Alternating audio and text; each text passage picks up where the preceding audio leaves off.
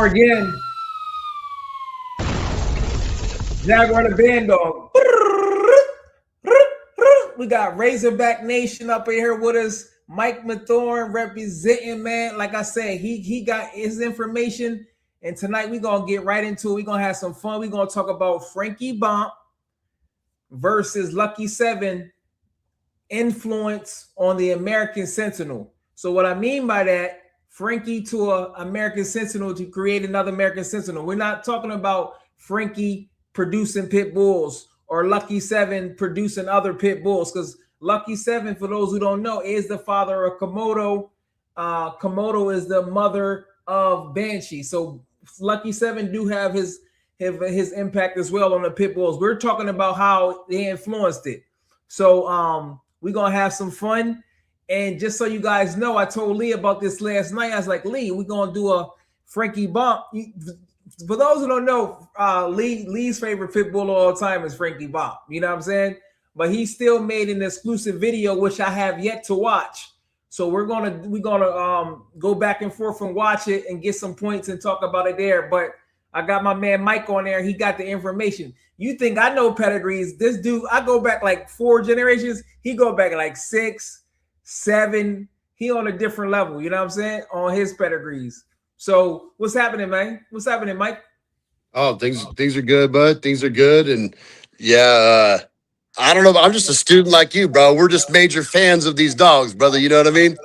Yeah. Yeah, man. But you know your stuff though. So all the trivial questions, you can't even win nothing, bro, because you already know all the stuff about pedigrees and all that, bro.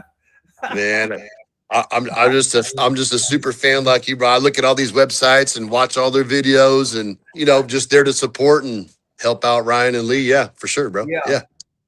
So let me look at the comments. We're gonna get this started. What's up, Adam? Cerebus Project. What's up, man?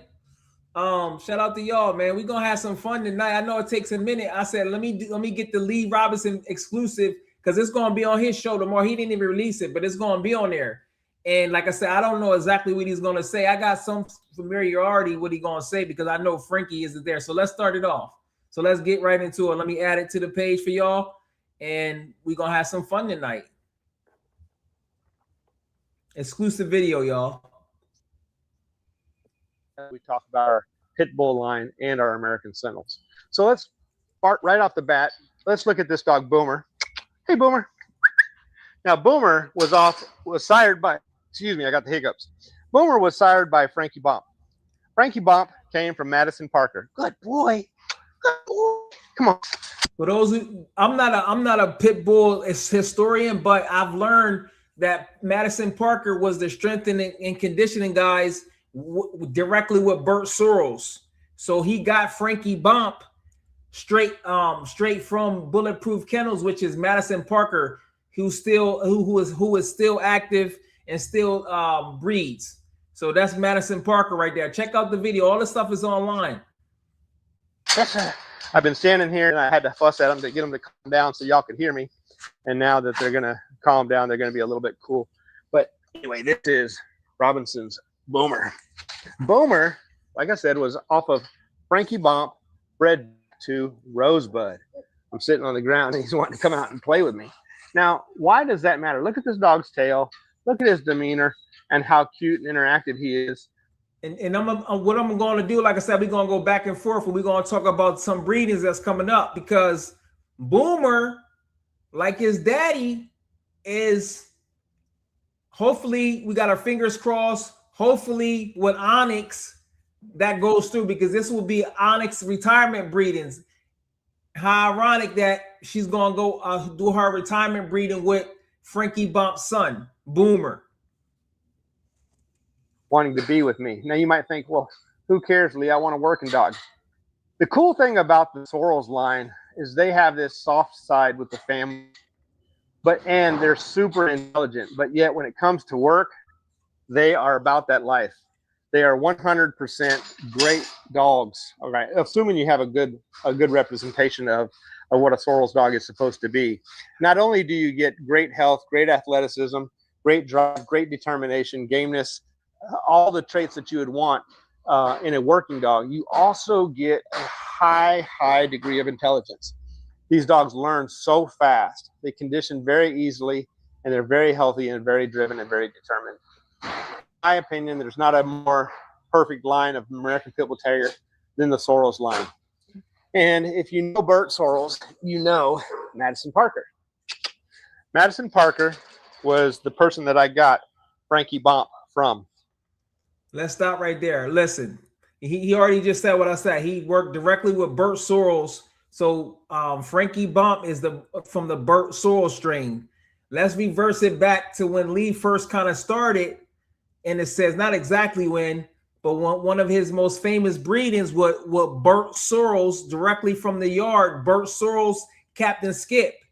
Captain Skip bred to a female English Mastiff named Eclipse, created Preacher Man. If you look at 99% of these breedings currently right now, has Preacher Man in there. So without Captain Skip, there would be no Preacher Man. So when you think of Preacher Man, you got to think of the Sorrells line that's built in.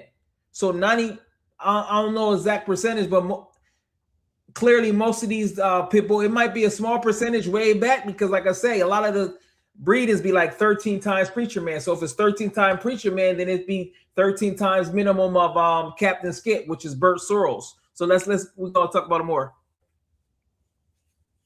Madison was a conditioner, handler of the Sorrells dogs for decades. He still has dogs to this day, but they're not pure Sorrells, because he got out of the dogs for a little while, for the most part, not completely, but for the most part. And then when he got back in, he got some Sorrells dogs from some friends, and he got some really good examples of Sorrells dogs, but they weren't 100% Sorrells in blood. And so I found a guy that had some Sorrells that were blood that was 100%, but it was an elderly gentleman who's on oxygen, and he was downsizing his program quite a bit. And we bought a total of 5 dogs from him. Okay. Now, those 5 dogs we'll discuss that were 100% Sorrells, and we'll talk about how we use them in our program. So I took Frankie Bomp, who was 3/4 Sorrells from Madison Parker, back to Rosebud, who was 100%. And that's what made this beautiful specimen right here, Boomer. Boomer is sired by Frankie Bomp over Rosebud. And we also have his awesome sister, Scarlet. So these 2 dogs are full litter mates. Very intelligent, very driven, determined dogs with good finish behavior when it comes to working. They're going to finish their goal, and they have great stability with the family. Intelligent, athletic, game-driven, great nerves, everything you want in a pit bull, these dogs have it. Now, you might think, well, why did you bother with the Mayday blood? Well, Mayday blood has one fault, but also one major benefit. The fault in the Mayday dogs is the intelligence. They seem to be lacking in the intelligence department. They also have a benefit, which is size. Does you hear what he's saying? So off the back, he's saying that Sorrells is much more intelligent, much more personable with the family, which you need if you're going to have this dog in your house. So that's Lee's thoughts on. He's letting you know why he chose to strictly focus on the Sorrells lines, but let's get into it. Without sacrificing ability. A lot of times when you get a bigger dog, you'll lose stamina, you'll lose drive, you'll lose gameness, you'll lose health. Well, not the case with the Mayday dogs. The Mayday dogs have all those traits. The only thing that the Mayday dogs are lacking tends to be intelligence. And it's really more so on the males. The females that I've seen have been very stable, family-oriented dogs. But the males tend to be a little bit independent. They're not mean to the family. They don't need a lot of love. Okay, they kind of work on their own without the affection of the family. And that's one of the things that I really like about the Sorrells blood. So affectionate, but yet not missing in any of the working traits. So these 2 dogs are, since they're off of Frankie Bomp, bred back to pure Sorrells, these 2 dogs, with the sire being 3/4, which is 75%, you take 75 and add 100, you get 175 divided by 2 is 87.5. So these 2 dogs are 87.5% Sorrells, but in some ways they represent 100% Sorrells. I mean, they're exactly what Bert Sorrells would want to produce. So it's the same kind of dog. Now, next we have Miss Bandit. Come here, Miss Bandit. Miss Bandit is their half sister. These two, the half sister of these two dogs. Why? Because okay, so while we heating up on there, we gonna go throughout the day. So let's get into it. What you got for us, Mike? Starting with Me? Frankie. Yeah, what you got for us, Mike? Starting with Frankie Bomp's kids and Frankie Bomp's whatever you got on Frankie Bomp. Let's start with Frankie Bomp. So like Frankie Bump, so let's just go off the websites. Let's just go off American Sentinels website and Deep South Sentinels website. And the dogs that are listed on those websites, male or female, for Frankie Bomb that has an influence coming from Frankie Bomb, you have Cobalt, you got Ranger, Okay, you got so Nova. let's start with Cobalt. Who is Cobalt's mom? Oh, Cobalt's mom would be Pele. oh With the Midgar BF. Mastiff. Yeah, with Midgar Mastiff, David Ishii.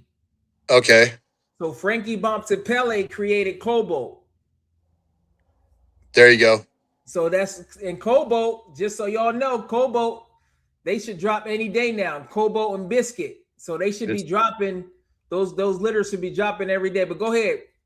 Yeah, and Biscuit doesn't have an influence from Frankie Bomb or Lucky 7. That's It's correct. more Preacher Man, Justice, like that kind of coming Yeah. from that. So that's a good mix. You know what I mean? Be a good mix right there. Yeah, Cobalt. The next one would be Ranger, as another one that's got off of Frankie Bomb. Everybody knows Ranger is. And Rangers, we'll go back and forth. So Ranger's mother is Justice's full sibling, not litter mate, because it was a different sibling. So Valkyrie was she was taller than Justice. She was probably like 28 inches tall, 100 and some pounds. She was big. She's also the mother of Halo, which is one of Lee's biggest producers. So you got Range. I mean, Frankie Bomp to Valkyrie created Ranger, and we're gonna get into Ranger's kids and all that. But go ahead. What else you got for me? Yeah, the Ranger is nice. Is tall. I've seen one of his sons, taller dog, buff, real nice. Fight Drives dog up there in Chicago. Dog is nice off Ranger. Ralphie, yeah, shout out to Ralphie. Yeah. We're gonna Yeah, Ralphie. Yeah, shout out to Ralphie. I'm not trying to get off the subject, but the next one would be Nova. Nova's on the list off Frankie Bomp. Nova, and you know Nova's mother, right? That's isn't that Onyx? Yeah, so Onyx, and also too, for those who don't know, Nova has a littermate sister from Britain, Honey, and Honey is gonna be we'll get into it. Honey is gonna be we'll get into the breedings though, but yeah, so that's Frankie Bomp and Onyx. So so far you got Frankie Bomp and Pele, Frankie Bomp and Valkyrie create Ranger, Frankie Bomp and Pele created Cobalt, Frankie Bomp and Onyx created Nova. They created Nova and also Honey. But go ahead. Yeah, and I'm just going off dogs that are on the websites now. No, it's all good. I'm just letting the people know. Yeah, there's tons of greats out there. Next would be Reaper. Reaper's got a Frankie Bomp influence. So who is Reaper out? You know, Reaper. That I don't know who the parents. I just know Frankie Bomp's influenced in their making Reaper. That's a good one. So he mentioned. Shout out to Ralphie Chicago. If you hear me talk about Fight Drive K9, that's his company. And they got some amazing equipment. You see the video in there with the collar. He got all types of stuff. You want to definitely holler at fightdrivek9.net. So his dog is out of, if y'all remember the litter from 2023, the Death Wish litter, that was Ranger and Elsa. So Ralphie has one of the males. His name is Bengasa. He's amazing. I put him on one of there. So you type in Bengasa, Venganza. His littermate sister is Reaper. So that's the Frankie Bomp influence right there. And for one of the things I've noticed, of course, everybody know that Lucky 7 was bigger than Frankie. But what I noticed that Lucky 7 grandkids and great grandkids was naturally bigger than Frankie Bomp's grandkids. However, Reaper is one of the biggest I've seen, and you've seen Vingasa in person, and you saying that he's a nice size as well. So yeah, I'm just going by what I see. So this isn't, I don't, of course, get to see every litter and talk to everybody, but I'm just going by what I see. But go ahead, Mike. Yeah, I did see his dog. That's a taller, stacked. That looks like a tough, fast dog right there. Yes, like one of the greats, dude, that I've ever seen. Yeah. Oh, so next one that's on the websites. I'm just going on influence Frankie Bomp would be Rocco. Rocco, yeah. Yes, Rocco. So this is Rocco would be Frankie Bomp's grandson. It's double Frankie Bomp because Rex, not to skip over, Frankie Bomp was taken to a female named Rogue. Rogue was huge as a female. She was like 120 pounds. So that created Rex. Rex is a bad boy. He looked just like Ranger in a sense, but he's he looks like Ranger in a sense, but he's brindle. He's brindle. So it was a double Frankie Bomp breeding to create Rocco. I seen Rocco last Saturday when I went down there. He looked just like Frankie Bomp, but he's red. He's around like 60 pounds, but go ahead though. Right on, man. Yeah, he looks, his pictures, that dog looks amazing, right? Yeah. How is he in person? Does he look better than the pictures, or? Yeah, he looked just like Frankie Bomp, but he just red. He looked just like him. Yep. The double Frankie Bomp, he looked just like Frankie. But of course, his tail he's a sentinel, so his tail is, he got the crop tails. Yeah. So yeah. Sure. Yeah, that's what's up. Yeah, we got one more that's Frankie Bomp influence would be Boogeyman. I believe that's Ryan's dog, Boogeyman, out of Deep South Sentinels. Oh, you're right. Yeah, yeah. So that's Cobalt and Voodoo. I forgot. There you go. That. And shout out to my man Chris. He got Ruby, Cobalt, and Voodoo, and she about to be starting her protection training soon. I forgot all about that one. Yeah. So Cobalt and Voodoo. Yeah. So yeah, younger dog. Yeah, I'm sorry. Go ahead. I think it's a younger dog, right? Because I remember that breeding was a year and a half ago, or something like that. Year and a half, yeah. In the 2024. Yeah, maybe 2 years, something like that. Yeah, yeah. Boogeyman. Yep. And that's all the ones that are Frankie Bomp influenced that are on male or female on just American Sentinels and Deep South Sentinels websites. This is just so anybody that's interested in getting dogs, they can kind of, if they really like Frankie Bomp, they can say, okay, then I'm looking for, those dogs. That way I can get something from Frankie Bomp. You know what I mean? Yeah. Yes, so now he spoke about Frankie Bomp. Make sure y'all smash the thumbs up right here. We're gonna get back into the exclusive video that Lee sent me about the Sorrells lines and about the other pitbull. So I'm gonna talk about the Lucky 7. So Lucky 7 was taking the four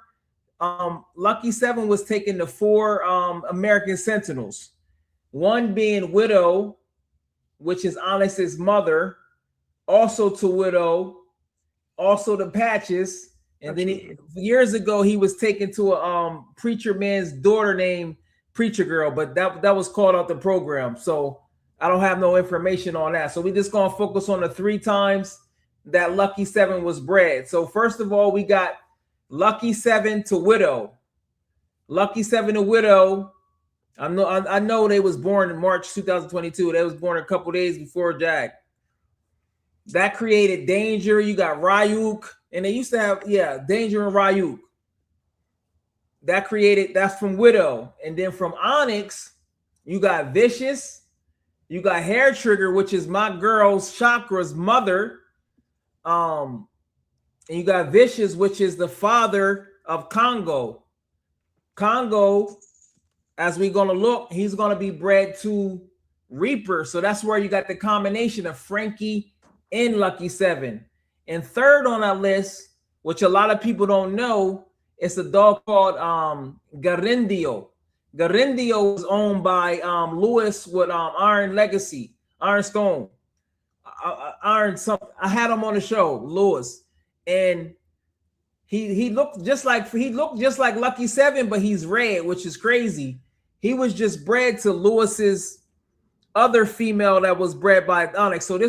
So basically 2 weeks ago was the first known breeding of double Onyx. Now it's not full American Sentinel because it's, like I said, from Lewis, but it's still like around 75% American Sentinel and 2 times Onyx, which I never seen that before. So I should have them back for part 2 on the interview. So those are the 3 dogs. Vicious, rest in peace. He passed away in a hog hunting accident.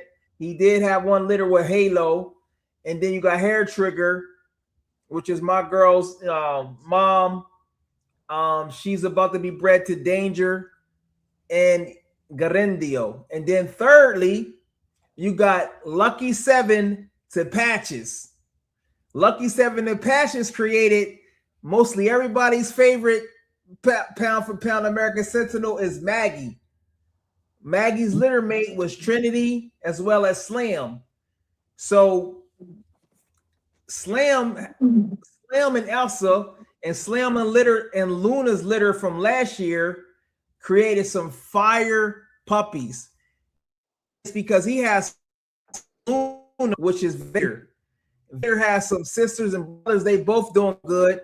And then it seemed like, I don't know, like the Death Wish litter between Ranger and Elsa was amazing, but that Slam and Elsa litter is looking amazing as well. So that's what makes it the debate kind of like really close, because you got Ranger and Elsa was the Death Wish, but from what I'm seeing, that Slam and Elsa litter, shout out to Greg, he got Leica, and I seen other people's dogs. Even Lee got a puppy from there. So I don't know about that, man. You know what I'm saying? I don't know about that one. That's amazing, right? Those are the matches was Wrecker's daughter back to Mystique. So rest in peace to Slam as well. But Trinity, for those who don't know, Trinity is about to be taken. So this is where we see the combination of Frankie and Lucky 7. A lot of these breeders. So if you interested in both, then here's your opportunity. Trinity is about to be bred to Ranger, and as we know, that's basically Lucky 7 daughter and Frankie Bomb son come together. That's going to be a very interesting breeding right there. And then we also have Danger and Maggie. That's just going to be strictly double Lucky 7 because Danger and Maggie is half siblings because they got the same dad. So the only thing that separates Danger and Maggie is their mom. One mom is Patches and the other one is Widow. So let me read some of the comments in there, and then we're going to get back into the video. And things is heating up, man. I got my man Razorback Nation with me. Let's see what y'all talking about. Reaper is Ranger and Elsa for sure. Oh, yeah. Bullet 2. Yeah. Bullet 2. Like I said, we going to get into that one because y'all getting me hyped right now because Slam and Nova is once again the fusion between Frankie Bomp and Lucky 7. And also, shout out to my man Twan in South Carolina. He got a female. She looked like a presser. She listen, she looks serious. And she's from Slam and Nova. So drama. So those are the 2 puppies I've seen right there. So let me see. So you said Gypsy was a female out of that litter that was intended to be bred to Justice, but I don't know if that took or not. Which, oh yeah, Gypsy was a female, yeah. Gypsy, oh yeah, Gypsy, yeah, I remember, I think recipes, yeah. Yeah, that's your favorite, Cerebus? Yeah. Trinity, nice though. Shout out to Trinity, yeah. That Ranger and listen, that Ranger and Trinity is coming up, y'all. Lee got it. I'm telling y'all, that's that fusion. So if you don't want just Lucky 7, or you just if you're unsure, then you can fuse them together. So the other breedings that's going to be fused together is going to be Congo and Reaper, because Congo's daddy is Vicious, Lucky 7 and Angus, Reaper, Ranger, and Elsa. So you get the double halo in that breeding. You get the fusion with Frankie You get what I'm saying? So now, I personally, none of my 3 Sentinels has Frankie blood in there. 2 of my Sentinels has the Lucky 7 blood in there. So that's all I know. I can't say from my personal experience. I don't have a Frankie bug. You know what I mean? I don't have one. So let me just get into this. Seems like Lucky 7 using the Sentinel line more. Frankie Bomp more and Lee's a Pittman program. It's actually, hey Jared, shout out to Jared, shout out to Knox, shout out to Griselda. Yeah, it's actually the same, because let me look at my notes right here. Frankie Bomp was taken to Valkyrie, Onyx, Rogue, and Pele. And Pele is you know Pele, Jared, because Pele is related to Griselda and somehow. So they both was used 4 times, and Lucky 7 was taking a Widow, her daughter Onyx, Patches, and Preacher Girl, who was called out of the program. So both of them was 4 even. I don't know if he done that on purpose, but it happens to be 4 times to the Sentinels on there. So yeah. Hey, I'll say this: out of both websites right now, there's 16 dogs that have a Lucky 7 influence, and there's 6 that have Frankie Bomp influence. Go ahead and break it down. Go ahead and break it down. Well, that's just right now. I mean, you got the which one? Like you talking about? Yeah, go ahead. When we went over the Frankie ones with Lucky 7. You talked about Congo. You got Rip, rest in peace, Slam, Bullet, Kimura, Danger, Makita, Mercy, Trinity, Doc, Luna, rest in peace, Maggie, Grim, Menace, Moixie, and Miley. Those are all. There's a lot right now that actually has Lucky 7 influence. Like the scales kind of going like this a little bit. You know what I mean? Yeah. But as far as breedings coming up, you got 3 that have just Frankie Bomp. If you're interested in that, you got 4 that have Lucky 7 only, or you got 5 breedings that have both. If you want both, there's 5 breedings that are coming up that have both right now. Now what are those? What are those? So both would be Ranger and Makita. That's both influence, both Ranger and Makita. Because Makita's got the influence on Lucky 7. Oh yeah. Oh smack! I didn't even hold. Let's break this down. So Ranger. Let's break this down. Yeah, Ranger and Makita. Yep. Ranger and Makita is Ranger and Makita is double Lucky 7. No. Ranger and Makita is double Frankie Bomp and 1 time Lucky 7. Wow. Because Ranger, we know that's Frankie, and Makita comes from Danger and Hops. Hops' mom was Ebony. Ebony is the litter mate of Kobo. So wow, I didn't even think of that one. But go ahead. Yeah, go ahead. Yeah, and then the next one you got would be does Bumper have influence from Frankie Bomp? Bumper? Nah. No, he doesn't. Just as a Halo. No. Okay, so then Ranger, Trinity, then you got Congo, Reaper, like you already know. Yeah, so I guess there's 4. So Congo Reaper would be 1 time Frankie. Congo Reaper would be 1 times Frankie. Congo Reaper, 1 time Frankie. 1 time Lucky. So that's your fusion. We're gonna call that the fusion. Fuse them together. Yeah. So really you got 4 that are gonna have both. You got 4 that have Lucky 7 only. You got 4 that have Frankie Bomp only. So it's kind of like a tie, and then you got a tie for breeding both together. Do you know what I mean? So it's all kind of tied up. But the future, there is a little bit more just on the websites that have Lucky 7 as of right now. Lucky's because probably because Danger is Lucky 7's son, and he be procreating too. That's the thing. Well, Ranger be procreating as well. So Ranger and Danger. They're head. Yeah, there you go. Yeah, Ranger and Danger. That's the head off right there. Ranger and Danger. Yeah, Ranger versus Danger. Dude, I would love a pup. I'd love a pup off both, bro. You know what I mean? Yeah. Hold on. We forgot. We slipping. What's Bumper happening? and Kimura. Bumper and Kimura is 2-time. No, hold on. Let me see. Would it be both? Does Bumper have influence? I thought he's just Kimura. Let me see. Let me remember my thing. Kimura is Slam. Kimura does. That's Kimura 2 times Wrecker and Banshee. So that'd be 1-time Lucky 7. Lucky 7. 1-time Lucky 7, right? Yeah. 1-time Lucky 7. Yeah, Bumper's just 1-time Frank. Oh, stop playing with me. That's why shout out to Adam. That's why I appreciate y'all so much, because I can't remember everything. You got me on that one. You right. That's 1-time. Hold on. Ho. Stop playing with me. No, he is right. Because so it's both. Yeah, it is 2 times Lucky, and here's why. I'm gonna break this down to y'all. I appreciate y'all. Make sure y'all smash the thumbs up, man.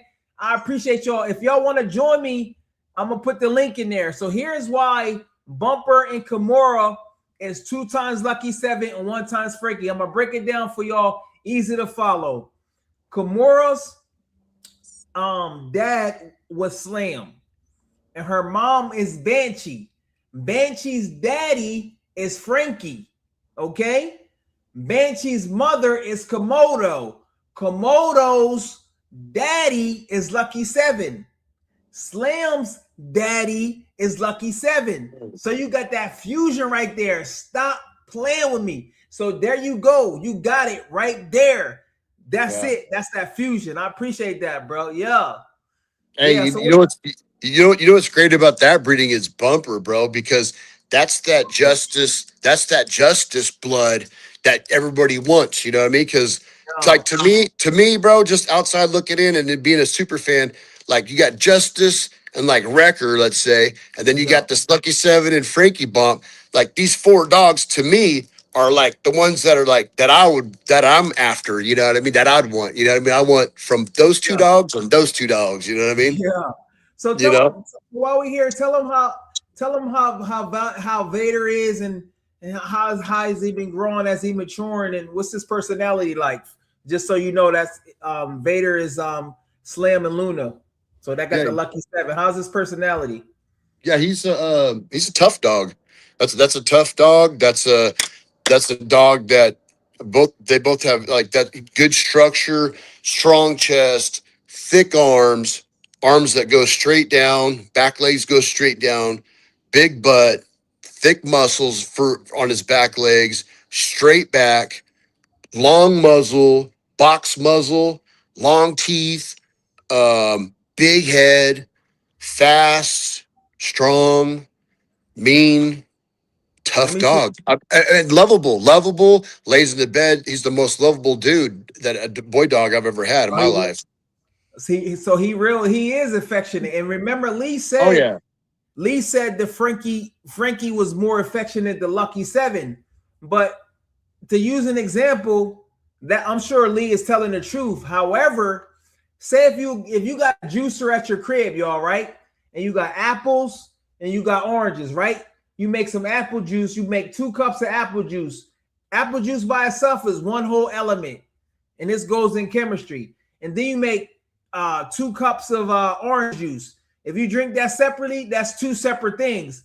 When you bring those 2 juices together, it creates a whole new juice that's not like apple juice, that's not like orange juice. So you fuse them together and create a whole new different thing. So that's why you say Lucky 7 personality, but when you mix it with that justice, it kind of creates a whole new different thing. So that's the power of breeding. It's amazing. You get what I'm saying? So you might have Lucky 7 may not have been as personable, but you got the justice blood, which is the preacher man. So they come in together, and then you just like, boom, it's just amazing.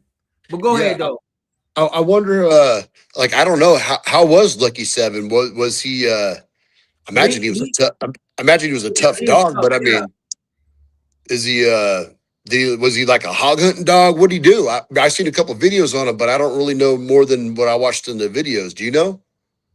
Lee said, yeah, Lee, welcome to join. Let's finish listening to let's go back into the thing. Make sure y'all smash that thumbs up. I'm gonna try to get those videos up. Those videos up that I sent you, as far as I want, so y'all can see Vader. Vader is serious though. Like Like he doing amazing. Vader is gifted. Let's look into it. So let's finish this. She is also off of Frankie Bomp. So she is Frankie Bomp's daughter, and her mother. This is exclusive, y'all. This ain't come out yet. Is a bitch named Sadie. Now Sadie also came from Madison Parker. Okay, and we named her Miss Bandit after Sorrells Bandit because when I look at her, I just see when she was young, she kind of resembled Bandit to me in some ways, not completely. Now she's shedding her coat a little bit, that light yellow you see around her neck. And she had pups. Sometimes bitches will do this when they have pups. And so she's not quite as pretty as she normally is. You can see her bagging mammary glands there. Her breasts are sagging because she's been raising pups, and her pups were 7 weeks old. So we just took her off her pups a couple days ago. That's Bam Bam, mom, y'all. For those who wondering, that's Bam Bam is a Bam Bam. That dog look like he's so fun, bro. Like you can just take him anywhere, bro. Bam Bam is amazing. That's his mom right there, y'all. And she's blowing that coat and has to draw back up. But what a great answer is. Now, what about her? Her mother is Madison Parker's Sadie. So let me tell you a little bit about Sadie. That was a female that I wanted from Madison Parker for a long time. Sadie was a dog that was sired by Slippin' Jimmy. So what's the deal with Slippin' Jimmy? Well, Slippin' Jimmy was Frankie Bomp's half brother. Frankie Bomp, who produced both of these dogs and also produced her, Frankie Bomp was sired by Big Daddy, and so was Slippin' Jimmy. So this female here, Bandit, Miss Bandit, is double bred on Big Daddy. And Big Daddy was a big dog.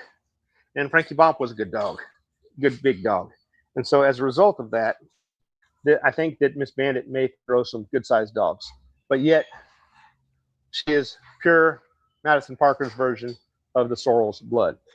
Big Daddy made Slippin' Jimmy, and then Slippin' Jimmy was bred to a bitch to make Sadie, and then Sadie was bred back to Frankie Bomp, because then Sadie was bred to Frankie Bomp to make Miss Bandit. Next up, we've got two litter mates here. We've got Jackknife and Pumpkin. These two dogs are 100% Sorrells, represent Sorrells 100%. And these dogs are awesome. I want one. So one thing I noticed about the Sorrells line, they got a distinctive look to them, though. You can definitely tell the Sorrells line, even though I'm not a pit bull expert, you can definitely tell the Sorrells lines from the redboy jacko bolio for sure, which is Lucky 7. So for anybody in the chat, if y'all had any redboy jacko bolios, how was those pit bulls if y'all had it? Sorrells, little rascal. Yeah. Yo, y'all already know what it is. You already know what it is, bro. I ain't gonna front though. I like the Sorrells line. I like the redboy jacko bolios. I ain't gonna lie though, bro. Little rascal was a monster, bro. And I would, like I said, like Jared said, I wish he was bred more. Like that dog was, he remind me like a Bam Bam. His dude was just about it. He was doing stuff early. He was working on him. He was doing bicep hips. He was really confident. And Lee told me he was hunting pigs too. So he was double with it. He was doing pigs and protection as a pit bull. And for those who don't know, Little Rascal is Halo's daddy. So if you got Scratch blood, Justice blood, Bumper blood, you got Little Rascal blood, which is that redboy jacko bolio, which is Lee was saying Lucky 7. So when it comes to the pit bulls, you know everybody got their favorites. Lee's favorite is Sorrells. I particularly don't know all the strange, but from what I've seen, I like that redboy. I like that Sorrells. You know what I'm saying? So I gotta learn. I like the Eli too. From what I've seen, I like the Eli blood too. So yeah. Lee, if you were starting your Sentinel program from scratch, would you choose Lucky 7 or Frankie Bomp? That's gonna be, Lee gonna say Frankie Bomp on that one. I would think so too. That's his boy. That's his dog. Boy. Yeah, that's his boy. But I mean, Lee, These Lee, dogs right here, Jackknife. Jackknife's nice, dude. he nice though, but Lee, let me try to tell you, Lee, your favorite is Frankie, but a lot of your clients' favorites is Lucky 7. I'm just gonna have to tell you that. You get what I'm saying? Lucky 7 is like an underground legend, bro. People waiting for that Lucky 7. I wish you had that Lucky 7 blood on there. Lucky 7 fused with the Sentinels be creating magically. You know what I'm saying? For real. Oh, Rip. Skip, Little Rascal. Oh, okay. Yeah. Yeah. So Jackknife in there. So what else information you got for us, Razorback? What else you got for us? Oh, nothing. I'm just whatever, just comments, whatever you want me to. I'm just following So along with you, brother. that one. And if anybody is new to it, so if you don't understand something, feel free to put it in there because we be studying the pedigree, so it come off real like natural to us. So if you don't understand it, then it's there. So like I said, so Ryan, one of his main studs is Danger. Danger is Lucky 7 once again, and Widow. So Danger and Reptar is half siblings because they no. Let me take that back. Reptar is Danger is the nephew of Reptar because Widow and Reptar is litter mates. So that's Reptar's sister's son. So that's why a lot of times, one thing about Danger, I noticed that he has a real big influence on the phenotype of his dogs. They be looking just like Danger. So if you look at Doc, who was out of English Mastiff Aries, he looked just like him. He just taller. You look at his other females, they all look like Danger. And one thing about Frankie, he has a big influence too. Like if you look at Ranger, he just looked like a big Frankie. You look at the face of Cobalt, he looked like Frankie, just all black. So that's on there. So, but go ahead though. I'm gonna try to find. Go ahead and talk a little bit. I'm gonna try to find some videos so you can guys, just in case you haven't seen it. Just in case you haven't seen, if you haven't seen it. We got any other questions? Anybody else coming in here with any questions yet? Anybody got any comments or anything? I got a question. Like, is Lucky 7 still alive? Is he around anywhere? I hope so, man. That's Lee gonna have to tell you that story, man. Slam got that strong phenotype too. Yeah, no who was a beast too? Wild Thing is so underrated. I'm trying to find these videos so that way Wild Thing, for those who don't know, y'all, Wild Thing, she was man, she was bad. Listen, Wild Thing is Lucky 7 mom. Yeah, she's also the mother of Vlad the Impaler. So I didn't realize that. Yes, and that's Wild Thing was about it. Like Lee, you might do an experiment and bring that red boy jacko bolio that you had back in the game, because I don't know, Lee, it's hard to impress you because you've been in the game. Me, I'm not experienced as you. So to me, when I'm looking at Wild Thing, she was nice. She was nice, bro. Like, listen, bring that red boy jacko bolio back. For real. I gotta go do some research on Wild Thing now. I gotta see if there's any videos out there. Let me find the video of her, bro. Nice. I gotta check this out. Yo, and she a straight pit. Listen, she nice like that. Yeah, straight pit bull, right? Straight pit bull, bro. Let me see if I can find her. I'm gonna look up Lee. I'm gonna show you her, man. I'm gonna show you her. She's serious, man. Wild Thing.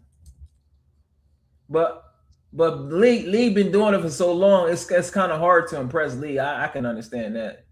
And how old are those dogs? So what? They back. So, this is over 10 years ago. Wilding, because Lucky 7, and she the mother of Lucky 7, and Vlad probably like 10. So I'm sure she might not be around right now.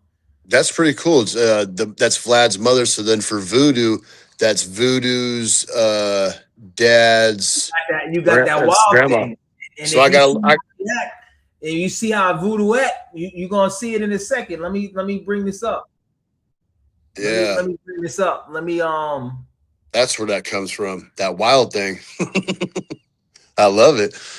Yeah, let me hold on one second. Let me share the screen. Which one? So we can see this here. Yeah, man. Like we were talking about in our group chat earlier. Like I want a dog that's so hot you could barely control it. That's what I want, bro. I want something that's just so hot that only I could like deal with the damn dog. Yeah, I mean, I like that. You know what I mean?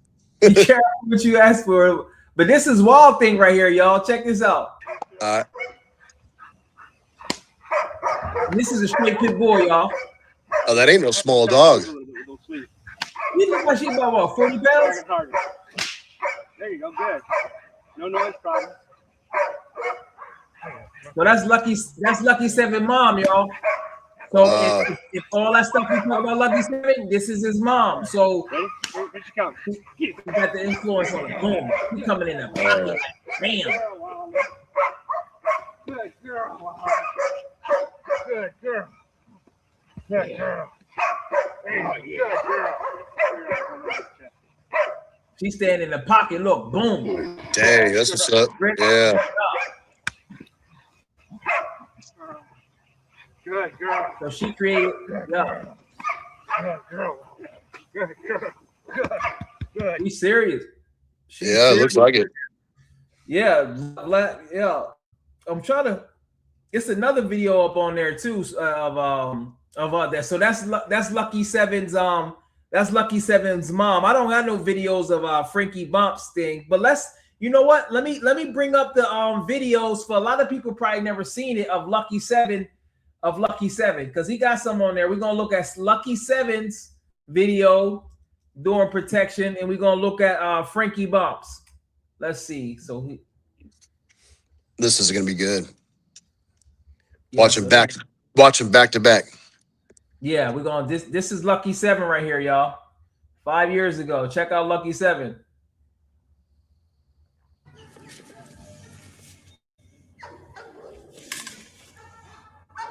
I think that's the Tabari too. Tabari on ASAP.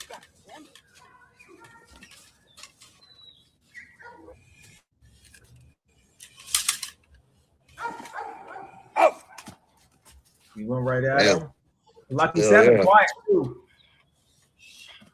Lucky 7 don't bark a lot. Tighten it up. Tighten it up. Loosen it. Tighten it. Yep. Loosen it. Come at it. Get him off of it. Guard. Guard.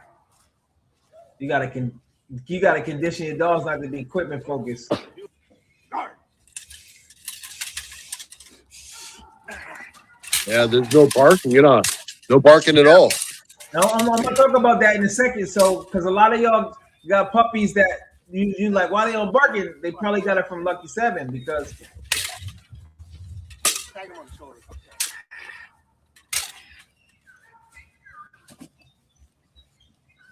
Good boy, Lucky. Oh. That's a nice dog, dude. There you go, good boy. He don't bark. He ain't bark one time, y'all. Hell no. He wants to get that dude. He ain't bark one time. No, he wants to fight that dude. Frankie Bomp. For those who's just coming in, I got my man Razorback Nation up on here. We talking about Frankie Bomp influence on Sentinels and Lucky 7. So that's Lucky 7 himself right there doing protection work. It might be another video of Lucky 7 as well. I think it's 2 videos of Lucky 7. That's just him jumping. Let's see. Here's another one right here. Yeah. Here's another one of Lucky 7 as well. Nice grip. Shout out to King Temple, the owner. He owns a lot of these Valkyrie, his owner. Rex. He has Nova. And we got the Frankie Bomp blood.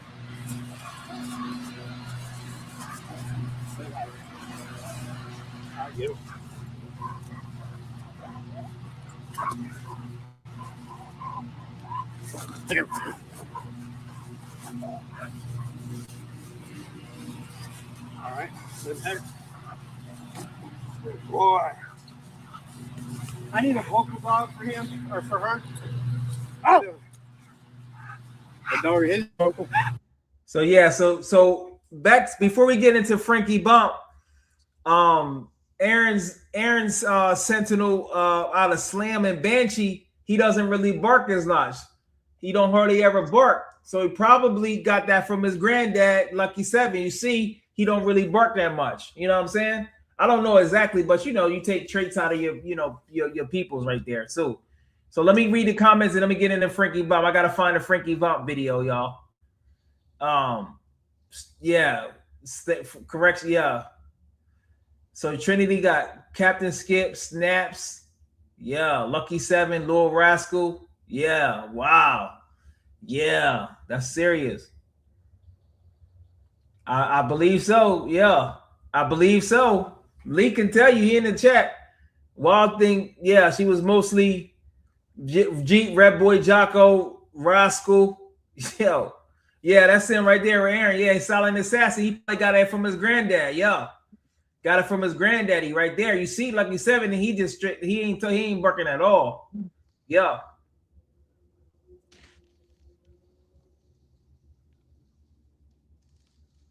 Now we mentioned it, Lee. I think you missed it. We talked about it. We talked about it. Makita. Well, we talked about the Ranger and Makita breeding. Ranger and Makita breeding gonna be 2 times. Let me see. Ranger and Makita is gonna be 2 times Frankie and Makita and 2 times Lucky, I believe, right?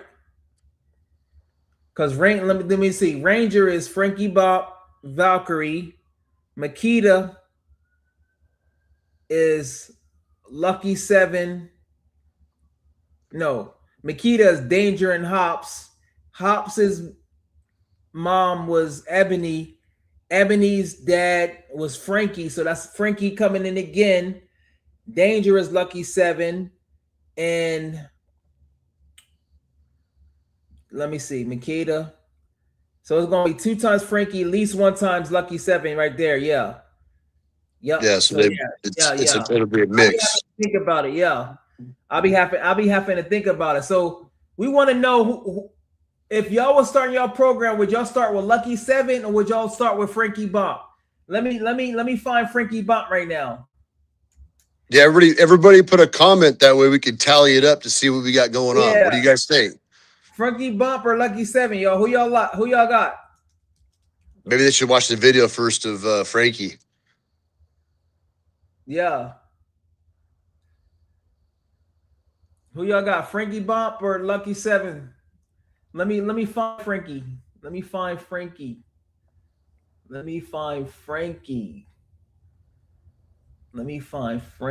Well, that's Frankie. This is Frankie on a carpet mill running. I'll show y'all this. But while I look for the other one. That's Frankie running. We got Frankie Bomp. Come on, Frankie. Good boy. Now see, it's been a while. Hey!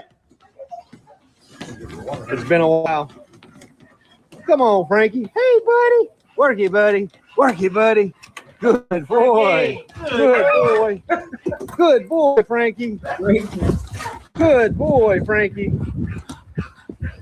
Let me find the Frankie Bomp with him doing the protection. Let me see. Dang, that dog's nice, dude. Let me see. Man, why can't I find? I should have had this already when I came up here. If I find it, man, let me see. I think if you just type in American Sentinel Frankie Bomp, it'll pop right up. I think I've done that before. That's what I did at the top. You see it? I already touched it. That's what I did. Yeah. Oh, my bad, bro. Nah, that's all good. Well, here's his this is Rocco's litter right here, and they had a All right, so this is our pick female out of Rex and Nova. A lot of the Frankie Bomp's grandkids don't really be that big, and we are going to sell her. She is an excellent pup, just smaller than I would like. And for a Sentinel, I expect more size than a pit bull. She's growing about the size of basically a big female pit bull. See that? Let me go ahead and work her son. And like I said, Rocco is around 60 pounds. Nova, she is double bred on Frankie Bomp. So that's one thing you got to take in consideration too, the size of the pups. From what I've seen, Lucky 7's grandkids is bigger than is usually bigger than Frankie Bump's grandkids. From what I've seen, from what I've seen, let me find the Frankie Bump, y'all. If y'all got it, send me the. I don't know what's that. I'm trying to find Frankie. Maybe it's not. I don't want to touch my phone. I'll probably lose you. So. Oh no! Here we go. Here we go. This was 7 years ago. Here we go. This is Frankie right here. We're not doing any work with him. And he's never done rag work. In fact, the guy that I got him from didn't think he would do rag work because he's just a game dog. But I think we'll get started. You can see him express. I think that was his first. That was his first time. Next time he puts his teeth on it, let him have it.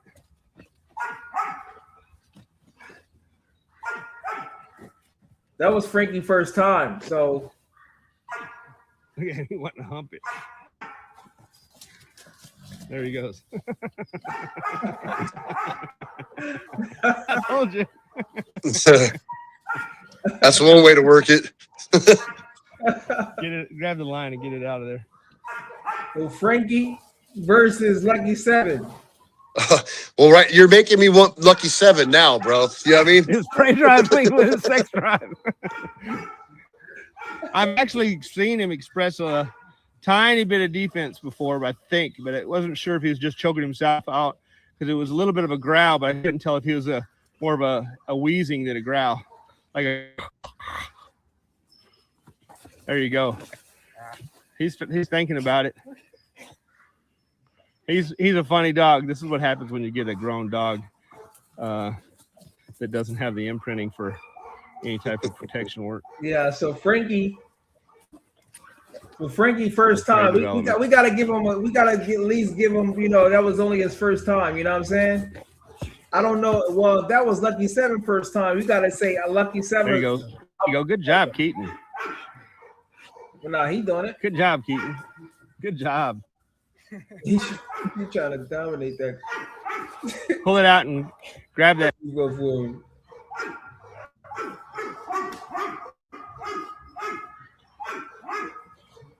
Yeah, so let me stop right there. Let me get some notes. For those who just coming in, we talking about Frankie Bomp versus we got Frankie Bomp versus Frankie Bomp versus Lucky 7 on here. Let me send some notes. Lee also gave me some notes. So if you're also wondering what's the deal with what he was saying, he said of course both of them work. Let me hold on. Let me look at my notes. They probably both have good hips. They probably both have good hips, and yeah, both was working. He said Frankie was proven more. Both have very good hips. He said Frankie was more personable in the house, which makes sense. So if you got a family, you do want your dog to be personable. Unless if you living outside on a chain spot, then your dog necessarily wouldn't have to be as personable because he's basically outside most of the time. But if you inside of the house, that's important. And for Lee said if you don't have one with Frankie, he did say Frankie had better nerves, a harder bite, and more muscles. And Lucky 7 was about 8 pounds bigger though. So that goes to show you that just because you bigger, that don't mean you got a harder bite.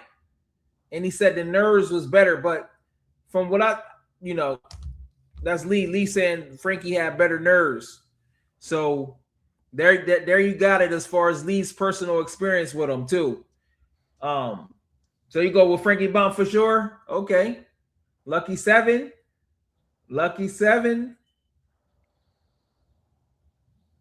And then Lee said he wasn't as intelligent. He said he has an edge. But Lee, individually, remember we was talking about the orange juice, apple juice comparison? In your opinion, individually, you said Frankie was better. But when you fuse them together and create a whole new element, how would you say it will be? Frankie Bomp's kids or Lucky 7 kids? That's what we're getting at. You get what I'm saying? Because you're one thing individually. You got the apple juice, you got the orange juice. You bring them together, you got a whole new different juice, whole new different taste, whole new different benefits. You know what I'm saying? It looked kind of even though. Lucky 7 and Frankie, I think it's like 50-50. Frankie proved his game is I got you. Okay. Yeah, she is. I think she the biggest. I think she the biggest.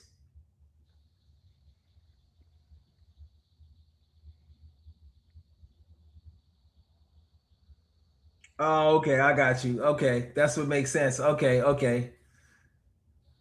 Let me see. If y'all want to join, I'll put the link in there. If y'all want to join and y'all talk about y'all experiences with y'all dogs. If y'all got some Sentinels in there, y'all want to, y'all welcome to join. Y'all welcome to join Razorback Nation. Yeah, please.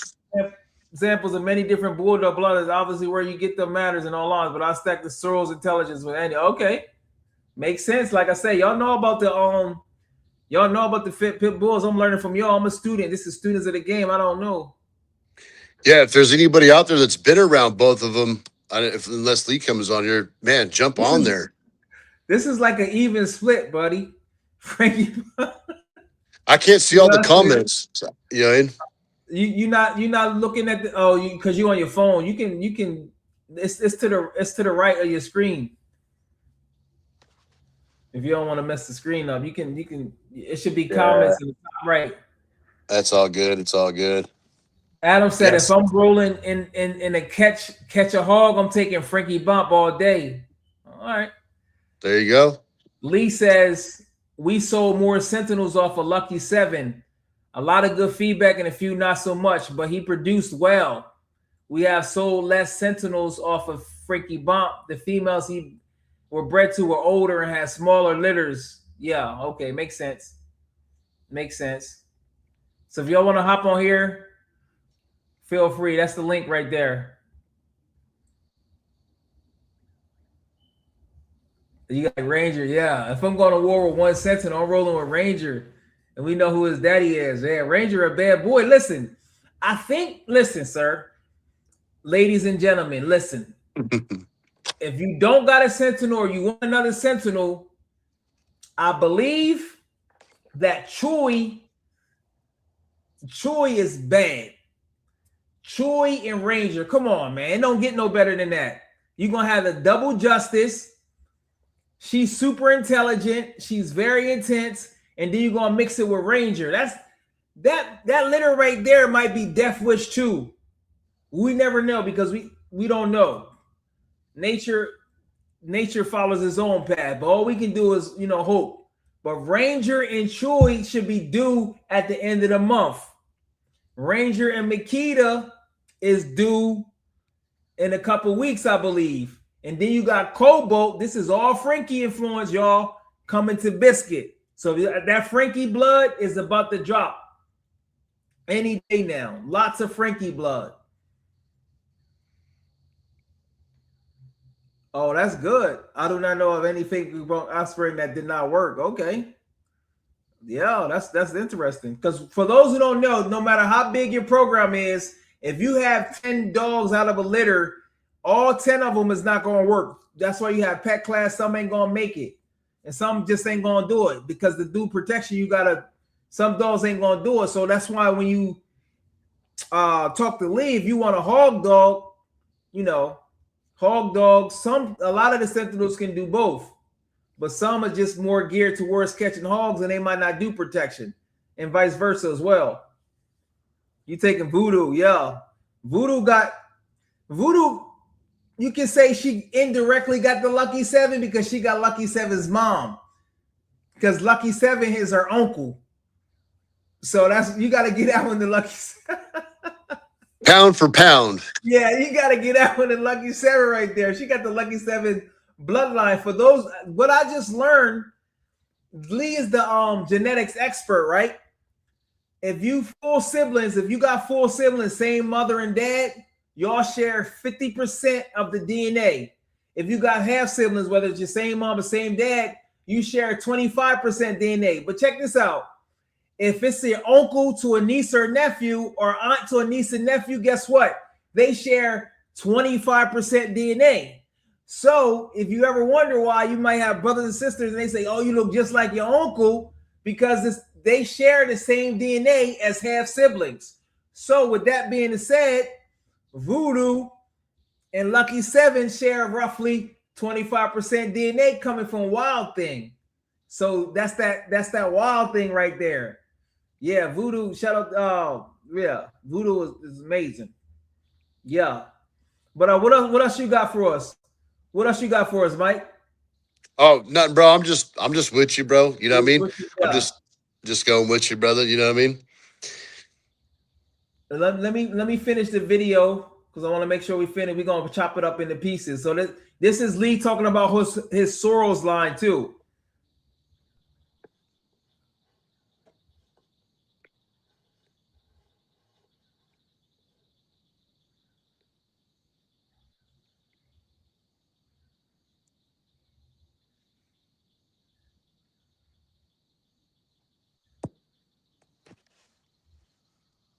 She got hot. Look at her.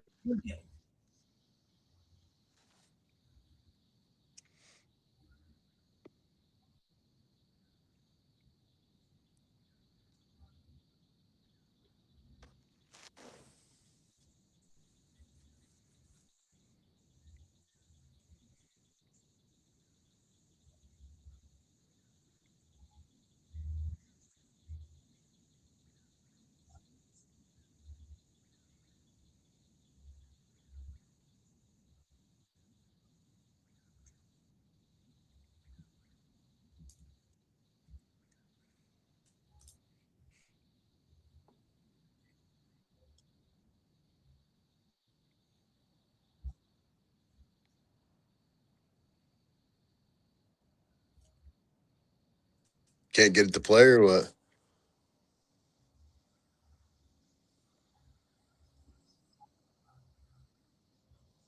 Ranger Chewy. And then Wild Thing coming from Vlad to Lady Smith. Yeah, Ranger Chewy, that's a breeding coming up.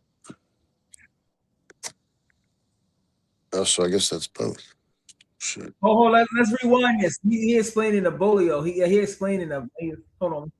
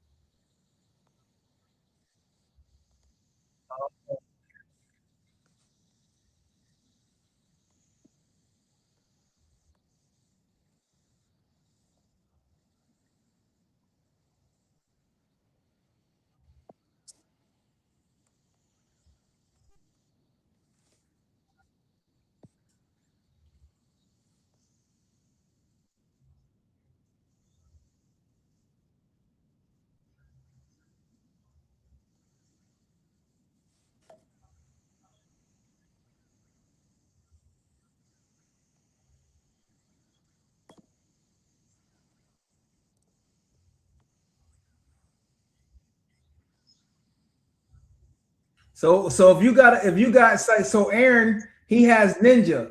Ninja is Slam and Banshee. So you got Lucky 7 coming in 3 times, and you got Frankie Bomp coming in 1 time. No, not Lucky 7 3 times. You got Record coming in twice. You got Lucky 7 coming in 2 times because Slam's daddy is Lucky 7 and Banshee's grandfather is Lucky 7. So you get that double Lucky 7. So when you start to double up on certain things, that's why you say, okay, so Lucky 7 doesn't, you notice in the video, he wasn't barking as much. Ninja is double Lucky 7. I got to look at Camaro to see if she barked. If she not really barking a lot, then you can say, okay, that's most likely the influence of the Lucky 7 and his personality. Let's finish this.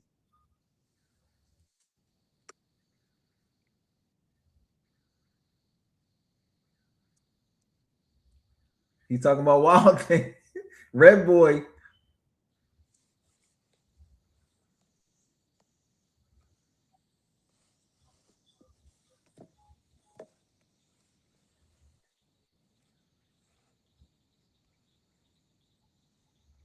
Mm.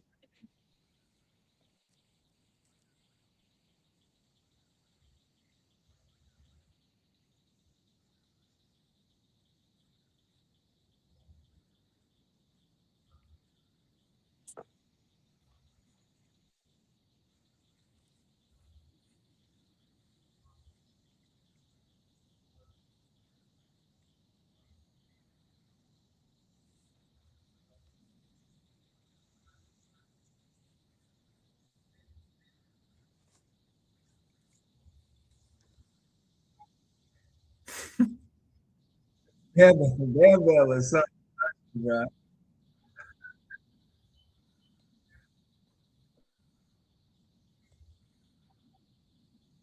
They look like twins. What the? They literally look like twins, bro. You couldn't tell the difference between them. Like Boomer, he looked like his dad. They all look like twins. Sorrells definitely got that look to him.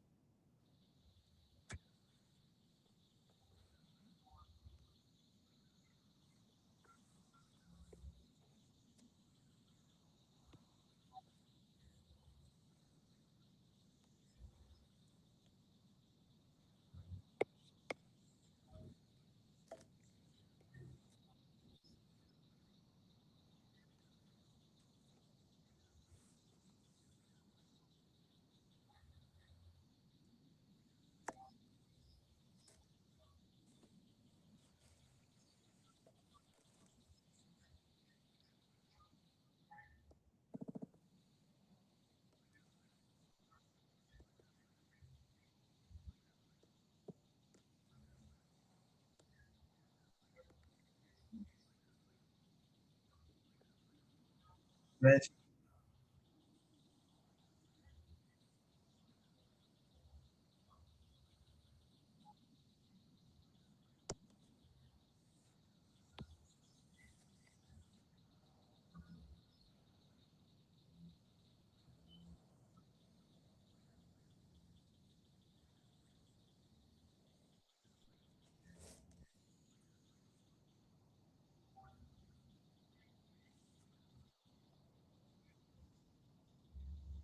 with Lee getting into the nitty gritty. This is an exclusive video. It hasn't came out yet. You're gonna see it on Lee, so you're getting it early here. I appreciate y'all. Make sure y'all smash the thumbs up, subscribe. We trying to get to 2,000 subscribers. I was talking to my boy D Gonzo. I'll be like, man, I don't have no content. I don't have no topic. He was like, man, just get on there. No, I was talking to my boy Bird. My boy Bird was like, man, just get on there and start talking and let the conversation go. So you'll start to see I might not have no topic, and I just get up here and start talking dogs because I love talking dogs with you guys. Yeah, so let's get it. He's starting to get into the nitty gritty, y'all. Hey, I don't think that the audience could hear his videos, bro. Oh, they can't? No, I seen a comment down there. It says we cannot hear anything. I couldn't hear none of it either. I was just Can waiting they for hear y'all. us? I couldn't hear you guys, and then I don't think the audience could hear either. Oh, they can't hear the video? Oh, okay. I don't know how to fix that one then. Dang. Yeah, I couldn't hear it either. I thought they could, and I was just minding my own business. You know what I mean? But yeah, I couldn't hear it. Okay. When I play the video, oh man, darn, it's all good. They'll see the video tomorrow too. Lee was just talking about I think I know what I got. I think I gotta know how to fix it because I got the audio. Let me see. So, Bumblebee. So now that I didn't hear, if I didn't hear it, nor did the audience, what was it all about? Let us know. Break it down a little bit. Nah, he was just it's just a lot of information, man. And I'm so excited right now. Let me know if I switch the mic. Just give me 1 second. If I switch the mic, can y'all hear me?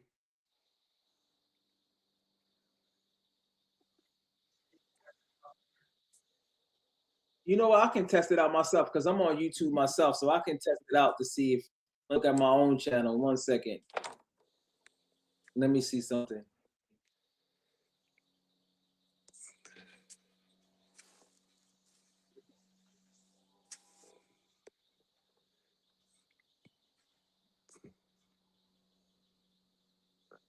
Hold on 1 second.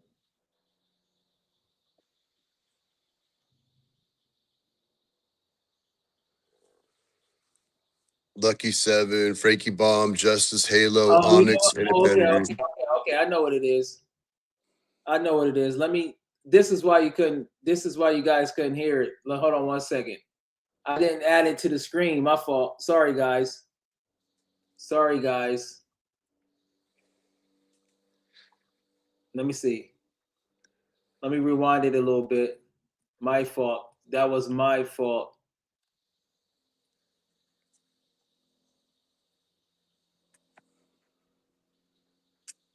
Let me go back a little bit.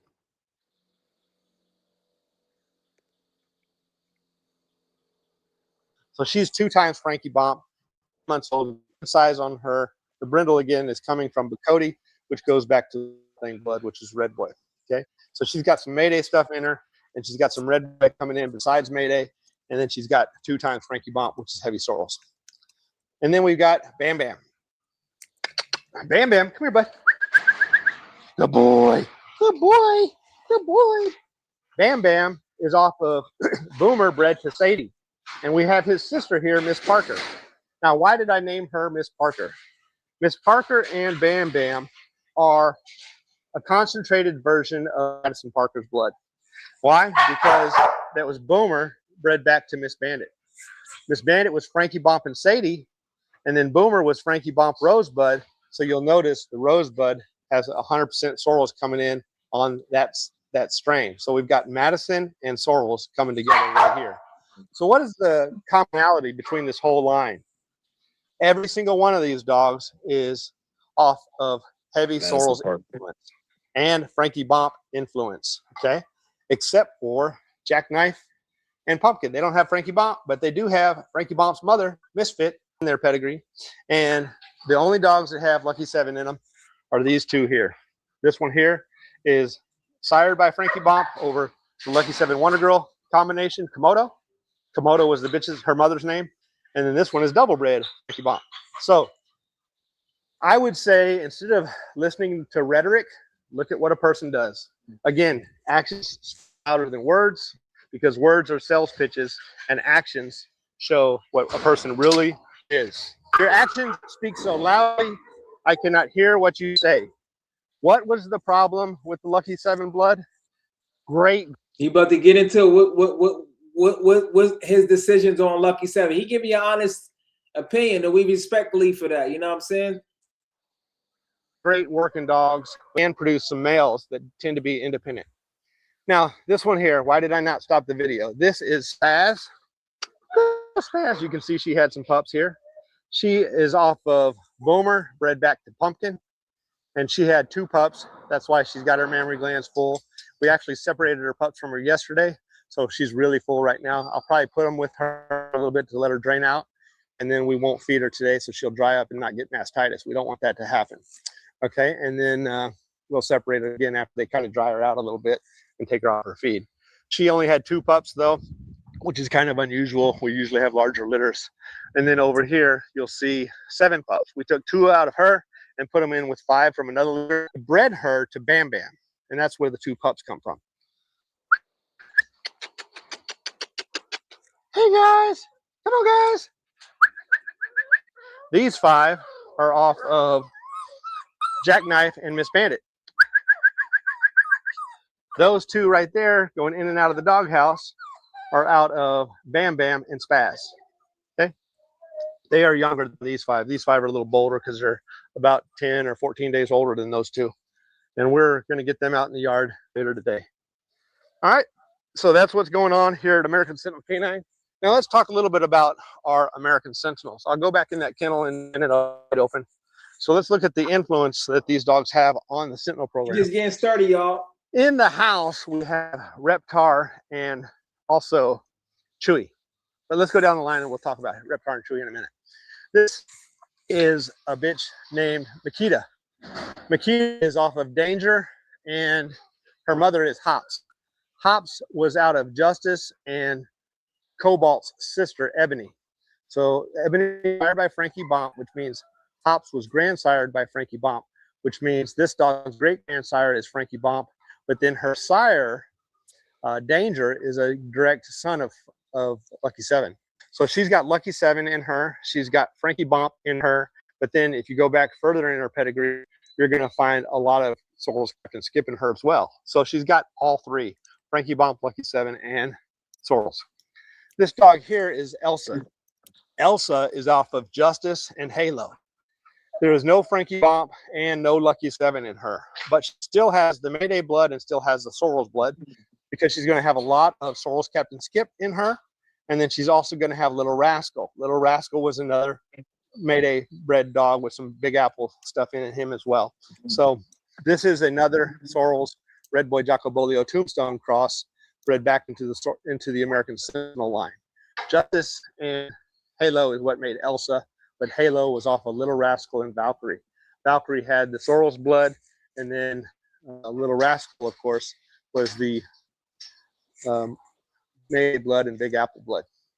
Next up, we have Bullet, her mother. Make sure y'all smash the thumbs up. We got an exclusive right now. I didn't even know he was going to give us a yard tour.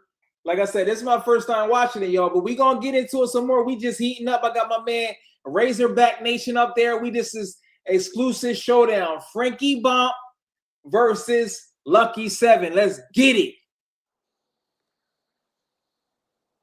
Is Nova. Nova was Frankie Bomp and Onyx. And then her sire was Slam, which was Lucky 7 and Patches. All right. Now, Patches is a heavy Sorrells dog as well because of the Wrecker influence. Okay. Patches was bred on Wrecker. All right. And there was 3 Sorrells Captain Skip. So she's got Lucky 7 in her, and she's got Frankie Bomp in her, and she's got Sorrells in here besides the Frankie Bomp, because the Sorrells Captain Skip blood. So again, Frankie Bomp is her grandsire. Lucky 7 is her grandsire, and then a lot of Sorrells blood as well. Next up, we got Robinson's Rip. Rip was sired by ASC's Slam, which was off of Lucky 7 and Patches. Patches again is Sorrells and Lucky 7. And then his mother is Elsa, which is down there, as the Sorrells Captain Skip and the little Rascal blood. Let's stop it right there, because we got like 3 more minutes. That Ranger and Elsa breed in Deathwish versus that Slam. So far, we're gonna have to say it's kind of like even, man. We're gonna have to say it's like a tie between Frankie and Lucky 7, bro. Man, you know, you can't mess with Lee's knowledge, bro. You know what I mean? Now, Lee go back though. Lee is like a full expert, bro. I'm like, bro. And you know what I'm gathering from all this too, like I'm learning right now watching this is like, so Sorrells is like going back to Captain Skip because he was Sorrells. So mostly for the Sentinels, it's a lot of Sorrells. You know what I mean? Exactly. Come from way back with the Captain Skip. So if you got a Sentinel, you got some Sorrells in it somewhere. Sure. Sounds like to me. You know what I mean? Like in that one, because he just stated that was that combination that they was using back in the day. Yeah. Oh, and Sorrells, I guess that was the fusion. Right. That made them. So that makes sense though. So even if you have like a Fury, even if you have a Fury that doesn't have Lucky 7 or actual Frankie Bomp, it goes back. You got it back there somewhere.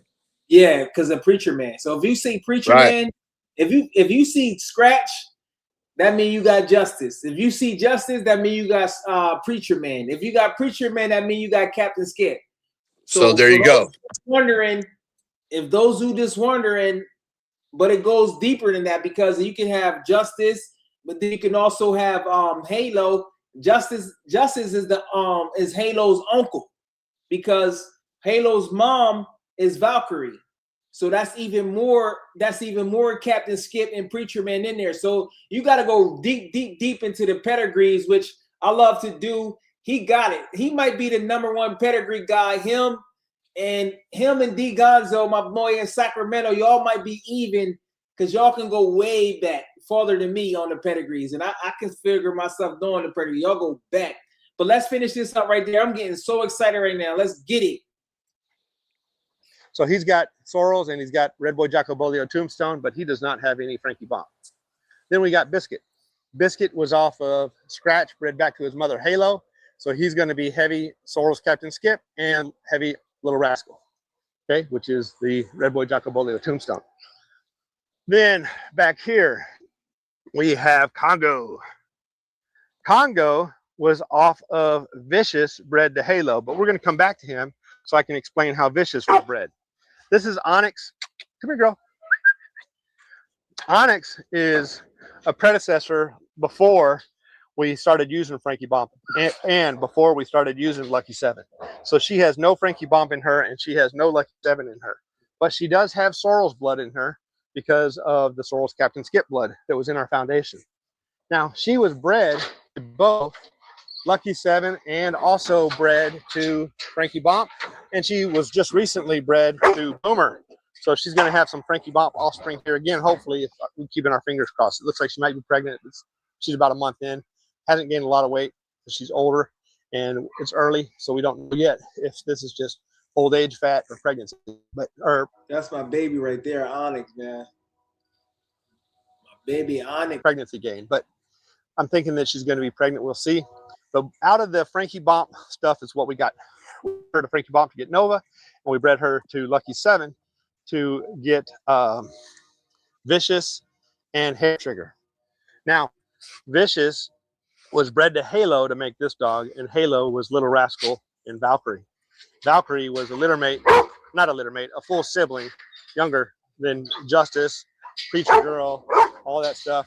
Valkyrie had no Lucky 7 and no Frankie Bomp, but she had no Little Rascal, but she was bred to Little Rascal to make Halo. Okay, so she had Preacher Man, which was Captain Skip, Sorrells Captain Skip blood, Lucky 7 blood, and then this dog is going to have Little Rascal blood, but this dog does not have any Frankie Bomp blood. So we were working with him and seeing how it goes. Now, let's talk about Reptar. Reptar is 11 years old. He was before we used Frankie Bomp and Lucky 7, so he has none of that. He does have Sorrells Captain Skip in him quite a bit. And then Chewy. Let's look at Chewy, who we have in the house. Chewy was out of Vlad, bred back to Ladysmith. Vlad was Preacher Man and Wild Thing, so that's going to be Sorrells and Redboy. So that's the Vlad side. And then on the Ladysmith side, we have Scratch and Onyx. And in Scratch, there's going to be some Little Rascal and also Sorrells Captain Skip, but no Frankie Bomp and no Lucky 7.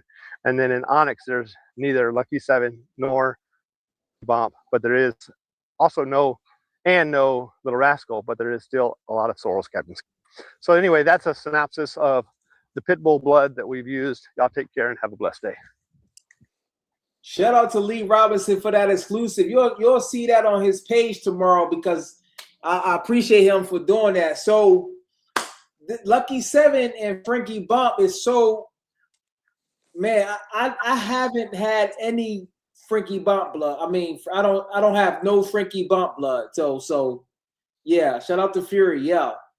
But from your clients, Lee, it looks like it's split down the middle between Lucky 7 Sentinels and Frankie Bomp Sentinels. Look like it's split down the middle. So anything else you wanted to add, Razorback? Oh, no, sir. No, just thank you for having me on. And man, I love all these dogs, bro. If I love one of each. I'd love one from each of them, bro. You know what I mean? I'd take me a Ranger, and I'd take me let me see, a girl out of Lucky 7. I like that Ranger Elsa looked pretty good on that training last weekend with y'all, bro. She looked vicious. You know? Oh, Reaper? No, Reaper. Elsa. Elsa looked like she was Elsa's. Elsa, that's like that thing is like, and she a great producer too. So I think she gonna be bred to her brother. I don't know if Lee gonna keep. I don't know about that, but on the website it says Congo to Elsa, so that'd be double Halo. So that's gonna be interesting right there. That'll be that's gonna be real interesting because she been lighting them up. Elsa, Yeah. even Elsa got a I don't know if it was a lot in that litter, but even Elsa, I think her first breeding was to Reptar. And I see some pups out of that was good. And then her second litter was Ranger, which was the Death Wish. And then Slam, Elsa, that litter is, like I say, several of the puppies is looking spectacular on that one. So Elsa is a great producer, just like her mom. So he said Ryuk and Elsa, interesting. Ryuk and Elsa. The closest thing, That's like Danger's brothers, Ryuk, I believe. Yeah. One breeding, rest in peace though.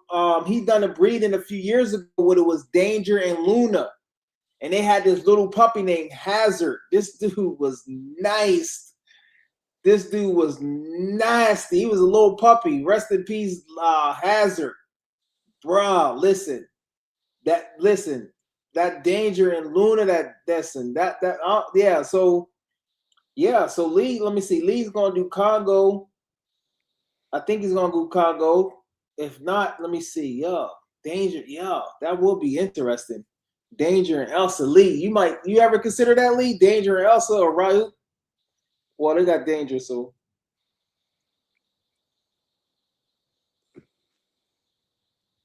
Yeah, do pair nicely. Yeah, we'll see. Because Danger, that's the same blood, so the Danger is already down there. So I'm sure they would just use Danger and Elsa. That'll be interesting. Because Slam, they hitting on the money though.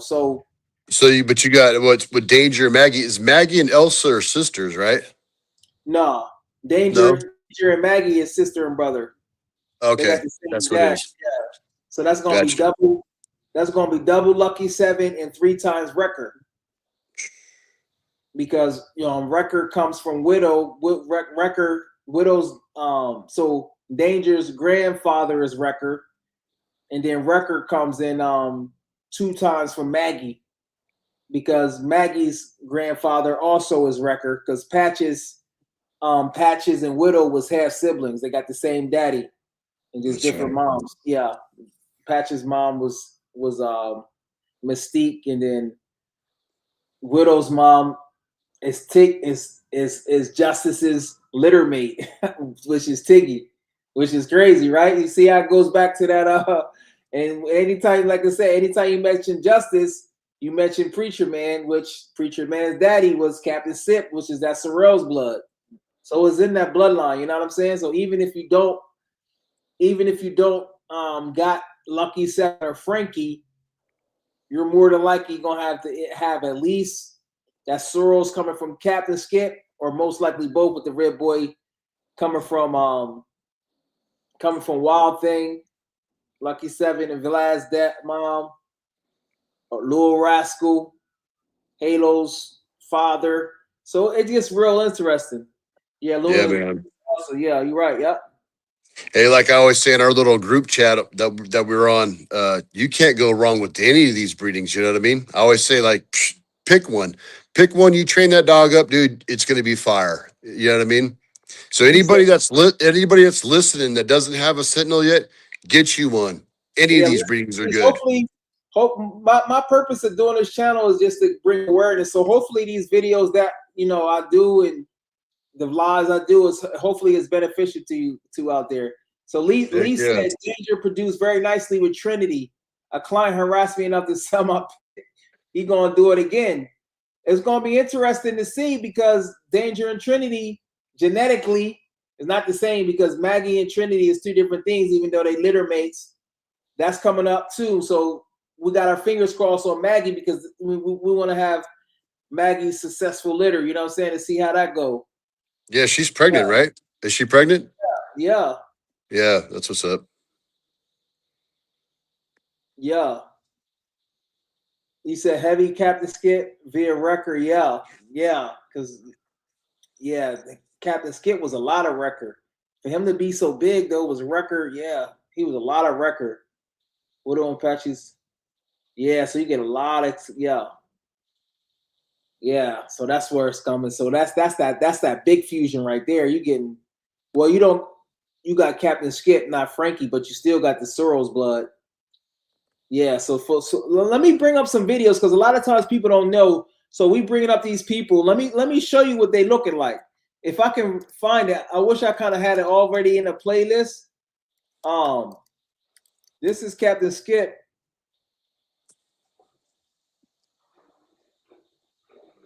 This is Captain Skip right here.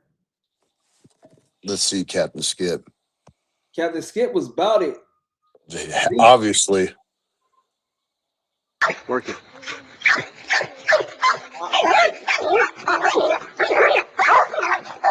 Yes, look. That's at 7 months, y'all.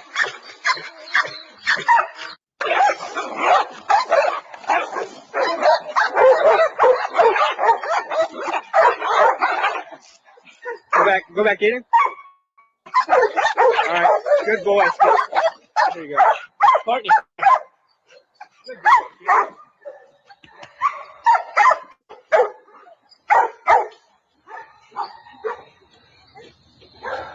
For all these dogs you see, probably 90% of them got Captain Skip in there. That's Preacher Man's daddy right there, y'all. That's Preacher Man. I think I'm gonna go. I think I'm gonna go Captain Skip over Frankie Bomp and Lucky 7, bro. You know what I mean? Let me try to find the other video. I don't know if it's Lee be taking videos up. Lee, you gotta start taking those videos down, bro. Let me show you something, bro. Let me find something. Yo, you come back on. Mike, maybe I accidentally. Let me see where Mike. Come back on. Come back on, Mike. Mike will be back on in a second. Let me see if I can find the other video of this. Sometimes it'd be hard to watch the video. So there we go. My fault. I don't know what happened on that one. I don't know what happened on that. Let me try to see if I can show y'all the. I gotta find. It'd be some classic videos. You gotta look for it. Yeah, that was a great one, dude. That was great. Skip, and that was at 7 months in a straight pit bull. So one thing Lee, I'm sure, had to deal with is people saying, "Oh, you got a pit bull. They not bred to be protection dogs. You shouldn't do it. You shouldn't do it." Bro, this was listen. I like when his little it must have been his daughter. Something walks right out. Like, cause a lot of people, oh, your dogs are crazy, or like my dog, dude. Like you see, my dogs look like. I mean, they are a little crazy. You know, you seen them where we were testing them that last time. But I could bring somebody around. Like you could come over, and then my dogs will feed off me, bud. And you know, I mean, they'll be cool. A lot of people, they get a bad rap. That was cool seeing a little kid like that. I don't want to start no trouble, but this pit bull right here, this is Captain Skip's son to a bitch named Snaps.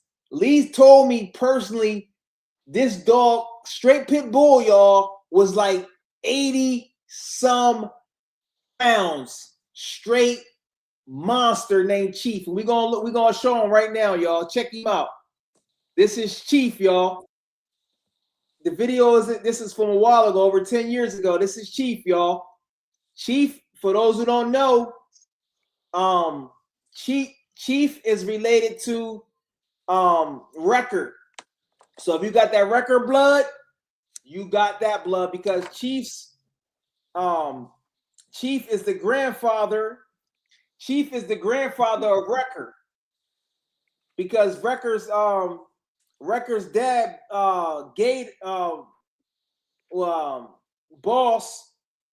Boss is so it goes Record, it goes Boss, and none of it created Record.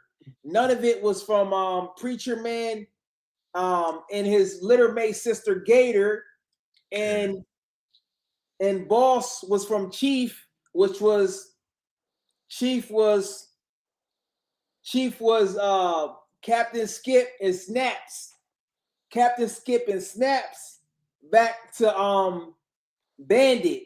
And Bandit, Preacher Man, and Gator is all littermates. So in the early beginnings, you can see the Captain Skip influence is there. It's still there because you got Preacher Man. But it was more concentrated because it was less generations. So this is, check out Wrecker's granddaddy, a straight beast. Check this out. Hope clear enough for y'all, yo. Well, let me rewind.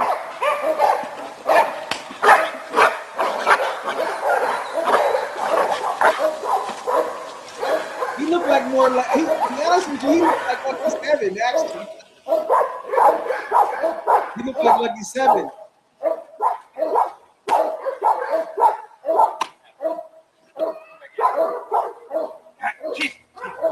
Right back at it.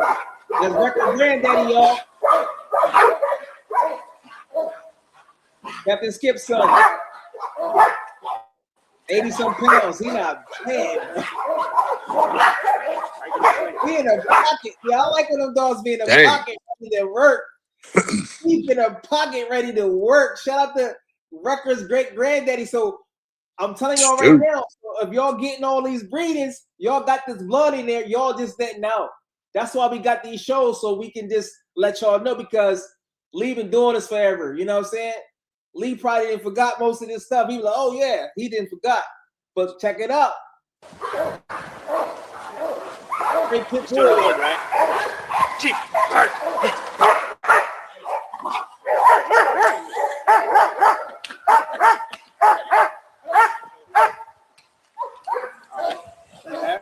I'll put him up. That's Chief, y'all. And you know, hold on for a second. You know, I gotta show y'all my boy. You know, I gotta show you my boy. One of the biggest producers of all time is Halo. But guess what? Halo Daddy, Little Rascal. For those who haven't seen it, I gotta show you my boy, Little Rascal, redboy Jacko bolio. So, like I said, from the looks of it, you can see why they decided to fuse them together to create, you know, the best pit bull they can do. So let me see my boy Little Rascal up in here. My boy Little Rascal. Let me see. Little Rascal doing this was. Let's check him out at 7 months, y'all. He was doing this at 7 months. That's for a pit bull. That's like, we're gonna show. Look, this is only at 7 months. Pick him up again. So you start off like that. Little Rascal, 7 months. Little puppy. Good boy, Rascal. So he playing like tug, but you gonna see him progress. You can see him progressing in them. Watch. Good boy. So he starting off like that, just playing little tug games. Watch what Lee was doing with him. All right, walk back and grab that whip. But check this out. Now you see him right there, right? That's at 7 months, and then now he right on a bite suit. That was his daughter dog. So now, Good boy. this is 10 years ago. This is Halo Daddy, y'all. Good boy. So he working a bite suit at a year old. That's great. Look, boom, he in the pocket too. Bam, look. He ain't scared enough. He right in the pocket. Good. Good boy, Rascal. Good boy. Lee got a decoy. Lee is a man of many hats. Good boy, Rascal. Good boy. Good boy. Good boy. Good job. So that's Lil Rat. That's 8. So if you got, I'm telling you, if you got any scratch, Good boy. if you got anything with scratch, bumper, Elsa, you got that. You got Lil Rascal, and you got that Lil Rascal on there for you. You got that Lil Rascal. Let me see the other Lil Rascal.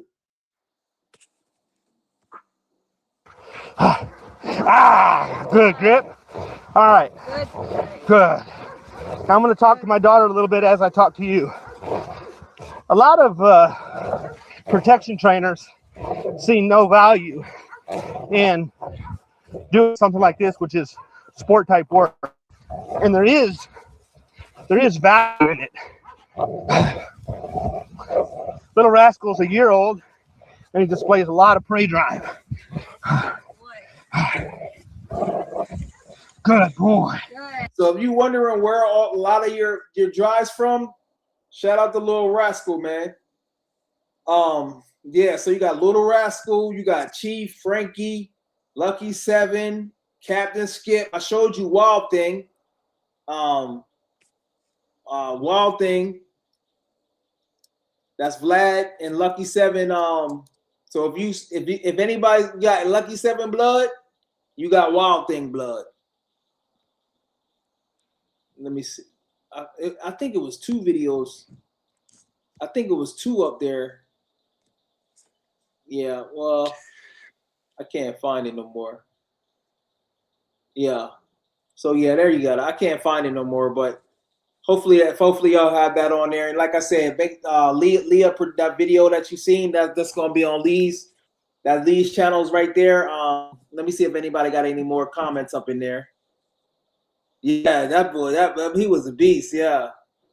Oh, dog named Jackson. Yeah, boss. Yeah.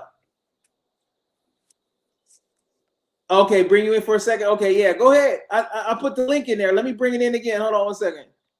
My fault. I didn't see it. Let me see. Let me see. There you go, Lee. Come join us. You see it, Lee, or you want me to send it to somewhere else? Just click that right there. Jackson. Oh yeah, Jackson. Yeah. So D Guns. Yeah, Jackson. I don't know who Jackson is out of, but I think Jackson is on a lot of those pictures. Yeah. Everything except Cobalt. Okay, yeah. So it's like 99%. Yeah. Yeah, that shift was bad right there, boy.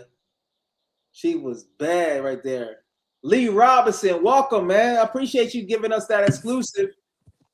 Man, how y'all doing tonight? You're doing amazing. I'm getting excited, man. I'm like Wild Thing, Little Rascal, Chief, everything. Man, I really appreciate y'all doing taking the time to promote the program. I stay so busy that I don't get to do the promotions like I should. So, little shout out and thank you for that. So if you had to start, so Lee, not being biased, Lee, your favorite is Frankie Bomp. But Yeah, he was. Go ahead. Favorite is the fusion with Lucky 7. Yeah, So the Lucky 7 and Frankie Bomp connection together worked really well. There's no doubts about it. When you bring them together, it worked really well. The reason why a lot of people, I think, like the Lucky 7 is because we sold a lot of Lucky 7 dogs, and we have not sold a lot of Frankie Bomp influence Sentinels just because, like small litters. Valkyrie bred to Frankie Bomp. We only had one survivor that was Ranger. That's why we named him the Lone Ranger, because she laid on a lot of the pups. So we couldn't sell anything off of that. And then when now Onyx, she was not that old, but she laid on a lot of pups on some litters, and then other litters she didn't do it at all. So it was again small litter. Britton Norwood's got one of those dogs, and she's at Ryan's place right now. And then of course we got one of those dogs, Nova, and then Honey. Those are the 2 that are off of Frankie Bomp and Onyx. Then who else? Frankie Bomp and Pele. Pele had a small litter. We had Steiner, which became known as Rex later on. And then we had his sister, ACOG. ACOG was one heck of a female, but we ended up selling her because she was very small. I don't know why she was so small, but she was real small. That can happen when you're dealing with a pitbull crossbred back to a sentinel that already has pitbull. Sometimes you can get a throwback to that pitbull stuff. But you talk about Frankie, great dog. And then of course Rex, the Steiner, the male. Those I think were the only 2. There may have been 3 in that litter. So again, nothing sold off of it. And then what was the other litter that we did with Frankie Bomp? I'm missing one right now. What was the 4th one I mentioned? I mentioned Valkyrie, Onyx. Valkyrie, Onyx, Rogue. Who was the 4th one? Valkyrie. Oh, Onyx, Pele. No, I'm sorry. I said Pele. I meant I was thinking of Rogue. Rogue. Yeah. Who was the Pele litter? Oh, that was Cobalt and Ebony. So we only had a couple off of that as well. So we haven't had many pups sold to the public off of Frankie Bomp. Now I am pleased that we have good customer service, and because of that, I think people are very happy with what they got, and they should be. You asked about the applesauce, or excuse me, the apple juice and orange juice. You said something about that mixed together makes a new juice. I think there's a lot of truth to that, because a lot of the offspring, when Lucky 7 was outcrossed, didn't have that lack of intelligence. They became very personable. We have a lot of personality in the Sentinels. I've only known of a few that were a little bit non-personable, but they were still good working dogs. And then we've had a few off of Lucky 7 that may have had some nerve issues, but it's not a common problem. It's a rare problem that an honest breeder will disclose. A lot of people don't like to act like problems exist from time to time. Fortunately, they're very rare, but they can exist. And a person that tells you that everything's perfect is a person that you need to run away from, because nothing's perfect. Okay, the goal is to always try to improve. I wanted to mention one other note. You asked about, or you made a comment on the Danger and Maggie breeding, and I can tell you when I did Danger and Trinity, which is the same combination basically, because Maggie and Trinity are litter mates, it worked really, really well. And that is doubled up on Lucky 7. And it's also got a lot of Wrecker influence, because Wrecker is the mother of Widow, which is the mother, excuse me, Wrecker is the sire of Widow, who is the mother of Danger. And then Wrecker is also in the mother of Patches. And he's also the great grandsire to Patches. So Patches is double bred on Wrecker, and Danger is off of Wrecker. So by taking Danger to Maggie or Danger to Trinity, you're getting a lot of Wrecker influence, which is really heavy on the Sorrells Captain Skip, with that out of snaps coming in from the Hammond's blood. That with Hammond's blood is one thing we haven't talked about, or you haven't mentioned in this video yet, Yeah, but go it's ahead in and there talk as about well it. a little bit, coming in through the Wrecker influence through Chief, that big pit bull that you mentioned a minute ago. He was Sorrells Captain Skip and Hammond's snaps. And let's see what else. So I think that combination between Danger and Trinity, or Danger and Maggie, is a great combination. I plan on doing it again. Okay. So just to confirm some things. I can't hear you, Jalik. Looks like you're talking, but I can't hear you. Can y'all hear me okay? Yeah, I can hear you now. Yeah. Jalik, I can hear you, think you're sir. muted yourself. Hold on 1 second.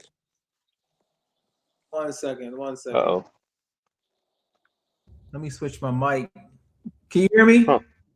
I can hear both you guys. Hey, I Lee, can't much hear you. love and Yo, Lee, go back off and come back on, because I can hear you. Sign out and sign back Let me on. grab my computer because I can't hear you. Yeah, because I can hear you perfectly fine. You can hear me, Mike, right?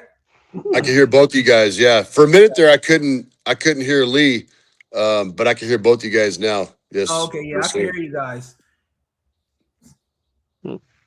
That's weird. Sometimes you got to sign back out and sign back in. Yeah, that's what I did, and all of a sudden I can hear both you guys now. Yeah. So I got my mic. When Lee first came on, I couldn't hear him at all. Okay. If you can hear me, I'm going to jump out and I'll come back in on my computer. Yeah, jump out. Yeah, jump out and come back in. Yeah. Yeah. Okay, that's Boss's litter mate. Oh, okay. Oh, okay. Boss. Yeah. Okay. So Boss and none of it. Yeah. Okay. So you see that set up. So Brian, I'm not sure who you are personally, but you know your stuff, bro. You going way back. Let me remove this. Let me see. Studio. Let me kick this.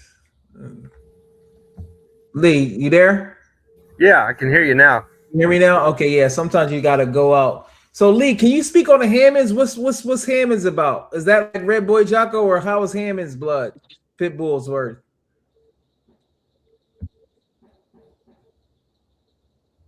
Can you hear me? Yeah, I can hear you. I had to close the. I can hear you.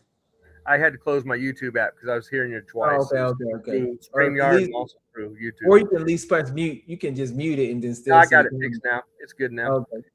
But so the Hammond's blood, they were, basically heavy alligator bred dogs, and I got that through a mutual friend. So I knew a guy in Mississippi that had some really nice American Pit Bull Terriers, and he had a friend that had some really nice American Pit Bull Terriers. Jalik, you still hear me? Yeah, I can hear you. Talking, yeah. Yeah, so my friend had a friend that had a lot of Hammond Sounds like blood. Lee's trying to talk, but we can't hear him. He is talking. You can't hear me? Can you hear him? I can hear you. him. Oh, I can't hear him. Huh. Connected to your computer Yeah, I'm connected on my computer. with your Bluetooth. Yeah, I can hear him. Huh. Let me see.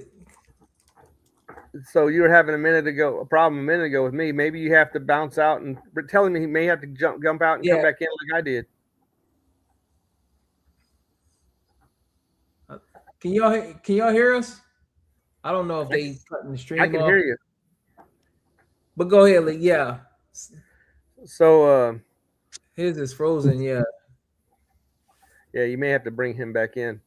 But anyway, my friend had a friend that had a lot of high quality American Pitbull Terriers, and he had some proven working dogs that were champions and whatnot. And Snaps got off her chain and ended up causing havoc on his yard, and he was so upset about it, and he was ready to put her down because she was so big he had no use for her.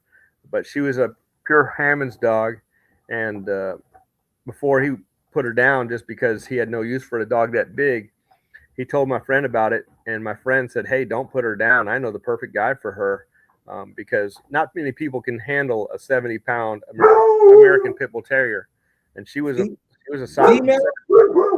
That's Chewy, my son's. There's a truck driving up, and so we got her and bred her. She was also a tough one to breed. Chewy, come here. Hold on. They say these dogs aren't natural guard dogs. Ha! This dog doesn't know it's my son because it's just a truck, but I know it's my son. She'll be cool when he comes in. But we got her, bred her to Captain Skip, and that's what made Chief, that giant dog. Now, she was an anomaly that was. I heard she was a lot bigger than all of her brothers and sisters. She had no brothers and sisters near as big as her. She was 20 pounds bigger than them, and that was the same for Chief.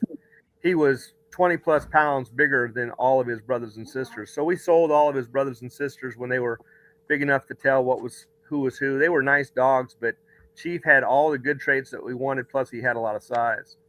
And we ended up breeding Chief just that one time to none of it, and then ended up getting rid of Chief. I wish I'd have never sold that dog. I didn't know at the time how hard it was to find a dog that size.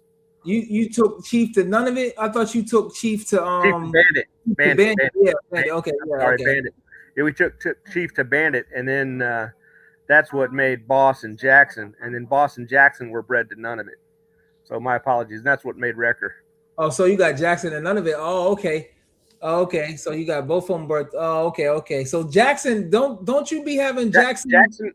Jackson and Boss were litter mates, and then there was also a bitch named Reaper, of the first Reaper. Yeah. But we bred Boss to none of it. Did I say Chief a minute ago? I misspoke. Boss to none of it to make Wrecker. I misspoke. So Chief and Bandit made Boss and Jackson and Reaper, and then we bred Boss to none of it to make Wrecker. My apologies. That was 20-something years ago. And then Wrecker, we all know Wrecker. Wrecker is like everybody's favorite Wrecker. Big Wrecker was Reptar and Widow and Patches and Four Socks, yeah, and other people too. Like, yeah. Yeah, I'm gonna blame my lapse on pedigree analysis on my son and my daughter and Chewy going nuts when they were coming in. Yeah. So Lee, I always had can you break down the science of the runts? Because a lot of the runts, is it genetic, or is it just they not getting to the food as fast? Because I see a lot of runts. Shout out to my man. He got a dog named Gron Jensky. He had a Slam and Biscuit that's a runt, but now the dog is 90 pounds. So can you break that down?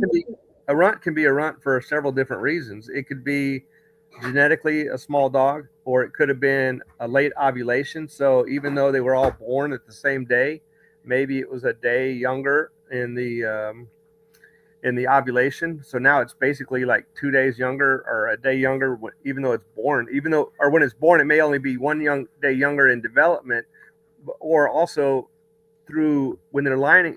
Do you know what a uterine horn is? You may not know what a uterine horn is. So in a human being, the uterus is kind of like a heart shape. It's kind of like, let me point at the camera. It's kind of like that. But in a dog or a cat or a litter-bearing species, instead of the uterus being shaped like this, you've got these tubes that go on both sides, and they come. You got this long piece on one side and a long piece on the other side, like a horn on a ram or a cattle, a bull, and the babies develop in their placentas in those horns, and depending on where they are in the uterine horns, that can influence how much nutrients they get from the mother. So a puppy could be small genetically, or it could be small because it had less nourishment during the development. And then when it's ovulated, if it's a little bit smaller than the others, which doesn't have to be a lot, it can get pushed off the nipple. And every day it gets pushed off the nipple. So by the time they're 6 weeks old or 5 weeks old, there could be a tremendous difference because of nourishment. Or it could just be a genetic thing. So you don't know if it's genetic or it's nutrients or if it's being younger until you wean them. When you wean them and you deworm them and you make sure there's no parasites that are interfering with the nutrients in the offspring, and they're getting plenty of food. If it was just a matter of nutrition, they will gain that weight back really quick if you catch them early enough. And I would recommend supplementing, because if you wait too long, I think there could be permanent stunting of early development. But this is why, if you have time, it's good to try to supplement with the puppies if you have a larger litter. If you only have 2, 3, 4, 5, 6 pups, probably going to be all right. But when you get more than 6 pups, you can get competition for the nipples, because even if the female has 8 or 10 nipples, those nipples don't all get the same amount of milk. Some of those nipples, just like in the uterine horns, don't get the same amount of nutrition. So if you have a good position in fetal development, and then you have a good position in the nipple alignment, then you can get a lot more nutrients. And this is why I think it's beneficial to supplement in large litters. And sometimes life can prevent us from doing that, but as long as they're all healthy, I guess technically no damage done. But keep them dewormed, keep them away from parasites, coccidiosis, giardia, and things like that, and they should recover and gain the weight right back if it was just a young dog. If it's a true runt, they're not going to gain it back. Now, can you beat a runt, but then when you produce your kids, they be this normal size as the other your other litter mates that was there, or is it they probably gonna still be smaller? Well, and I'm gonna, of course, y'all are welcome to speak on this if you want to. I'm not trying to monopolize the conversation. No, we just learning. We the students. This is students teacher. Yeah, we don't know. All right. Well, in my opinion, in my experience, it kind of depends on the breeding of the dog. I have noticed, like, let's just say hypothetically that you have a small mastiff that's 80 pounds and you have a big pit bull that's 80 pounds. Somebody might say, well, the mastiff is going to have larger offspring because it comes from larger dogs. That has not been my experience.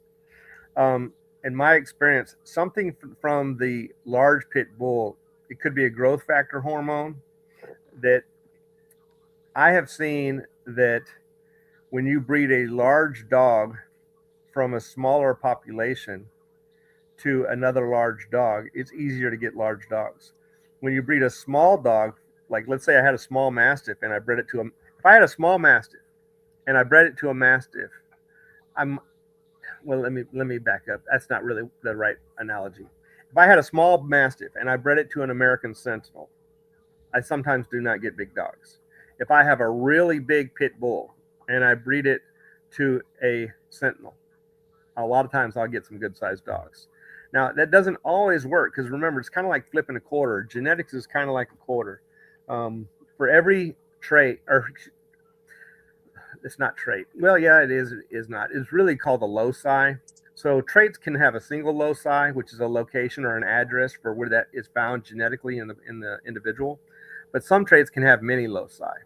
For example, how much you weigh is not controlled by just one loci, not one address, because your weight is influenced by a number of factors. It's going to be influenced by your metabolism. It's going to be influenced by your height. It's going to be influenced by your bone size. It's going to be influenced by your muscle mass. It's going to be influenced by your energy level. It's going to be influenced by what you'd like to eat. There's a lot of factors that come into your body weight. So we have a lot of loci that affect that. Then you have other things like freckles that are just influenced by a single loci. Well, for every loci, you get 2 alleles, one from your mother and one from your father. These are the genes that cause your codes.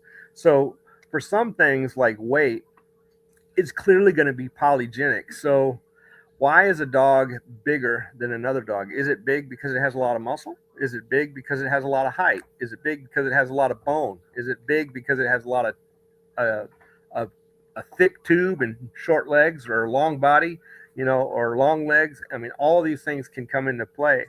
I can tell you this: you can have a 110-pound Great Dane, or you can have a 110-pound American Bully, and they're built completely different.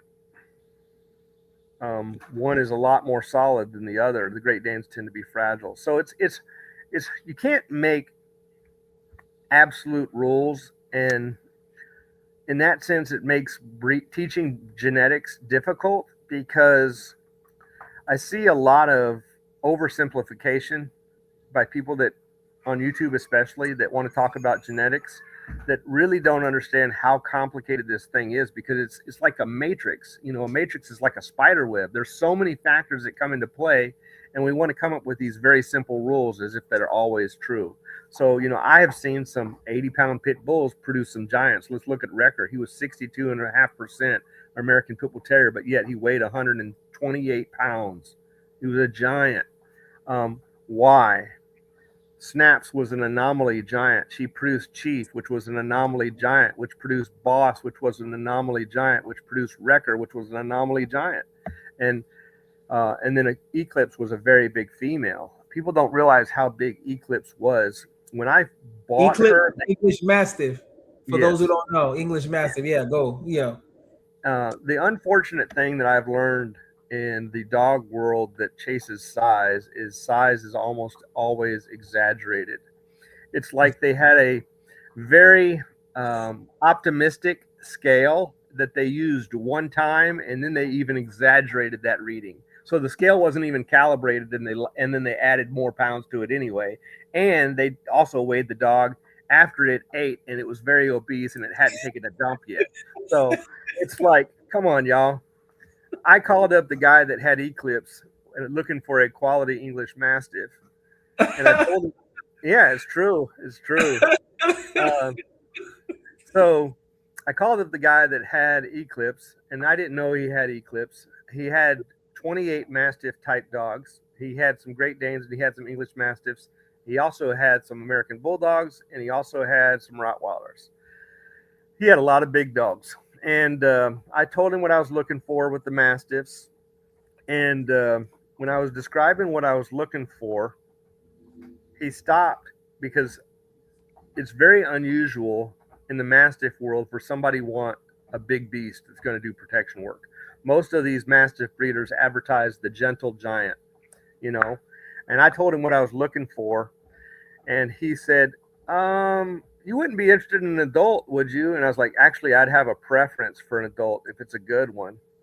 And he goes, well, I have this bitch named Eclipse, and she's 100. The website said 190 pounds. When I called him, he said she was 180 pounds. When I drove out there to pick her up, she was 170 pounds, according to him. I was like, this dog's losing weight fast, man. I brought her home, and I weighed her, and she was 165 pounds, and she was fat. That's I got her in shape. I got her in shape, and she was 149, 151 pounds. She fluctuated between there, depending on if she ate a meal or took a dump, And so she was truly a 150-pound dog, but the guy was advertising her as 190. That's just the way it is. I've seen pit bulls at the feed store. Person says, "Oh, my pit bull weighs 100 pounds," and it's a real pit bull, not one of these bullies. I'm like, dude, the dog's like 55 pounds. What are you talking about? And they're like, no, he's 100 pounds. He's 100 pounds. And then I walk out to the truck and bring in Reptar, and Reptar's 100 pounds. I'm like, this is the 100-pound dog. And I'm not trying to be rude to these people, but they ask me questions, and I'm not going to lie to. There's an old statement: tell people what they want to hear, but give them nothing. Yeah. That's what you do if you want to be liked. I'm not trying to be liked. I'm trying to pursue truth. One of the problems, in my opinion, in this country is we have too many people that say they can do things that they don't want to do. We have a lot of lazy people. They're not. They want to get paid before they do the job. Can you go ahead and pay me? I'll finish it today. I'm going to go to lunch and I'll cash my check and I'll be back. And then they don't show back up, or they can't do it right. You got to hire somebody else. It's just a sad situation. I really believe in competency and honesty. I've learned that you can't trust two things: people that are incompetent and people that don't know, or liars. I mean, I'm sorry, people that are incompetent and people that lie. There's two types of people you can't trust. And so I believe I'm probably not the easiest person to like. I'm probably not the easiest person to get along with, but I am easy in terms of when you have a problem, I'm going to stand behind my word. That's what I'm going to do. Facts. We got Lee Robinson on. Make sure, have y'all subscribed to the channel yet? We trying to get to 2,000 subscribers. Shout out, I got my man Razorback Nation out there representing Arkansas. So Lee, I heard some urban legends, and I want to hear from the horse's mouth. I heard this is a breeder and a trainer. He said that when you work in females close to before they get pregnant or at the beginning, the puppies turn out better. Is that true, or is that just an urban legend? It could be either way. I think it's worth doing a study on that. I mean, we know for a fact that when you work a dog, you're going to raise various hormones. One of those hormones that's going to be raised is adrenaline. Then there's possibly two other hormones that can be influenced by the work, depending on if the work is prey-based or if it's defense-based. If it's prey-based, you're going to also induce not just adrenaline, but also endorphins. If it's defense-based, then you're going to have adrenaline and cortisol. And cortisol sometimes shuts down growth, while endorphins can increase growth. So then you have that being a factor, not only for the mother, but possibly it's not going to change the genetics of the dogs, but it can turn on the genes or turn off the genes that are already present. So like if I have y'all know what a rheostat is on a light switch? You got a flip up and flip down is on off, but a rheostat is like a dial. You can push it to turn it on, and then you can dial it to turn it brighter or dimmer. So you're not going to change the genetics of the dog, but you can dial the hormones. As you turn them up, it can cause some genes to be expressed, and turn them down and cause other genes to be unexpressed or whatever. If you have domestic pigs in being raised on a farm, they're pink and they have floppy ears. You turn those pigs loose in the wild, and they're going to turn black or brown and spotted and get erect ears. Why? Cortisol in a farm or versus in the woods, which one's going to have more cortisol? Well, they both could, depending on the situation. Being packed into a farm can be very stressful, but being out in the woods, you have to be alert and pay attention. So which one's really going to affect it? We know that being in nature does cause ears to get perky. You see domestic dogs have floppy ears, wild dogs have erect ears. Why does the German Shepherd and the Malinois and the Dutch Shepherd and many of the serious working breeds have erect ears, but a lot of your pets have floppy ears? They go wild, and within 1 or 2 generations, they all have erect ears, because being able to hear is very important to self-defense and successful hunting. You have to have it, and that stress causes those ears to stand up. You know, all these animal rights activists that want to ban docking or cropping the ears, that's ignorance. A dog should not even have a floppy ear, but domestication has caused a floppy ear, and a crop is one way to surgically correct that. And they think that we're surgically harming the animals. We're actually correcting what nature would produce, but they don't want to hear it. They think, you know, the animal rights activists, they don't want to hear that. They don't want facts. They just want the Karens and stuff that report everything. That makes So, sense. Lee, I never run out of questions. You got any questions you want to ask Lee? Mike. No, I'm just soaking up all this knowledge, bud. I'll be quiet and just listen. No, Go man. ahead, speak up, man. Hey, No, it's all good. Ask y'all questions in the comments, y'all. Ask y'all questions. What we got? Ask y'all questions when we got Lee here. So while we waiting for the questions to come in, Lee, why do you think the Justice and the Halo breeding was would you say that's one of your most successful pairings? Or can you talk about the successful pairings and what was behind that? Yeah, for a long time, I used to say it was Justice Halo. But as I've reflected back on it, I think it's Halo.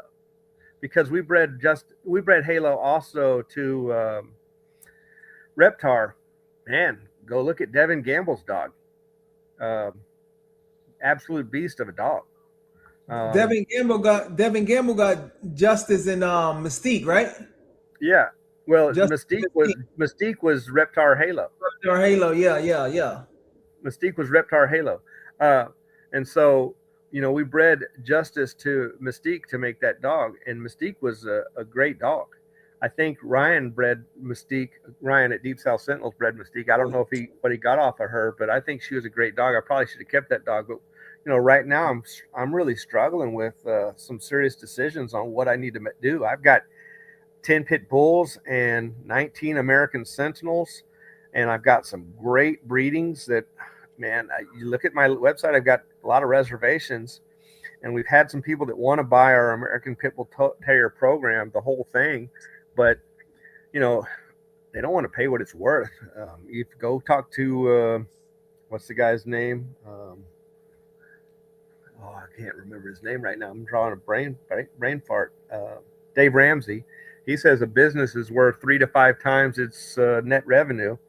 Well, nobody's going to be giving me 150 to 250 grand for those 10 pit bulls, but that's what they're worth but I don't want to sell them one by one, because the pit bulls that we have, nobody else can keep the Sorrells program with the lineup that we have. I mean, that's the line of dogs we have can keep the Sorrells program going solid for 20 years. But, for me to really do what I need to do with the American Sentinel program, I could really use that space, but I want to keep them together. I'm not going to sell them one by one. Even if someone comes up and offers me the same value one dog, I want to see that program survive. It's my favorite line of pit bulls ever. But anyway, you asked about the Justice Halo. I think Halo was a great producer, regardless of what she was bred to. That's what I made some mistakes with Congo, and I'm trying to catch up with it, because he was a great prospect as a young dog, just piss and vinegar, super tons of potential. And when I was working him a little bit as a pup, he used to jump up and kind of nip my arm, and I had to correct him for that, because even though he was a pup, he was hot. Well, I corrected him and put him, we worked him a little bit, and he was still looking great, put him in a kennel. And then my mom's 93. Y'all know that she's had some health problems, and I was just not able to work dogs for almost 2 years, dealing with personal issues with my mom's health and her estate and whatnot. And now I'm pulling Congo out, and I'm having to get him used to traveling and going places. He's just been a kennel dumb dog, but genetically, I'm confident that dog's going to throw some heat. He has a lot of natural instincts. You can see that when he's pressured, he meets fire with fire. Now, if you don't pressure him, he can be a little bit checking out the environment or whatever. But I think me putting in very little work, I think he's going to be a great dog, and I know he's going to produce well. I want to keep some pups off of him, but where am I going to keep them? I don't know. So now is the right time. If you're a breeder yourself and you trying to get a puppy to start your program, now is the best time, because Lee already told you he can't keep the puppy. So you can say, Lee, I want the top pick male, I want the top pick female. I'm just I'm hoping that a couple y'all better take advantage, buddy, because you can't always get the top pick. So make sure you take it. We got some questions. This is from B.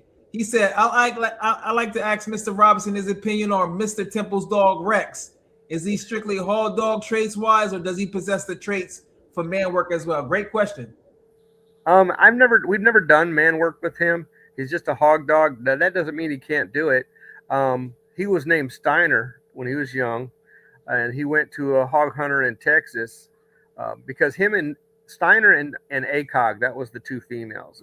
And when I sold Steiner to, oh goodness gracious, what's the name of that gentleman? Really nice guy. He's done a lot of my hog hunting videos are him.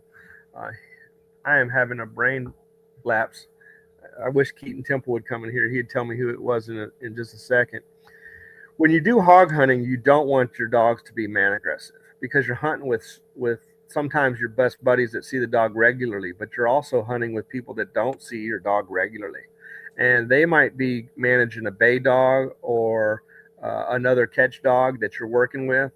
And you have to go in there and you have to grab that hog, grab the other catch dogs, grab the bay dogs, and dispatch the hog. Sometimes they tie them up and they relocate them depending on where you are and what you're dealing with and whatnot. And if you go in there and you grab that hog's back legs and you have a man aggressive dog, and then somebody comes in there and stabs that hog and dispatches the hog, now the fight out of the hog is gone, but you have a dog that's very hot and you have a stranger here. So I discourage doing protection work with a hog hunting dog because you're going to end up having your buddies getting mauled, and these are very dangerous animals in a situation like that. So pick your job. I have a friend who was a client. I haven't spoken to him a while, but he was the first French Ring 2 certified decoy in the United States. His name is Paulo Chiappetta. He's upstate, and he has told me personally, and he's done a number of serious protection dogs, and he's had a number of high-level French Ring dogs. He was a decoy for French Ring. He trained or caught dogs that were French Ring 1, French Ring 2, French Ring 3. And apparently in French Ring, a decoy is certified level 1, level 2. I don't think they certify level 3 decoys in French Ring. Maybe they do now, but at the time, I don't believe they did. And they still may not. Maybe every level 2 decoy for French Ring can do level 3. But the certification at that time was just 1 and 2, and it may still just be 1 and 2. But anyway, he was the first French Ring 2 decoy in the country. And he, even though a lot of people believe in dual purpose dogs, he hates them. He does not believe in dual purpose. And I feel the same way. Hog hunt or protection work. For him, dual purpose meant sport and protection. He thought it was a bad idea. He also thought it was a bad idea to do protection in drug dogs, because drug dogs a lot of times have to go through high schools and smell drugs. Do you really want a dog walk through a high school that can attack one of these kids when they smell drugs in a backpack? Yeah, it's not a good situation. So, maybe it's going to be in some subway station where they're just checking for drugs, or in a bus station or a train station where they're just checking for drugs, or in an airport where they're just checking for drugs. They don't want those dogs to attack somebody. You might have a separate dog if maybe you think a drug dealer's there that's muzzled or something, and be able to release it, because that might be a crowded situation. It's fine to have a protection or a police dog or a military dog that's not muzzled if you're going to do a SWAT raid or something like that, or in your military situation where everybody around that dog is a trained individual that knows how to keep their distance and behave, or maybe crowd control where you're going to crowd control and you're just trying to back everybody up. But when people are in a bus station or a train station or an airport, they're walking to their gate as quickly as they can. They're not paying attention to that dog over there. So dual purpose dogs, I think, are a major liability. And I think the same way for hog hunting and protection work. I think it's a bad idea. Before I get into the next question, just to stay on that topic, Jaguar, everybody know Jaguar is he's basically not friendly to nobody. So I took him hog hunting, and just the guy that runs it, Jaguar, they be real, they don't like it. So Lee is right about that. When you got a civil dog and doing the hog thing, it is a problem. I'm telling y'all from experiences, you know what I mean? So I don't take him hog hunting no more, because it's just he's just not there. So great stuff, Lee. So Lee says inquisitive. Shout out to my man, always supporting. I've noticed that as breeders get older, they tend to start breeding smaller, easier to handle dogs. Do you see yourself going down that road? It's not a matter of being easier to handle because of my age. It's a matter of being easier to handle because of my wisdom. I like a dog that's able to work in a car, and a dog as big as Jaguar. I'm sure that Jalik would agree. There's times that the size is inconvenience at times. Now it's great for home protection. If you're just doing home protection, a dog Jaguar size is perfect, right?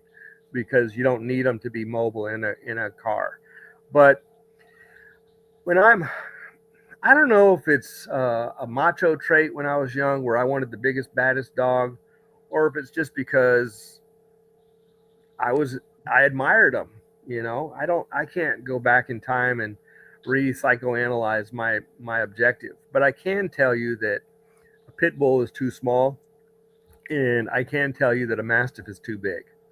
And I have worked enough dogs that I have found the best all-around dog is like your 9mm. It's not your biggest knockout dog, and it's also not your 22 mil. It's not your 45 454 line ball. I don't know if you've ever heard of a 454 line ball. You've known my dog line ball, right? There was a gunsmith named John Linebaugh that invented a gun caliber called the 454 line ball. It's not the 500 Smith & Wesson. There was a 500 line ball that was probably copycatted, or that probably led to the development of the 500 Smith & Wesson. But nobody's walking around with handguns to protect themselves that are that big. I mean, these are handguns that are capable of killing bear, grizzly bear. Nobody's an elk. Nobody's carrying a gun like that for personal protection. But they're also not carrying, BB guns and 22 long rifles very often. Some people may, but I mean, if that's all you can handle, like I have a 22 pistol that's a pocket pistol that I'll carry if I'm wearing jogging shorts because it's lightweight and I can put it in my pocket and it's not going to make my pants slide down. But if I'm, dressed properly, what am I going to carry? I'm going to carry a 9mm. Somebody might say, well, a 45 is better. You know what? You got 7 rounds plus 1, 8 rounds plus 1. A 9mm with today's technology can perform nearly as well, but I've got 16 rounds or 17 rounds plus 1, 15 rounds plus 1. This gun right here, 15 rounds plus 1. Boom. I better not show it on the camera. So there's no need in having the giant dog, in my opinion, and there's also no need in having the tiny dog. Why not have a dog that's big enough to do everything that you need a dog to do, but small enough that you can take it with you wherever you go? And I have found that what is the minimal size to truly stop a man? Well, that depends on the dog, right? If you have a 70-pound Doberman, it's not going to stop me. If you have a 70-pound pit bull, it's going to kill me. So it depends on the dog. I've worked a few Dobermans, and I'm not trying to disrespect the breed, and there may be Dobermans out there that can really do damage. But there were times that I got bit by Dobermans on a sleeve that were so puppyish that I was like, I can take the sleeve off. Come at you, Lee. They gonna come at you, man. I was like, I can take the sleeve off, and it's not gonna hurt that bad. I mean, I don't even know if this dog could break the skin, especially if I'm wearing a jacket. It's like there's no bite there. Easy, they man. look really intimidating because they're fast and they're vicious, and you see the teeth and the slobber flying and the movement, and they're intense, and you're like, wow, that's kind of scary. But then when they bite, it's like, I don't think this dog can bite through a paper bag. So it depends on the animal. And you have a dog like Lucky 7 or Frankie Bomp or Little Rascal or Captain Skip or Wonder Girl or Wild Chief. Thing or Snaps or Chief. Those dogs are tough and they're intense. So I would say the smallest dog that could reliably stop me if I was in a field, it's probably going to be in a field, probably 55, 60 pounds. In a house, it needs to be a little bit bigger to stop me. And you might think, why would it need to be bigger? You would think a smaller dog would be more effective in a house. No. Houses have doorways. And I can get in a doorway with a dog on a bite and use that door to slam it on its head a couple of times and get him off the bite. Well, I have to get to the door If I have a big dog that's holding me, I'm not getting to the door. I'm getting drugged to the ground. So these are things where theory versus experience sometimes teach us different. And that's what's kind of happened as I've gotten older. I know that I need at least a 60-pound dog to really do the job reliably. But I also know that when you get over 100 pounds, it's going to be inconvenient in a vehicle. If I'm at the ATM or the drive-up fast food place getting some food, and my big 100-pound dog is going to 100-plus pound dog is going to be sitting in the back seat. But my 90-pound dog is small enough that they can sit in the passenger front seat. And that's going to be able to provide protection to me between me and my steering wheel while I'm sitting at the ATM machine or the drive-up food. And if you're ever in a city, where do people get robbed? They get robbed at places where their windows are down. You're not likely to get robbed at the red light. You're going to get robbed at the ATM where your cash is in hand. You're going to get robbed at the fast food where your cash is in your hand and the window's down. So I want that dog to be able to get between me and the steering wheel and do its job. 130-pound Cane Corso, as great as it is for home protection, may not be the best for all purposes. If you're going to hike or jog and it's 90 degrees out, how long is that 100-plus pound dog going to be able to go for that run? And if my wife wants to go for a walk, is she going to be able to really manage and control on a leash a 110-pound dog that's trying to get somebody? Well, if it's fresh and we just got started and that it's intense, that dog's going to either drag her over or pull her down or slip out of her hand after a couple of intense lunges. I don't want my wife to get hurt, and I don't want her to release the dog. And that's if the dog's fresh. But after you've walked for 3 miles and it's 90 degrees out, that big dog's looking for a shade tree or a creek, and it's done. But the smaller dog can walk all day, and it's not going to drag you over. So to me, there's a reason, if we look through history, the bull mastiff, the great protective band dog of history.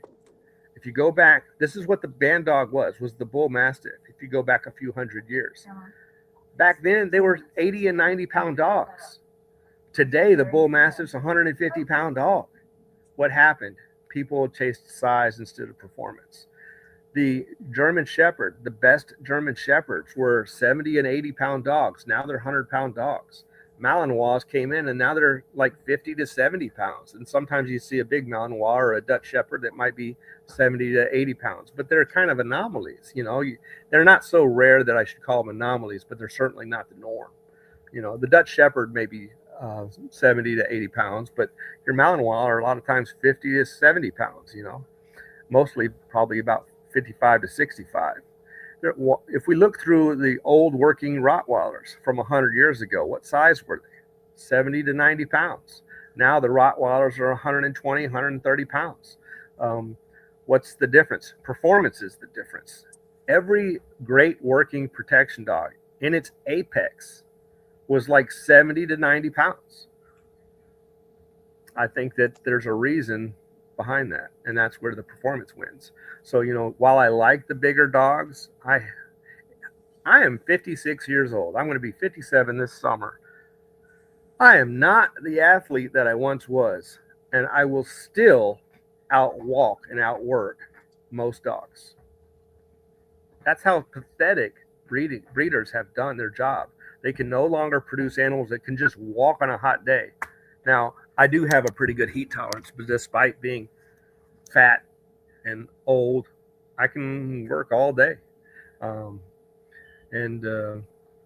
noticed that, I'll outwork young guys. I don't know if it's just my heat tolerance or if it's my determination. I think it's genetics. Yeah, I can take the heat pretty well. I get hot, don't get me wrong. I'll be covered in sweat, but I'm able to keep going. And that was one of the things I liked about Eclipse. She was an anomaly. She truly was an anomaly. That dog, I remember cutting grass on my yard with my tractor.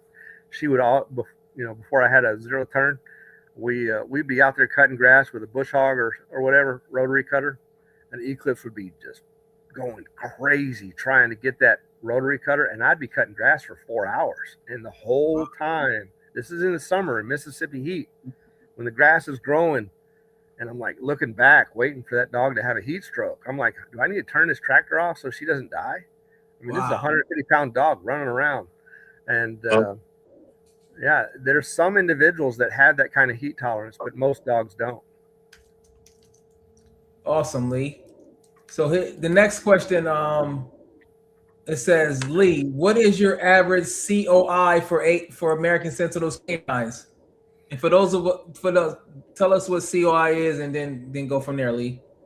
COI stands for coefficient of inbreeding, and I wouldn't know what the average coefficient of inbreeding is. There's obviously a great deal of inbreeding because of the Sorrells Captain Skip and the Eclipse, but it's far enough back with enough outcrosses in there that I don't think the coefficient of inbreeding is going to be a major concern. And the outcrosses are going to include Pele, Frankie Bomp, Lucky 7, Captains. Well, not Captains. So we got Frankie Bomp, Lucky 7. We got Pele. Those are, and we got Little Rascal. So there's 4 outcrosses right there that are usually going to be within a few generations, sometimes within one generation. Now you got Boomer. Yeah, Boomer's an outcross for the Lucky 7 dog. Boomer's an outcross for the Onyx breeding that we just did.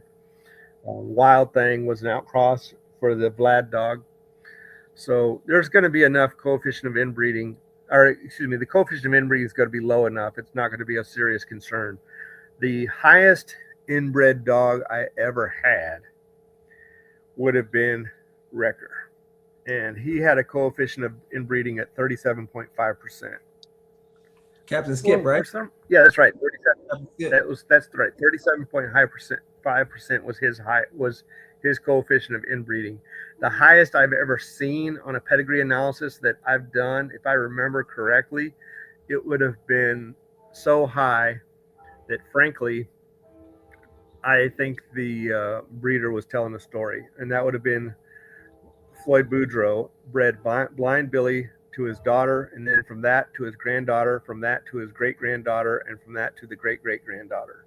And that would have had a coefficient of inbreeding of something like 47.5% or something like that. 47%. It was ridiculous. 47%.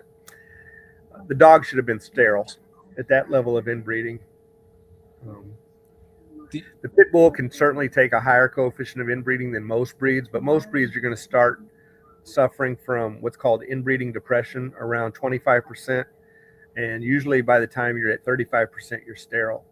And if you look at some of the dogs that we had a hard time breeding, they were Wrecker's offspring.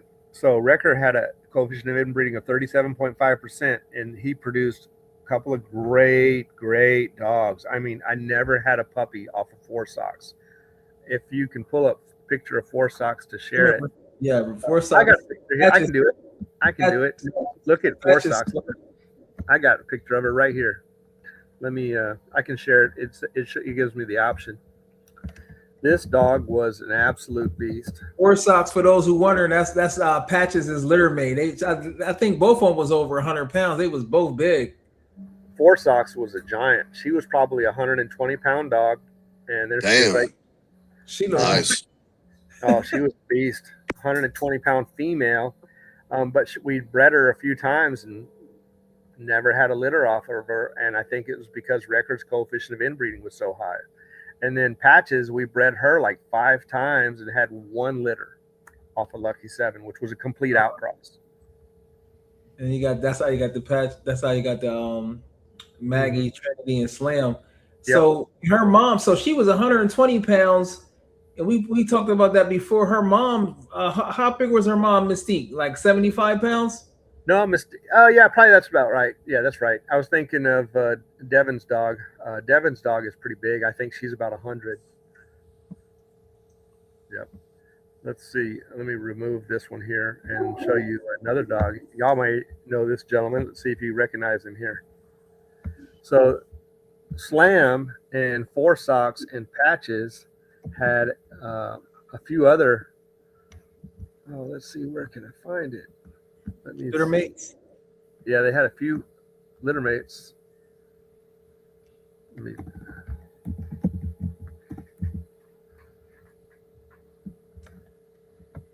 Keep your questions coming, y'all. Add that to the screen if you can. Oh, All right, y'all know Saquon Barkley.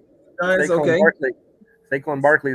He sent me my son an autographed helmet and jersey because he got 2 of the litter mates. He bought a male and a female from that litter. Wow. That's what's up. Yeah, that's badass. I wonder if he's still. Yeah, that's amazing. Yep. So next question for you, Lee. Shout out to Marcus Gales. In a typical protection scenario, who was better, Preacher Man or Scratch? Or which one would you prefer? They're both awesome. I like Scratch a little bit better in the terms of heat tolerance and agility, although Preacher Man never showed signs of being heat exhausted. His phenotype was that of like a slightly heavier version of Mike Tyson, while Scratch was more like a Michael Jordan.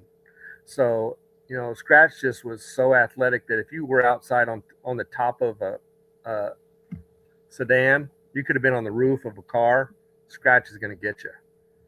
Preacher Man, he would get you in the tailgate of a truck if you thought about jumping over the tailgate. But if the tailgate was up, Preacher Man's not going to get you. If Scratch had to jump on the hood to jump on the roof, he's going to get you. Preacher Man could jump in the truck with the tailgate down, but he's not going to jump in the truck with the tailgate up. Scratch is going all the way to the top. But in terms of just, I got to go with Scratch. Preacher Man was a beast, but he actually had a sister that was even better than him. Preacher Man had a sister. Was it Bandit or Gator? Bandit. Bandit was the best one of the litter. And that's when you done Bandit to Chief, which we was talking about, to make Boss, which is the record. That's why you got the Captain Skip. Okay. Yeah. We don't see a lot of Bandit in our pedigrees. Unfortunately, we lost her at a fairly young age. I made a mistake many years ago. This was way back early in my, this was back in 2007 or so, because they would have been born in like 2004. So this may have been in 2006, 2007. Years ago, okay. Yeah, so we got snaps around that time, 2007. And this was, I told you how we got snaps. Well, no, that's not right. This was 2008. I was thinking it was, so we got, I misspoke. We got, what's his name? Shaker. Do you know who Shaker is? All right, so we had a Pit Bros Shaker, which was related to the same, or we got her from the same guy that we got Little Rascal from. If you look up the Demon Head Shaker breeding, you can't. Pedigrees Online has gone down. The Demon Head Shaker breeding was done here on my property. That produced a grand champion. Shaker was a champion, and we brought Shaker here as an adult, and I made a mistake of feeding the dogs after we brought Shaker here. We got her here late. I was on a road trip, drove all the way, got Shaker, brought her here, put her on my yard. And then it was late at night and it was dark. And I thought, normally I feed all the dogs at nighttime, right? And because I don't want them barking at night, keeping the neighbors awake and stuff. So I feed them and they chill out and go to sleep. So we brought Shaker here, put her on chain spot, and all the dogs were cutting up because there's a new dog on the yard. And then I fed all the dogs, and Bandit, she ended up bloating that night because she was trying to kill Shaker the whole night, just acting a fool. And bloat can be induced by genetics, but it's also influenced by eating and being active. You're not supposed to be active after you eat. And I fed her, and she was just trying to get Shaker. So that's why you only see Bandit in that one breeding. But she was a beast. Are you saying she was better than Preacher Man? But she was the toughest dog of that era. Wow, that's amazing. And Preacher Man had that influence. That's very interesting. And I appreciate you giving us this detailed information, man. Yeah. Well, you know, I'm not a dog fighter, never claimed to be, but we did use fighting dogs in the program because those dogs have great determination, right? And I told you about how I got snaps. Well, she ended up killing a couple of champions. That guy was so pissed off because the reason she did that was because she was 20 pounds bigger, right? And so it wasn't that she was a better dog than those dogs. She was just a great dog that had so much size on those other dogs. And so that guy was pissed. He lost a lot of good dogs because Snaps got off. She killed like 2 champions and then beat up another dog. And so he was like, I can't even do anything with this dog. She's got to go. And my friend called said, don't kill her. You're going to go to Lee's. Well, we had Snaps here, full grown dog that was a 70-pound game bred American Pitbull Terrier with experience. Bandit at 10 months old got off the chain and mollywopped the crap out of her. Bandit. Wow. Bandit was a beast at 10 months. 10 months? Wow. Bandit was 10 months old, got off the chain. It was difficult to get them apart. Again, these are, when you have 30 dogs for 26 years, you're going to have a couple of situations like this that happen. Yeah. But that's why we built our kennels. None of that stuff happens anymore. So all the Karens that are watching that are going to freak out, those situations have been corrected. That was 20 years ago, and I had a lot less experience then than I do now. But we have not had a dog get loose in a decade, or more, and it just doesn't happen. But I can tell you that Bandit was an absolute beast. She punked down to nothing except for the family. The only thing that could correct her was the family. I don't know if you know who Roger Abshire was, but Roger Abshire from US Canine, he had a huge contract with the U.S. government protecting the oil wells over in Kuwait during the Iraq War. He came here and he evaluated the dogs, and he was just so impressed with Bandit. He wanted stuff off of Bandit. Bandit, in some ways, was harder to train than Preacher Man, despite being a better dog. And the reason why is she's so confident that if she knew you were an enemy, she would kill you, but she would never go into defense. It was all like, the only way she would go into defense is like defending her puppies. Because, defense is like related to fear, and you could not make Bandit get afraid. She might be afraid you're going to hurt her puppies, but she was never afraid for her own well-being. She was just that confident. Wow. Yeah, she would never look away. She would always meet force with force. She wouldn't blow herself out trying to kill everything. She would just deliver. If you were here, she was there. If you would rise up, she'd go above. You'd rise up, she'd go above. She was always just exerting enough. It's like she knew that we might have to run a marathon. So I'm just going to have enough energy into this to maintain the dominant position. Wow. It's kind of like an experienced Roman Greco wrestler that pins you against the wall. They're not trying to absolutely just blow their wad and get hot and give out and be exhausted. They're just going to maintain their dominance and establish the victory. And that's the way Bandit was. It was always, if you were at 100, she's at 101. If you're at 102, she's at 103. And it was just, she was so calm while also being so aggressive. And how big was she? Was she over 100 pounds? She was 90 pounds, 95 pounds, somewhere between 90 and 95. 50% English Mastiff, 50% Captain Skip. Okay. We have a video of her on YouTube where a guy mollywops the crap out of her. She doesn't care. It's just like, all you're doing is turning me on a little higher. I appreciate this. I didn't expect these stories right here too. Shout out to Ripped Up. Always supporting. We kind of talked about that when he said came late, wondering who had better nerves, Frankie Bomp or Lucky 7. Lee already mentioned that Frankie Bomp's nerves was better than Lucky 7's nerves. I never saw Frankie Bomp ever intimidated by anything. The very first day I got here, he thought he owned the yard. The very first day. So, okay, here we go right there. You could have walked him down the 4th of July parade with fireworks going on and an ambulance driving by, and he wouldn't have cared. He would have been like pulling to the ambulance. The more stimulus it was, he'd just go and check it out.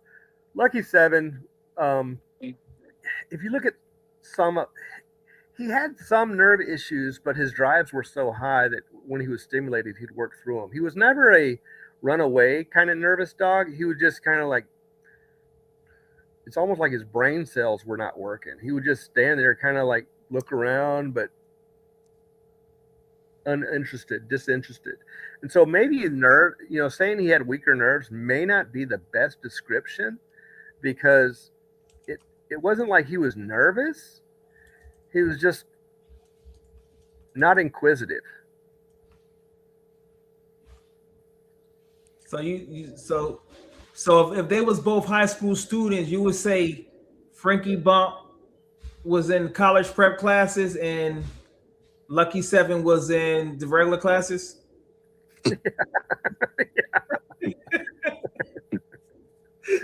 Yeah.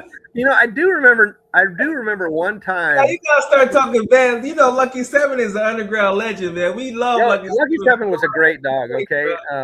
What you say? We love Lucky 7, bro. Lucky 7 was a great dog. The only thing I can ever think of the only time I can remember ever him being nervous, and I don't remember the details, but I remember something to do with trying to get him to jump in a truck. He seemed a little bit awkward with that. I don't remember what it was. Again, you know, let's think about this for just a minute before somebody thinks I'm trying to keep a secret. I remember vaguely. If I was trying to keep a secret, I wouldn't even mention it. But I've had 30 dogs, or 20 to 30 dogs for 26 years, and we've produced about 2,000 dogs. So all these experiences, sometimes the stories that are not lies. It's just like I have to remember, like I was thinking about Bandit's death, and I was thinking about Bandit and Snaps, but it wasn't Bandit and Snaps. It was Bandit and Shaker, and I had to correct myself.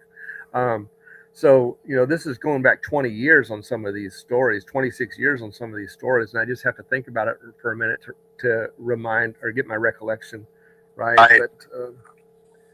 But I'll never tell you the wrong story. I just have to work my way through it and remember what really happened. We appreciate this information, man. Smash that thumbs up. So Adam wants to know what should I expect from Congo and Reaper breeding? He's getting that first big female. Like I said, if you're a breeder yourself, even if it's not Sentinels, you can still contact Lee to get puppies. You can still use Lee for stud services. And now is the golden years to get one, because Lee already told you himself that he has a lot of dogs. So why not say, Lee, though, I want the first pick. Crap.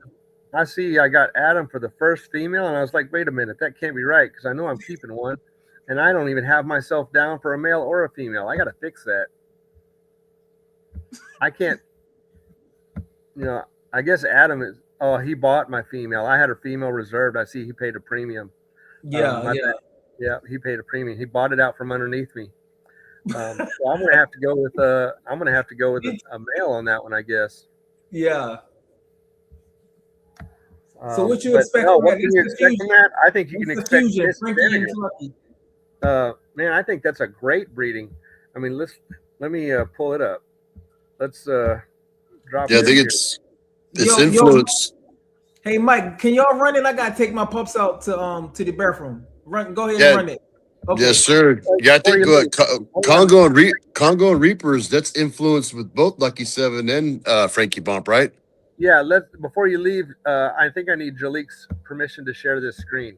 Okay, yeah, go ahead. Share that. So yeah, go ahead. This is the breeding with Congo and I did Congo and Elsa. That's the wrong breeding. Dang it. Let me flip to the right breeding. I can do that without him having to change anything. Oop. Give me just a sec. So we're going to go to Congo and Reaper. And let's go to photos. All right. Can y'all see that now? Yes, sir. All right.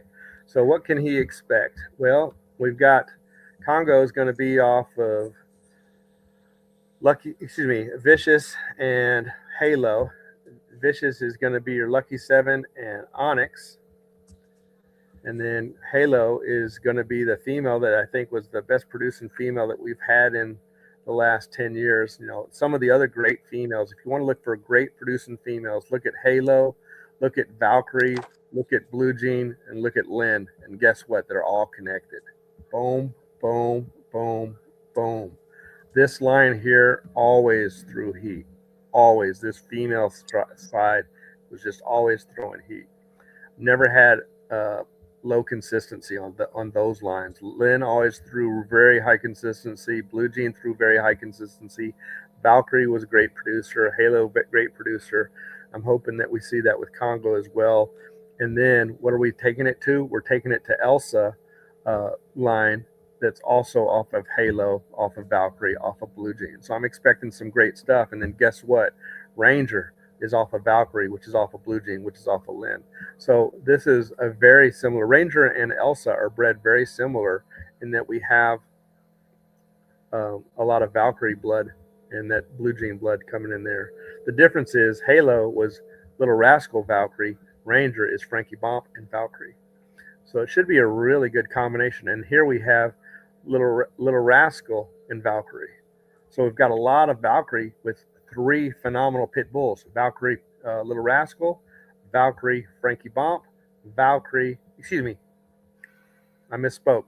Valkyrie Little Rascal, Valkyrie Little Rascal, and then we have Valkyrie and Frankie Bomp. So it should be a really good combination.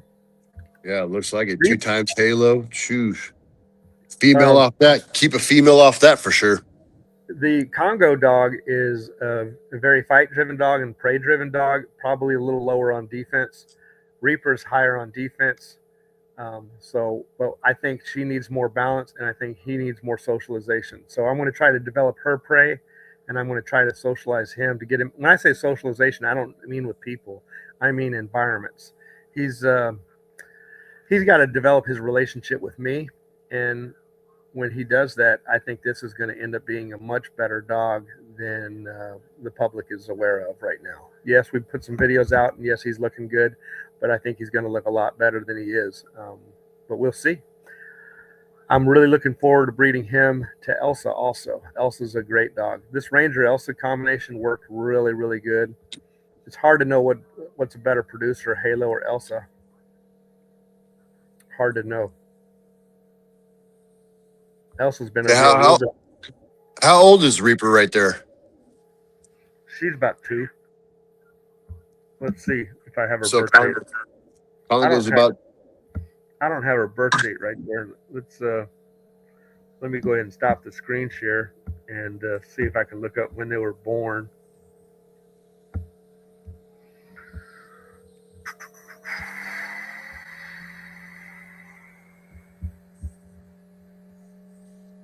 Let me look up Ranger Elsa.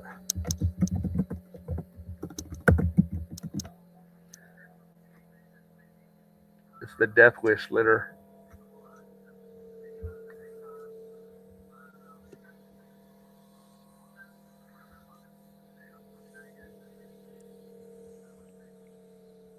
Oh, let me see. What's this? Look at this one. Let me share this screen here. Oh, dang it, I can't do it until Jalik gets back. Oh shoot. That's So all right. you got Congo. What, Congo's about 2 years old also? All right, so they were born, Ranger and Elsa. Reaper was born in September 26th of 23. So 24, 25. So she's 2.5 years old. So they're young, so we could breed them for a long time. That's good. Yeah, that's Reaper. And then Reaper's going to be 2.5 years old. I'd like to breed Congo to Elsa. Let me look at that pedigree. Congo and Elsa. Oh, that's who I just had up. I meant to pull up. I had Congo and Reaper, but I also had Congo and Elsa. Congo and Elsa is going to be pretty interesting. That's 2 So times Halo.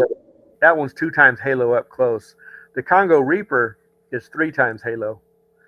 Congo Elsa is 2 times Halo. I think Congo Elsa will just have only a Frankie or only a Lucky 7 influence, correct? And Little Rascal and Captain Skip. Yeah. Just get back to Jalik's Frankie Bomb versus Lucky 7 conversation. Yeah, right. You know, it's hard for me to just think about those 2 dogs because those 2 dogs are more popular to the outside world because our program's gotten more popular and they're both fairly recent. It's recent's what it is. That's what it is. It's recent. You know what I mean? Yep. But if you look at the program, I mean, we've actually used more than 10. I mean, I have on the video that I'm releasing tomorrow, it says something like these 10 pit bulls have been used in our program, but we really have like 11 or 12 that have been used, game bred American Pit Bull Terriers that were used. And even then, if you go back to the earlier dogs, we also had some pit bulls that were not true game bred dogs, but they were still ADBA registered pit bulls like Grit and Lucy. They had some Whopper line influence crossed with some Red Boy stuff. So the Red Boy stuff, of course, would have been the game bred, but the Whopper line stuff was not game bred. That was weight pull stuff. And so if you include those, we've had about 14 or 15 American Pit Bull Terriers that have been in the program.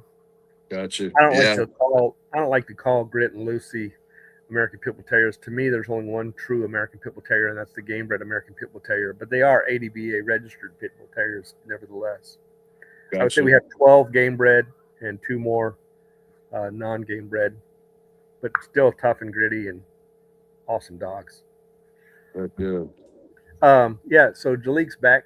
Jalik, let me do another screen share. I want to show these people something here. This is, whoa, I almost clicked on the wrong thing. So I talked about, let's see, this is,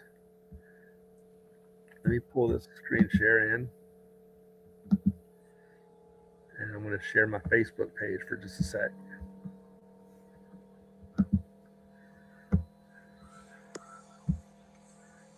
Are you able to add that?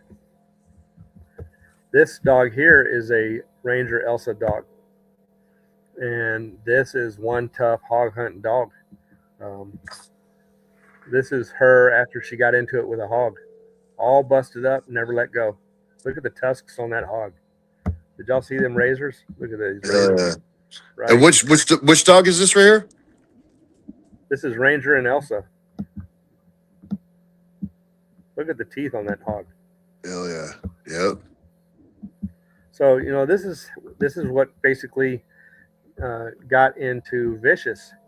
Vicious had a hog like that, and look at the tusk on that sucker. I was trying to pause it at the right time. I can't seem to do it. Look at how, I mean, that's as long as your finger. Yep. So, you know, you have something like that, and you go in hunting. There are people that have been tusked in the leg and had a femoral artery cut. You can't have your dog let go. And while I don't want any dogs killed in the woods, it can happen. And so we had hunted with Little Rascal, and my daughter didn't like it because he got cut. Now he ended up recovering just fine, but we have some photos with him wrapped up in bandages and stuff, and he recovered. But that was my daughter's dog. She's like, "You're not taking my dog hunt anymore." You know. And then Vicious, he got gutted, and he never let go one bit. But if a dog lets go, they can get killed, and the hunter can get killed, because when you let go, they're not holding the dog, and even if they are holding, they can still get killed. In fact, Wrecker's sister was a dog named Yellow, and she was a dog that wasn't very defensive. So a dog that has a lot of experience will tend to learn eventually not to hunt head to head. They should kind of get on the ear and get side to side so they're not in the pocket, because when you're in the pocket in front of that hog, you're getting exposed to those tusks. Cut Sure. vest or not, you're going to get eventually hit in the wrong spot. Sure. And the vest only goes back to about the rib cage. It doesn't really cover the abdomen. So if that hog bucks real good and swings that dog around into a horseshoe, they can get under that and gut that dog. And that's what happened to Vicious. Now, Vicious never let go, but he ended up dying the couple days later of an infection, because even though they took him to the vet and tried to save him, if your intestines are busted, you're going to leak some bacteria into your gut. And no matter how good the antibiotics are from a veterinarian, you're not going to have the same kind of care as a human being in ICU, where they can eliminate all those potential infections. So it ended up costing Vicious his life, but he never let go. And I remember that guy's name in Texas that had Rex. Now, his name was Jason Sowell. I don't know why that could come to me now and it couldn't come to me 30 minutes ago, but it is what it is. He had a dog named Dozer that was off of Preacher Man. He was bred to a pit bull. What pit bull was that? I don't know if it was Wild Thing or not. Yes, it was. So this would have been Vlad's brother. And there was another one named Red Rum. Let me pull up a picture of Red Rum. You want to see Vlad's brother. Do you know who Red Rum is, Jalik? Mm-mm. Jalik, I can't hear you. My fault. I had it on my fault. Yeah, I know. I don't know who Red Rum is. Yeah, I just wanted to do this super chat. Shout out to my man Adam. He said, "I always appreciate your time and knowledge, Lee." Yeah, I appreciate that super. Actually, you my first super chat I ever had. So shout out to you. Shout out to you for the Surge super chat. I never had one before. So yeah, so Adam up there. There you go. All right, so that's Red Rum. That's Vlad's brother. And then they had another brother named Dozer. Well, Dozer had an experience. Little Rascal had this kind of experience also hunting. So Dozer caught a hog, and Jason loaded him. He got stuck in the anus, and he was like, "Oh no, this is a really serious injury." And how he got stuck in the anus, I don't know if Dozer caught the shoulder or something and flipped around or whatever, but he ended up getting stuck in the anus. And Jason dispatched the hog. Dozer never let go, was able to load up the dog, carried him to his truck, and then he had to get his bay dogs. Well, since he got Dozer the catch dog first because he was injured, he was worried, he wasn't worried about the bay dogs. He went back to get the bay dogs. Well, the bay dogs ran off and bayed up another dog, or bayed up another hog. And Jason couldn't leave until he got his dogs loaded up. But since they bayed up a hog, he couldn't get the bay dogs off the hog. The only way to get the bay dogs off the hog was to kill that hog. Well, to kill that hog, he had to release Dozer again. So he released Dozer, who was injured with stuck in his anus, and he went in there and caught that hog. And then after he caught that hog, he dispatched the hog, and he let Dozer chew on the hog's ear and just worked the dead hog's ear while he loaded up the bay dogs. After he loaded up the bay dogs, then he loaded up Dozer, and he was able to take the dog to the vet. Wow. Yeah, and That's I'm going to close. Yep, and so let me remove that one, and I'm going to show you one more photo. Let's see if I can find this one.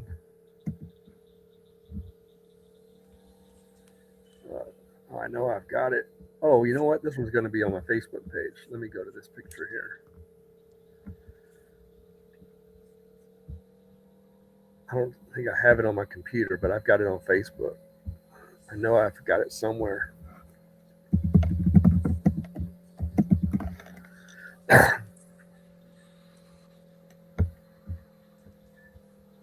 Some of y'all may have seen this photo before. Yeah, here it is. All right, let me share this screen. I'm gonna get to y'all questions. Y'all, I ain't forget about y'all. All right, can y'all see that now? Yeah.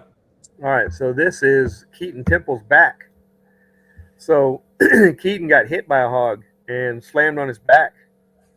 And after Little Rascal was injured, we released Little Rascal, and he went in there and caught that hog, got the hog off of Keaton.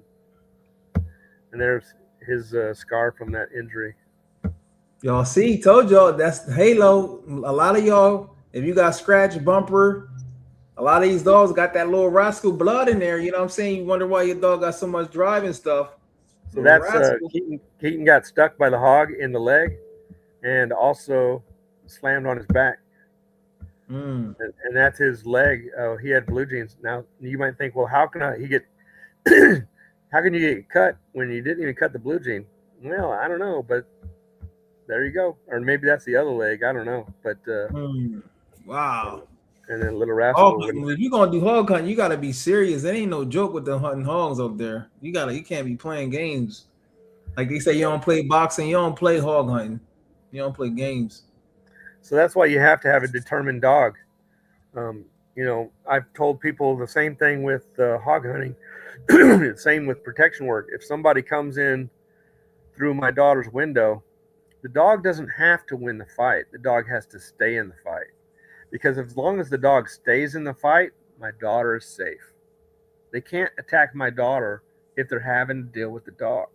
So my daughter can go get help or leave, right? As long as the dog is engaged, my daughter's safe. And so determination is important when in real combat. Huff and puff and bluff is enough when you're dealing with most people. But when you're dealing with somebody with an evil vendetta, you need more than bluff. You need engagement. And if the dog gets put on its back, but it stays engaged, the dog buys you time. And this is why we use the game bred dog in the American Sentinel for hog hunting and for protection work. I have a video where I think it's Rex. He's on a hog's ear, and Keaton climbs all the way down a ravine, and he's in a creek bottom. And Rex is in on a hog, and Rex has been shaking this hog for a while because they're in the woods, and he's down in the creek bottom. And when you're in water and you're on a big pig, when you're shaking that hog's ear, the hog's not moving a whole lot. Well, guess what's happening to the ear? The hog's ear gets torn off right after Keaton gets down the cliff and he's in the water. What does that hog do? It charges Keaton. Splits up. It runs straight at Keaton. Keaton pulls out his pistol, and it's on video. We got it on video.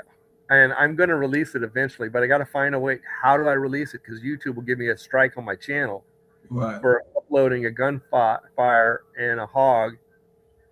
You can shoot a gun on YouTube. That's not a problem. But you can't have dogs catching hogs on.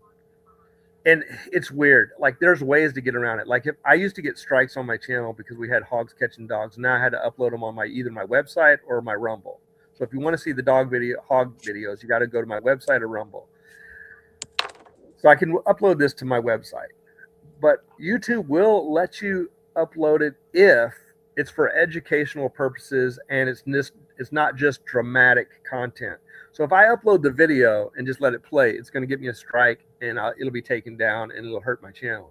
But if I upload it and stop it like every 15 seconds, explain what's going on, let it play for 15 seconds, explain what's going on, and make it educational, then they won't have a problem with it.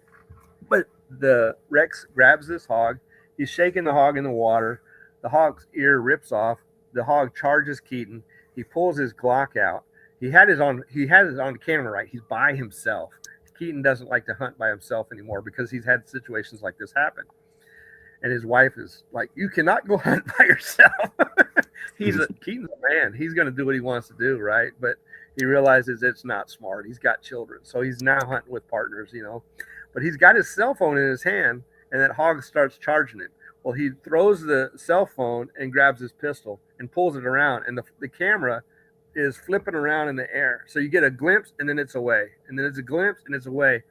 It's on camera where he has the pistol like on the hog's head and fires. Wow. He was that close. Like that's cool. Inches away.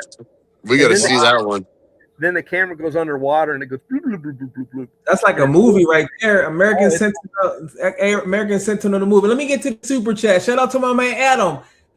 My first two super chats ever came from my man Adam, about to get that Congo and Reaper. He said, my father stopped running APBTs on hogs. He said they were too tough for their own and would always fight in the pocket with no care. They stitch dogs up and send them right back in, zero quitting them. Sounds about right. So Bloodhound is Adam? Yeah, that's Adam. Yeah. Hey, Adam, thank you for your support, buddy. I appreciate it. Yeah. Thank you for supporting Jalik. I appreciate that. Yeah. Adam, I want you to hit me up, send me your address. I'm going to send you a free American Sentinel hat. Yeah, see, there you go, man. See, it's better to give and receive. You see how it just reciprocated just like that. You support me and boom, you're going to get a free hat. Let's get into the next question. Let me make sure I'm silly question, but I like to ask Mr. Robinson, could clone Preacher we do so to cross into his current Bulldog blog? A simple yes or no with suffix, but any elaboration would be great. Would you clone Preacher and add him on? Well, if not Preacher, any other dogs would you clone and add them back? That's a great question. Any dog. You got to do Little Rascal. You gotta clone Rascal. You gotta bring Rascal back, bro. Any dog. Wow, that would be a tough one. And it would be hard for me to live down because you know what the cost is to clone a dog? It's 50 grand. Oh, for real? Wow. Yeah. Now I'm a graduate from the University of Illinois, and they actually clone dogs there. They can clone dogs. There's a place that you can do it, but I actually had a video. Let me do a sneak peek. I'm not gonna make this one public, but I'll show you. I'll give a sneak peek. Let me pull something up here. Y'all got some good questions.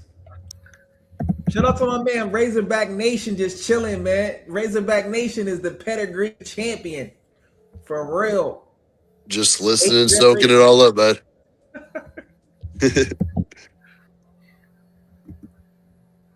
I appreciate y'all in there too. Hopefully y'all smash the thumbs up, subscribe, all that right there.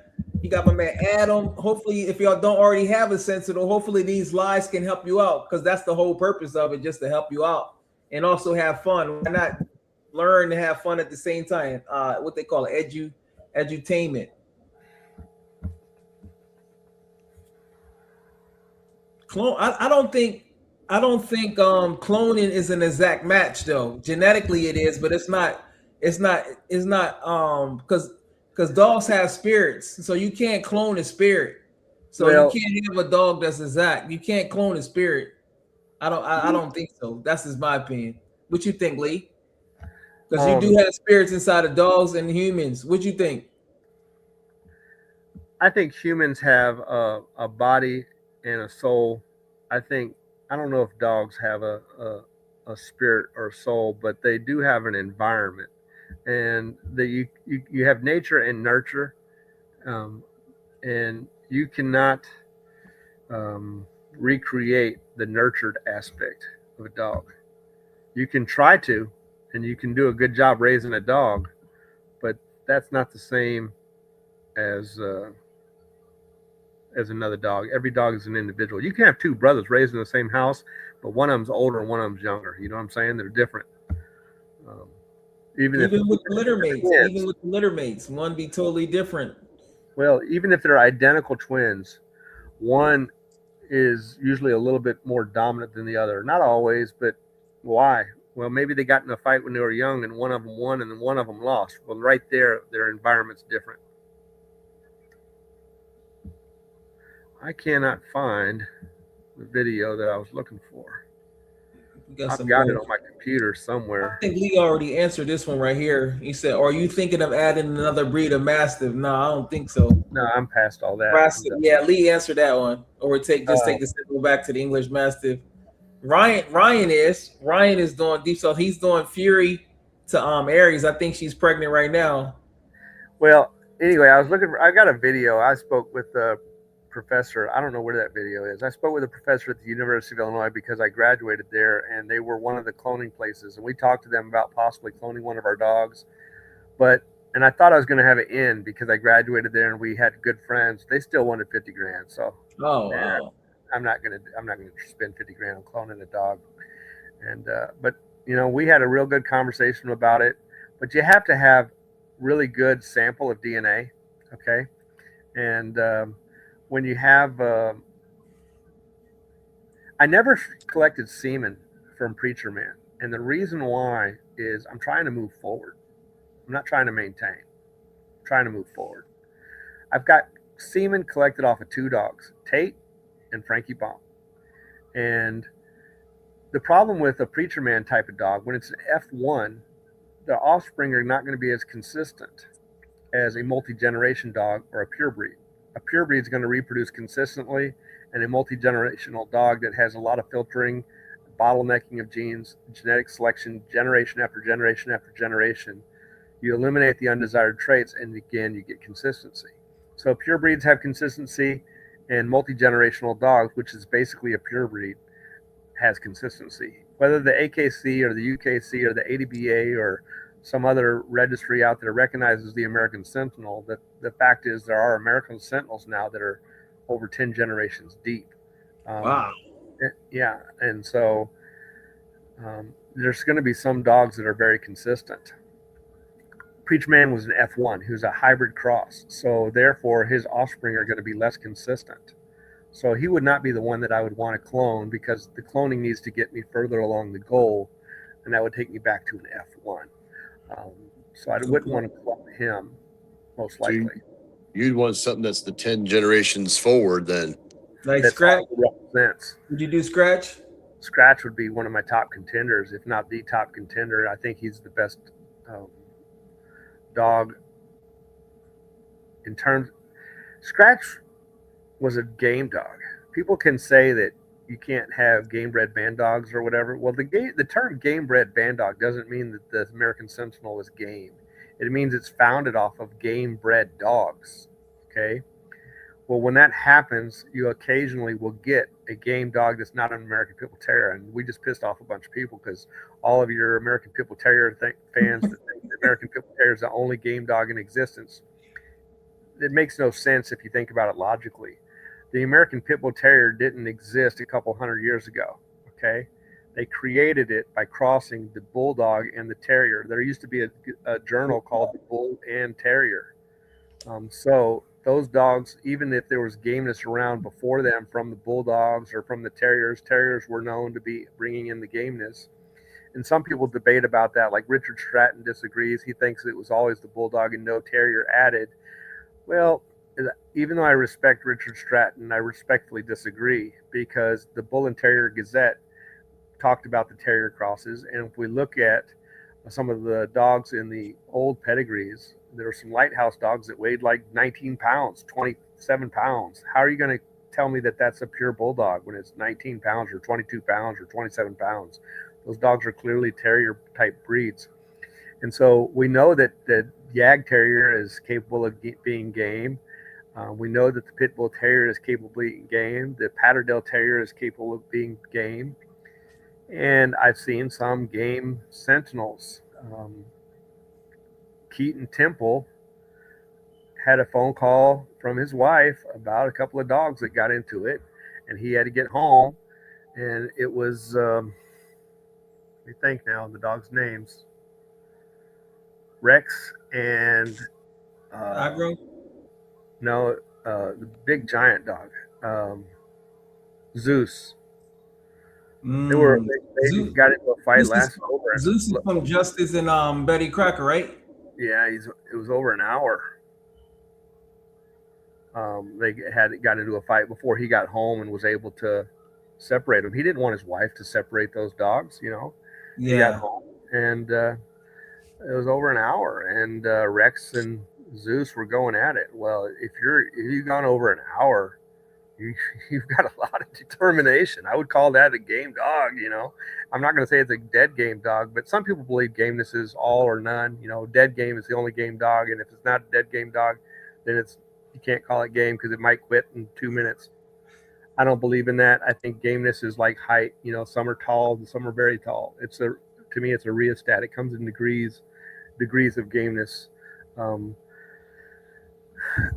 The only people that I know of that believe it's all and none, and not only, that's not true. 95% of the people that believe it's all or none are rookies. You talk to experienced men, and I'm talking about legends of the game, you know, like Pat Patrick, like Gary Hammonds he bred many game dogs. Floyd Boudreaux, you know, these people that Carver, Earl Tudor, there's literally in the ADBA Gazette, there was an article, I think it was in the ADBA Gazette. No, it wasn't the ADBA Gazette. It was the Sporting Dog Journal. In the Sporting Dog Journal, the Sporting Dog Journal was a dog fighting magazine, and they literally had an article about degrees of gameness in that journal. Okay, well, degrees of gameness, just like a thermometer. There's degrees, that means there's levels, right? So to go a certain amount of time, you have to experience heat, you have to experience pain, you have to experience a lack of oxygen because you're hyperventilating and wore out, you know, you're just running out of oxygen, but they're scratching on the ground.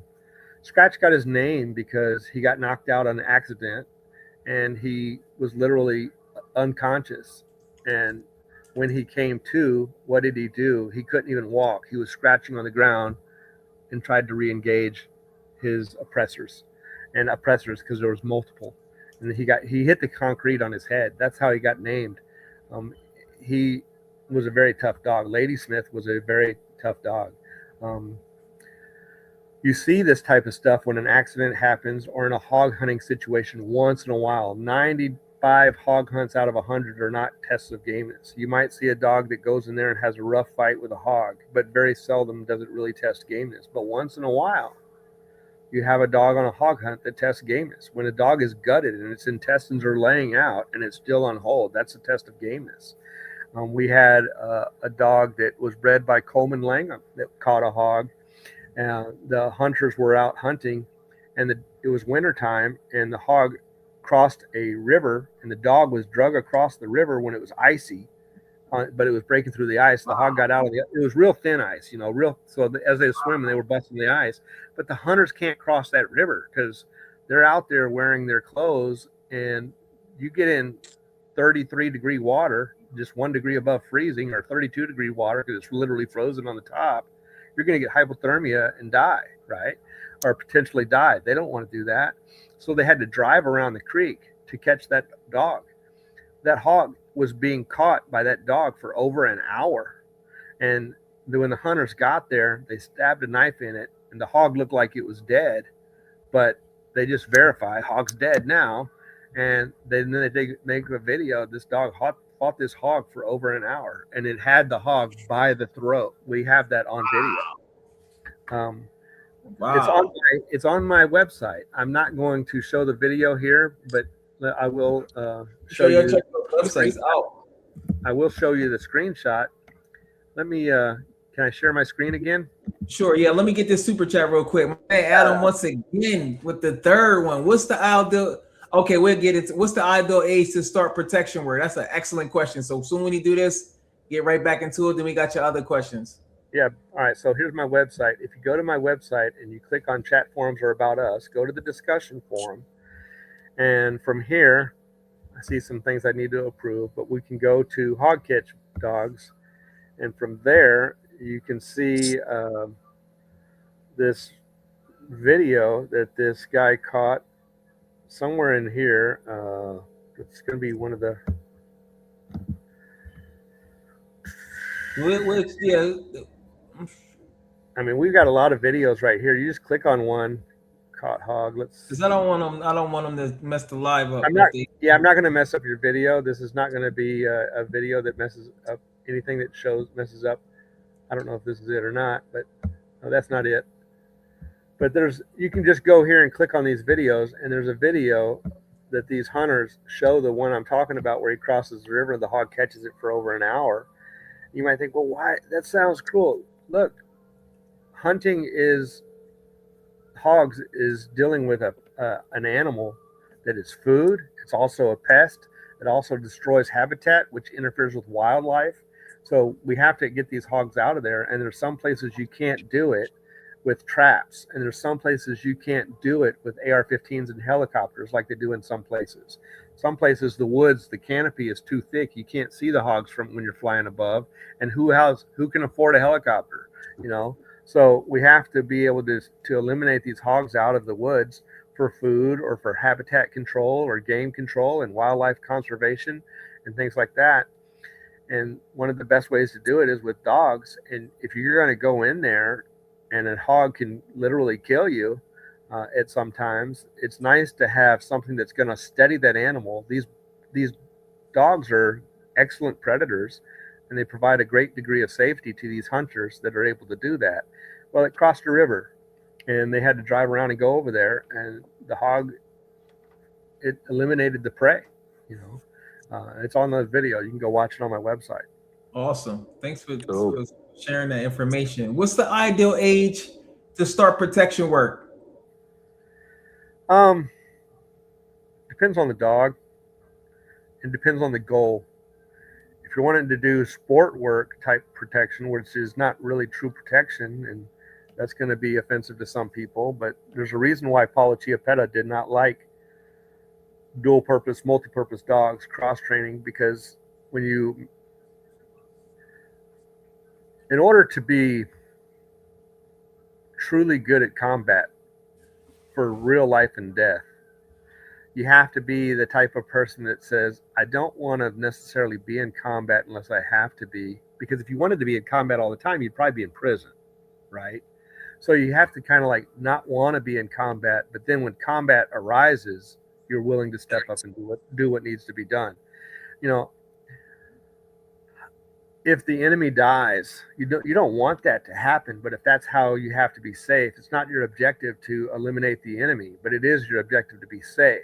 And if you have to throw a serious punch, one of my favorite videos is this guy named Clint, and he's from Thunder Ranch. It's a training video, and he tells people that if you had to shoot the guy in the back to be safe, because he was down on the ground bleeding to death, but he was reaching towards his pistol, and he's going to turn around after he grabs his pistol, you got to shoot him in the back. And the lawyer says, well, why did you shoot him in the back? Because I was scared for my life. That's why. Makes sense. I'm not trying to eliminate his existence. I'm trying to make sure my existence continues. Why'd you shoot him in the face? I was scared for my life. So it varies based on what you're gonna do. Sport. That's a good sport or real protection. Yeah, and so I'm sorry. Go. I was gonna say, in real protection, you know, people in sport, they always want the deepest bite. They want the calm, controlled bite. When have you ever in your life seen an animal in nature fight a serious fight, calm and controlled? The goal is to eliminate the fight. You know, it's nice when you're in prey drive or predatory mode to get a deeper bite, get in the trachea, get in the throat, and kill the target. But in defense, the goal is to eliminate the fight. And if to eliminate the fight, you have to punch. This is one of the things I agree with Brandon Edmonds on. And you know, he says a dog that's pulling a lot of times will pull to take its opponent to the ground, and then after it gets the opponent to the ground, then it'll push. And I think that there's some truth to that. I'm not going to say that's true for all situations, but there's some truth to that. Now, if you did that in sport, you'd be DQ'd. You know, Schutzen used to be a real breed suitability test that required some civil response. Canine Pro Sports actually had civil agitation as part of its trial, not just bite and apprehension, but also prevention. What protections? You name another sport out there besides Canine Pro Sports that had a protective situation without an engagement. I can't think of any. Canines Pro Sports, you had multi-tier. You had to do the sins, but you also had to have civil agitation with no equipment, where the dog would just key on command when the man's walking in. Because if somebody walks to you very calmly, walks to your wife or your child and says, give me your wallet or I'm going to beat your ass. Or I'm going to kill you. You know, if somebody says that, or I'm on a line, if somebody says something like that to you, are you supposed to wait till they punch you and start beating you up? Or are you supposed to go ahead and take action to preserve yourself because you're scared for your life? Facts. Right. So, you know, having a dog that will key on command is important for self-preservation. For sure. So, Lee. Hey, Jalik, real quick, but hey, I got to use the bathroom and I got to go, but my phone's going to die. I got to get my dogs. Razorback, I appreciate you, bro. Yeah, I appreciate you guys. Lee, good seeing you, bud. Much love and respect. Super fan I am, bro. I'm on. I really do like Vader, especially. He's a very nice dog. I would love to see him excel, and I'd like to learn more about Dixie. I don't know a whole lot about Dixie. I know that Vader's bred very well. What's his mother's name? It's not Luna, is it? It is Luna, yeah. Yeah, so Slam and Luna. Yeah, and Luna was Scratch's sister, correct? Yeah. Also, yeah. So that should be, boy, Vader's bred really well. I'd like to see a lot more of him. Maybe you gotta come to Mississippi next time. You gotta come next time. Yeah, Yeah, invite me, Lee. I'll come out there, bud. That Yeah, sounds great. Yeah, I'd really like to see him. You know, we got with him being off of Slam and Luna. I would like to see him. I'm really liking my dog off of Slam and Elsa, but that's the dog I have named Rip. He's kind of young. He's looking really good. But I'd also really like to see your boy. Maybe we'll end up using him if he did you get his hips x-rayed already? No, I did go to the vet and I talked to my vet about it. My vet doesn't do it. I guess only certain vets do because of the registration and I guess only Well, you don't need certain. the OFA. I'm not worried about OFA. Oh, okay. I don't need OFA or pin hip. I just need an x-ray. Oh yeah, I could get that then. Yeah, I was there the other day and he said, yeah, I don't do that and only select vets do and blah blah blah blah. He's all, you better go research it, this and that. But yeah, I'll get you that then. Yeah, no problem. Yeah, the OFA and the pin hip, that's like a breeder's advertising thing where they advertise. I'm not worried about the advertising. I'm interested in looking at the hips and see if there's a problem. We're trying to breed better dogs. We're not trying to breed commercials. Gotcha. Okay. Yeah, no problem. I get that from my local vet then. Yeah. Yeah. Yep. Yes, sir. Yeah. Just invite me next time. I'll come out and I'll get the x-rays for those hips and yes, sir. Yep. Yeah. It's an honor. Man. I appreciate you, man. Yeah. I appreciate you guys, man. Thanks for letting me be on. Have a good night and I'll see you guys later, man. Take it easy. All right, take care. Okay. You too, sir. Okay, bye. Take it easy. So Lee, Bye. they say got time for a few more. He said this might sound silly, but I'm wondering, could it be possible to breed a sentinel with so much drive that they would be too dangerous? Chewy. That's Chewy. She got so much drive. So the more drive, the better handling skills you got. Basically, it goes hand in hand. Like if you got to be able to handle it. So if you're handling, yeah, I can hear you. Yeah, Chewy's like that. She's going to be too much for most people. You know, she's perfect for me. I live in the country. I don't take her, a lot of places. She's comfortable going places, but I'd have to watch her. She's going to tag somebody. She's no joke. That breeding gonna be crazy right there, bro. All right, look, Chewy's on the floor right now, 2 feet, 3 feet away from me.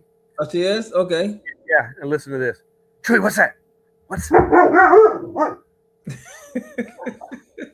She was asleep, Brennan. Woke up. Boom, ready to hit it. Good girl. Come here. Yeah, so that's the answer to your question. You got to have nice handling skills. I've had an APPD that I've purchased from overseas, and the dogs had an over-the-top drive. Love people, but will hit anything else that moved. Too scared to get trained to protect because the drive was a lot. Yeah. Hey, let me ask you to do me a favor. Knock on your desk. See if it makes Chewy bark. You hear? Can you hear it? Yeah, I just heard her. She alert, boy. That's the lady sniff. Those. You might have another death wish with that ranger and that litter right there. She's going to the door.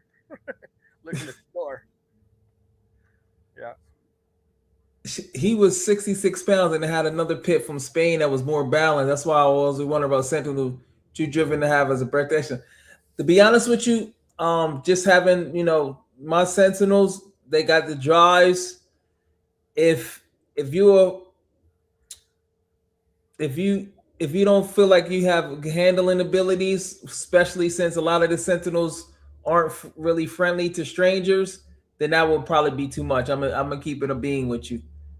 Would you say that, Lee? That are calmer. In fact, a Unless lot of some that's calmer, but some of them is not gonna be like that. Yeah, we try to match them up with the people. See, yeah, a lot of our less intense dogs, we actually will sell them at a discount to hog hunters, because 9 times out of 10, even the lesser dogs, when they're stimulated in the right environment, their prey drive is going to come through the roof. But to really excel in protection work and to really excel in protection work and obedience, I like a high prey driven dog. And you would think that those have to have the hog hunting dogs. You would think to have a lot of prey drive as well, but almost all the dogs have enough prey drive for that, because once they get triggered by that natural stimulus, remember, hog is a natural prey item. A human is not. So You can a lot of times get a great hog dog out of a lower tier Sentinel, and we try to keep the apex dogs for breeding purposes or for protection purposes. Gotcha. Adam, once again, he said, what was the biggest what if you ever produced that you weren't able to see its true potential? Oh, that's a great question right there. What dog was the biggest? You already mentioned Bandit. You already mentioned Bandits about she had great potential, but you didn't see too far because she passed away too young.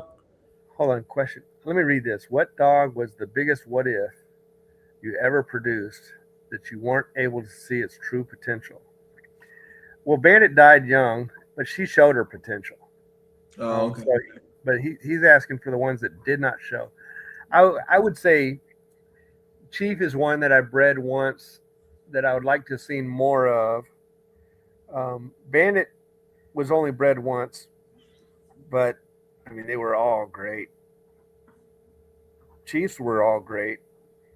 I'd love to have Chief back. I don't know if that's what he's talking about. Annie Oakley was a dog I wish I'd have kept. Maybe that's what he means. So I don't know if you know who Annie Oakley is or not. Heard of her. I just don't know her. I don't know. She was off of Preacher Man and Lynn. Mm. And, I'll show you a picture of her.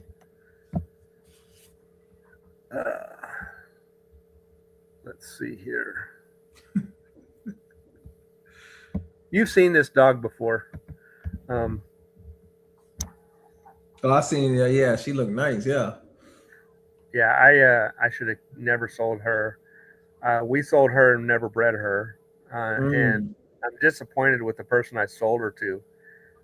Sometimes you have customers that just are not good handlers, and they don't manage their property, and then they blame the dog for their own lack of responsibility. So the dog was left loose in the yard all the time, and with nothing to do, she would chew on the wires on his trailer. He got pissed off, and this is a guy in Texas. I don't even know his name anymore, but he pissed me off. I found out he ended up shooting the dog because she pulled the wires off his trailer twice. And I was like, wow, just keep the freaking, I wish I had her back. That was a great dog. Wow. I was so pissed. I wish I knew his name. But Adam said, y'all got my dogos. You got my dogo running around the house looking for the noise. Leon, shout out to Leon. He said, don't water them down for. He said, don't water the Sentinels down for people who want to turn them into golden retrievers with the look of a Sentinel that has the guarding reputation. Yep, I've told y'all about a few of the stories that I absolutely hate today. But when you ask me a question like, what was one of the greatest what ifs, or could have been, what it should have been, you think of those situations where you knew the dog was great and the person that had it just failed. That's just shooting a dog because it chewed the wires off your trailer twice. What kind of idiot does something like that? Just secure the dog properly. It's just completely stupid. Right. We had a guy call us up a week ago that said, I'm a real bulldog. Could barely, and he goes on and could barely even speak a sentence coherently. I just knew right off the bat, these are types of people that I don't want to do business with. When I had another guy that couldn't figure out how to make a payment and spent 10 minutes trying to worry about whether or not I was going to send him his dog, I was like, you need to just buy a dog locally. Don't do business halfway across the country if you're worried about that, or drive here and pick up your dog by your own two hands. Don't worry about, I'm not trying to peddle dogs. I'm trying to build a family of people that works on a family of dogs that can share common goals. And you need to be trustworthy, responsible, competent people. And if there's a concern that that's not going to be applicable, then don't do business with them as a buyer or a seller. Right. B, shout out to B. Shout out to everybody that's participating. We got 2 more questions and we're going to call it a night. He said, I love my this is his thing. I love my Sentinel, but I regret not buying Delilah and Lava Girl when they were available. This sounds like somebody that go back deep on that one. Yeah, Lava Girl was a long time ago. This person, no. They got They know their pets. If I remember correctly, Lava Girl was sired by Boss. Who did I breed Boss to make Lava Girl? I think I bred it. B know they Sentinel. They go way back, Lee. They must have known you way back. No, Lava Girl was off of Wrecker and Wonder Girl. That's who she was off of, if I remember correctly. Delilah was a tank and lightning fast feet and mouth. Yeah, Delilah was a good dog. Boston Bandit. I don't think so. I think Lava Girl was Wrecker Wonder Girl. Because if it was Boston Bandit, that would make it Wrecker's sister. I don't think that's correct. No, that can't be right because Wrecker's sister was yellow. Yeah, it was Reaper, Boss, and Jackson. Those were litter mates. That's right. And then Boss was bred to Bandit to make Wrecker. And Boss was bred to none of it to make Wrecker. Yeah, I'm sorry. Boss was, yeah, that's right. Boss was bred to, hold on. Boss and none of it was Wrecker. Boss was never bred to Bandit. Chief was bred to Bandit to make Boss. Yeah, to make Boss, and then Boss was Preacher Man and Gator. That's why you bred to none of it, which was off of Preacher and Gator. That was like 4 times Captain Skip reading right there. That's right. Shark Boy a little hurting. Just to confirm my memory, to make sure I'm not messed up, I'm going to see if I can find the answer to that question. I'm going to look on my Facebook page and search for Lava Girl. Ryan, you know your stuff. Man. You got to join us. You got to join us one time. You know your stuff. Like, you know what I'm saying? I'm going to start having it more. Like I say, as I go more live, I'm going to be opening it up so y'all can just hop on. It's up to y'all. Y'all don't have to show your face. You can just block the camera. You can just use your voice. You don't have to show your face on camera. Yeah, we would love to have you up here because y'all know y'all stuff. And like I said, I'm a student of the game, so I like to learn. All right, so Lava Girl, I didn't have her on my Facebook. That was, remember Facebook, what was before MySpace? I mean, that was back in MySpace time. I don't know, or whatever it is. I think so. That's a solid question right there, Lee. He said you only got semen from Frankie Bomp and Tate. What made you keep Tate semen? All right, so Lava Girl was Boston Gator. I found her pedigree. She was Boston Gator. So Boss. Yeah, so that was Wrecker's sister? No, yeah, Wrecker's sister. Boss and Gator. Yeah, they had siblings. No. Yeah, no, hold on. That will be his sister because they got the same name. Yeah, that's not right. So it was Wrecker's half sister. I don't know if that's. I don't think that's right. Even though I've got it on a pedigree, I don't think that's right. I don't remember breeding Boston Gator. I remember seeing on your Facebook you done Record of Wonder Girl. Wonder Girl, that's Wonder Girl. Yeah, I bred Record of Wonder Girl. Wonder Girl, that's Lucky mate. That's Lucky Seven's litter mate sister. That's how you make Komodo, right? So I remember seeing that breeding somewhere. I don't know what the litters was. Maybe this was a breeding that I was gonna do. Maybe I did it. I don't know, because we sold Boss. Boss was sold to a guy named Mike, and maybe I did that breeding, and I just can't remember it. Let me ask him, how does he remember that? He said he started following you in almost 20 years ago, in late 2007, on the forum. Well, I may be thinking of another dog, because I remember a buckskin dog that had white on its chest, and she was absolutely beautiful. And I'm curious if that's the dog he's talking about, or if that dog that I'm thinking of was off of Wrecker and Wonder Girl. Shark Boy. No, you know what? He may be right. He said, did he say Lava Girl? Yeah, he mentioned Lava Girl. Yeah. Lava Girl? Yeah. Okay. So yeah, it was Shark Boy and Lava Girl. So yeah, I'm thinking of a different dog. I can't remember The dog I'm thinking of was a buckskin dog. It was a female, and she had white on her chest. So I'm thinking of a different dog. My apologies, Brian. I'm too many dogs over too many years. Interesting. So what made you keep Tate Seaman and Frankie Bumps? Well, he mentioned mainly Frankie that right, All right, there. well, What yeah. made Tate preserve his semen and placenta? Good question. So the reason why I kept semen on him was we were kind of growing at the time. I was a young man. I didn't have the financial stability back as a young man, starting a family, buying property, building an expansion of our property, and buying tractors and vehicles and growing a family and all that. You know, I'm 56 years old now, but back then, 20 years ago, I was 36 years old. So I didn't have the financial stability that I have now. Buying a house and property and all that stuff.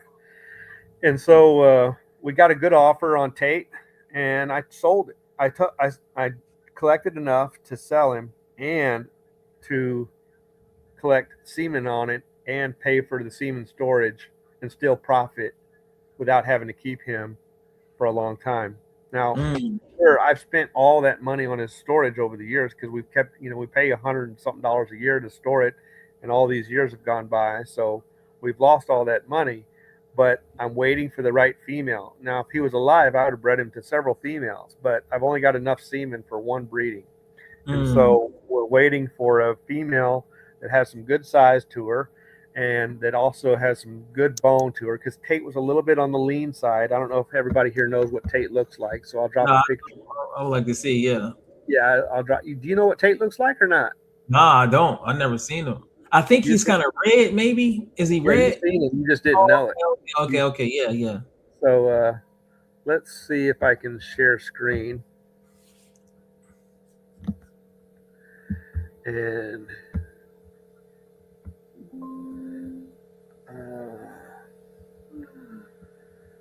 let's see here.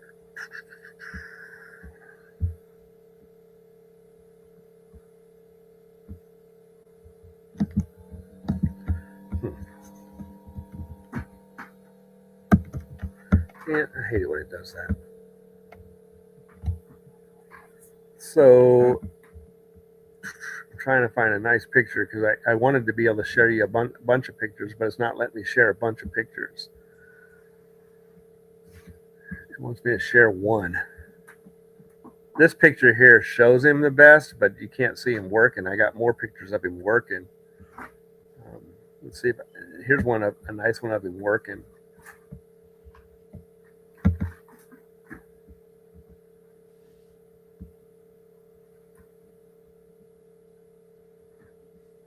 Okay. Yeah. You look solid. He was, a little bit lighter on the bone. Beautiful animal. What's his pedigree? He's off of Levi or Leviathan, bred back to Torah. Oh, okay. Torah or Terra. He was off of Torah. He was off of Torah. Lynn was off of Terra. He was off of Torah. Terra and Torah were not litter mates. They were Terra and Torah were litter mates. They were both off of Grit and Asia, Mitosa Inu. And Lynn was off of Terra and Tate was off of Torah. And so we bred him to Levi, we bred Torah to Levi, and that's what Tate came from. He was red nose, a little bit lighter on the bone, but really good intensity, good speed, good determination. I really liked him a lot, but I would breed him to a dog that's a little bit heavier on the bone because he's a little light on the bone. I would want a dog that's also proven producer. So it's going to be a good mother that raises puppies. I'm not going to breed it to like Valkyrie that laid on the dogs, even though she was big. Not going to breed it to Onyx, who sometimes lays on the dog because she's big. I've spent thousands and thousands of dollars collecting him and having it semen frozen, and I'm going to spend another $1,000 when we do the breeding. So right when the breeding is done, I'm going to have $4,000 in that breeding, if I get one puppy. And if I get, so I don't want one puppy. I want, 10 puppies or 8 puppies, right? So a dog that would be a good one to breed him with might turn out to be Bullet, the new Bullet. She's got good bone. She's got good muscle mass. She's not going to be real big, but I've never bred Bullet before because she's young. She's only like 10 months old. We got to wait and see if she's going to prove worthy. And then if she does prove worthy, we're going to have to get her hips x-rayed. Her working ability is solid. I don't know if Aiden told you about her, but she's the only dog that we worked the other day that we accidentally didn't record. And we did sins the very first time on the suit. Her first time out, she did sins on the suit. Only like 10 months. I think. Yeah, and I don't know. We thought we were recording, but I guess we double tapped the button because it was on a tripod, and we didn't record it. But she's a beautiful animal. She's really well bred. She's double bred on Frankie. No, hold on. She's off of. That's not right. Slam and Nova. She's off of Slam and Nova. So she's got Frankie on the bottom side, level 7 on the top side. Yeah. Yep. And but her performance is going to be there. I've seen her display determination. We're going to have to check her hips when she's a little older. She's too young to do that. And then if all that checks the boxes, then we will also breed her. And then if she raises a good litter of puppies and has a nice, healthy litter, then maybe we'll breed her to Tate. Another dog that I thought about breeding to Tate. I thought about Biscuit, but I think I'm not going to do Biscuit. But she's got good size to her. Who else out there? Oh, Trinity. I think Trinity would be a good one with Tate.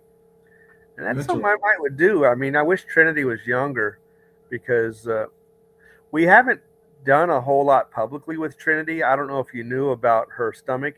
What did she have done? Oh, she raised a litter and she ate a bunch of wood chips. And we didn't know she ate a bunch of wood chips because she was also eating her food and her body mass was good. She weaned the litter. And she was really skinny. And I thought it was just because she was nursing so well because was producing a lot of milk. And then after we got her off the pups, she gained her weight back. And I was like, well, it was kind of hard for her to gain her weight back, but she gained her weight back. 3 or 4 months goes by and she stops eating. We didn't know what was going on. She just stopped eating or would eat very little and was having some problems with her digestion. We didn't know what was going on. So we did surgery and they did exploratory surgery and turned out she had a wad of wood chips that she had consumed from grooming the puppies to keep them warm. Oh. And, I say chips, and that's not true. It's like shavings, those little pine shavings. Right. She had a massive, the size of a softball in her gut. Wow. Wood shavings and whatnot. And they were like half digested. And you can't digest wood, but the bacteria was eventually trying to break it down. Termites can digest wood, but dogs don't digest wood. So the bacteria eventually tried to break it down, but it just turned into this mass. They removed it. And so we didn't breed her for, a year and a half or whatever.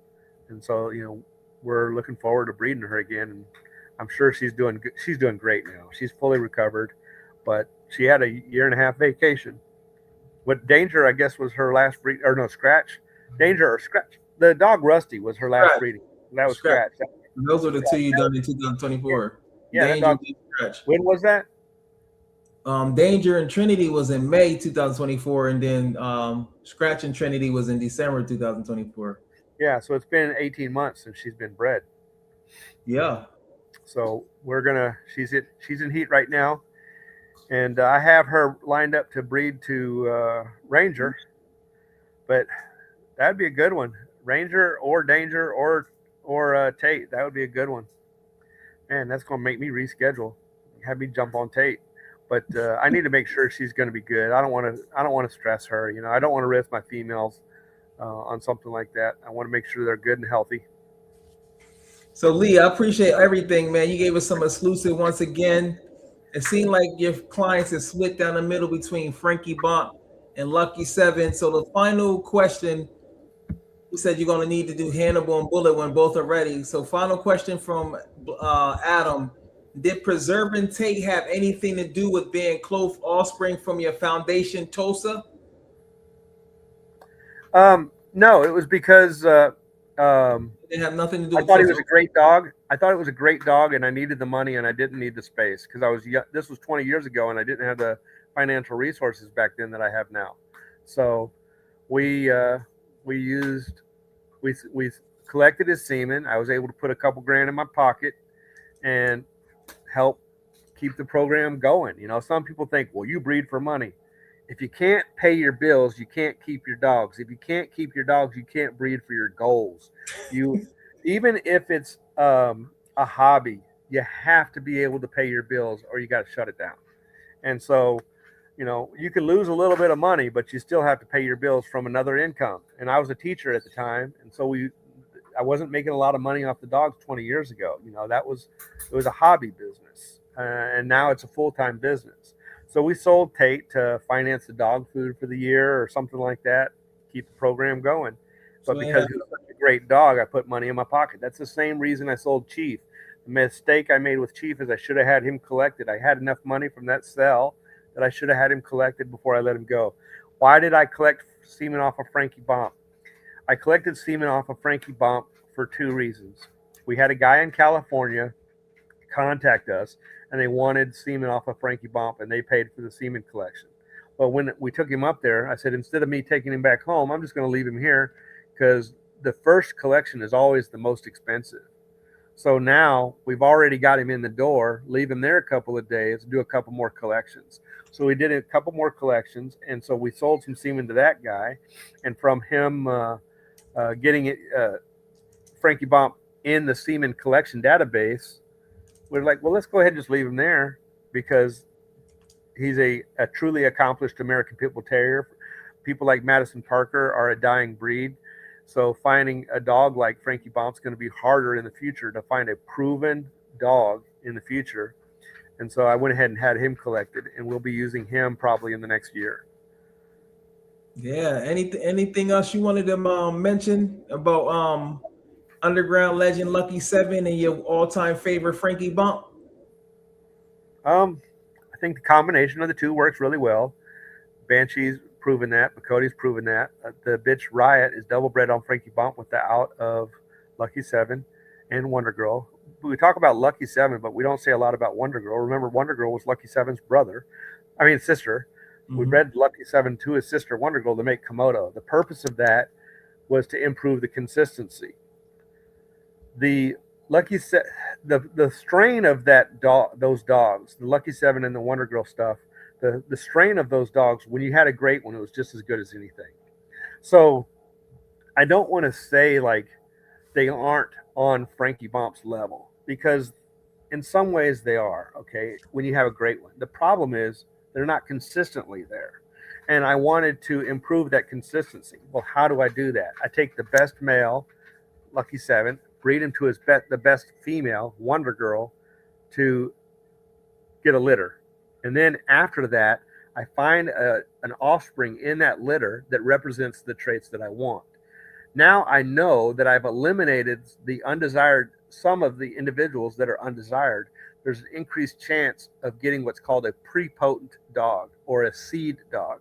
And that's what I wanted to do with Komodo. And so in my opinion, Komodo should have been able to produce equal to Lucky 7, but more consistently.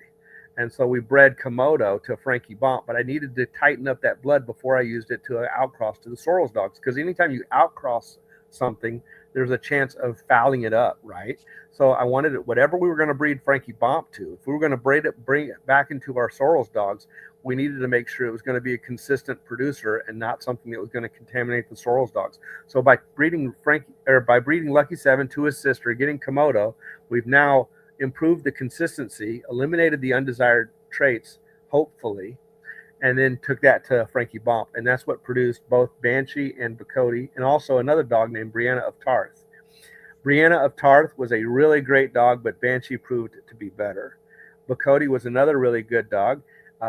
Is she on Banshee's level? I don't know, but she's certainly a really good dog. And we bred her back to her father, Frankie Bomp. Not to her father. I misspoke. We bred her back to her half brother, Boomer, and Boomer's off of Frankie Bomp and Rosebud, and that's what made my dog Robinson's Riot. So Banshee and Riot are the only two that we have still today off of that Lucky 7 and Wonder Glow combo. So, like I said, when you get a great one, it's just as good as the other stuff. It's the consistency that we wanted to improve. I don't know anybody that's ever gotten a dog off of Frankie Bomp that hasn't been happy. I mean, those dogs are just, they working.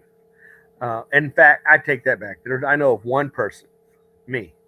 I bred Frankie Bomp back to, I bred Frankie Bomp to Suki to get Black Betty. That Black Betty was a nice dog, great dog. I bred Frankie Bomp back to Black Betty, a father-daughter breeding. And I also did that with Banshee. I misspoke.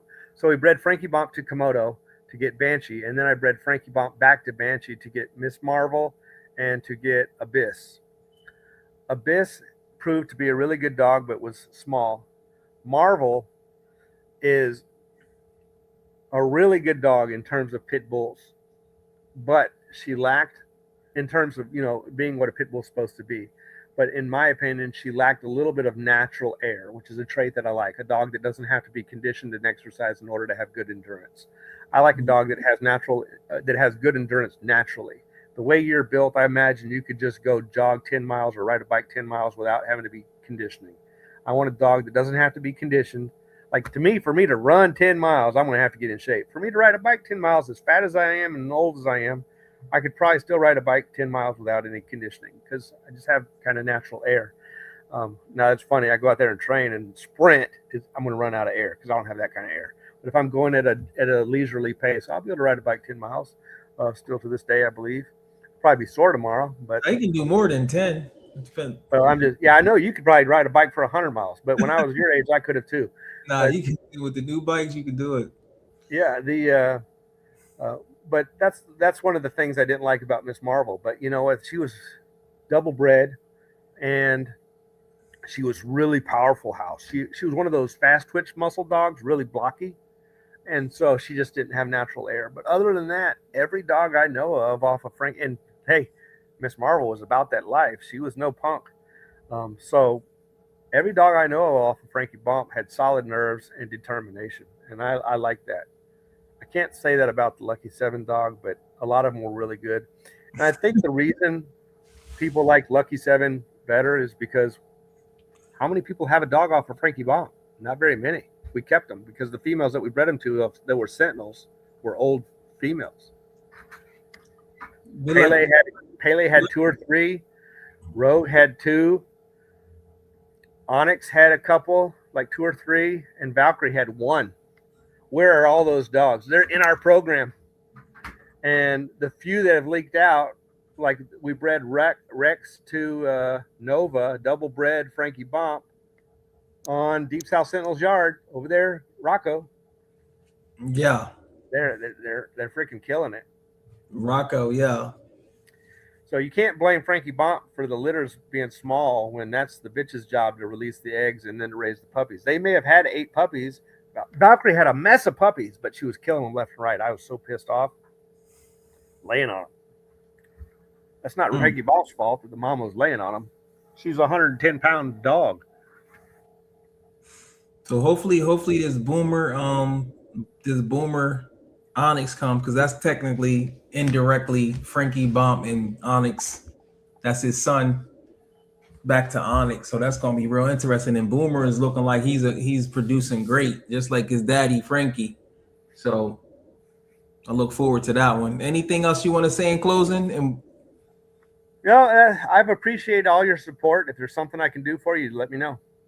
Yeah, I appreciate you, Lee, man. Thank you, and you have a blessed night. Take it easy, Lee. Bye-bye. Once again, y'all, I appreciate y'all from coming on. Lee Robinson. Hopefully he gave you some information with Frankie Bomp and Lucky 7. That video was exclusive. That's his video. He's going to put that out tomorrow where he breaks down more of the Frankie and the Sorrells lines as far as Redboy, Jacko, or Lucky 7. And we're gonna have to call it a tie. Because Lucky 7 is like, you know, Frankie is Lee's favorite, but his clients, which is us, we still like Lucky as well. And I like Frankie too, but I just don't have no Frankie blood. So we're going to call this a tie. We're going to call this an empate.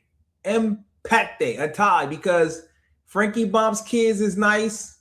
Frankie Bomp's grandkids, Lucky 7 grandkids is there. I mean, both of my girl Chakra, her granddaddy is Lucky 7. Jaguar don't got none blood, but yeah, I appreciate y'all, man. And once again, shout out to my man Adam. My first 4 super chats come from Adam. And Adam, don't forget to contact Lee because he got a hat for you. Don't forget to reach out to Lee. And like I said, we'll be back. We'll be back this week with some more stuff right there. And I'm gonna try to have it where y'all can join me. If y'all want to talk dogs, we can get it in. And once again, I appreciate y'all. Peace.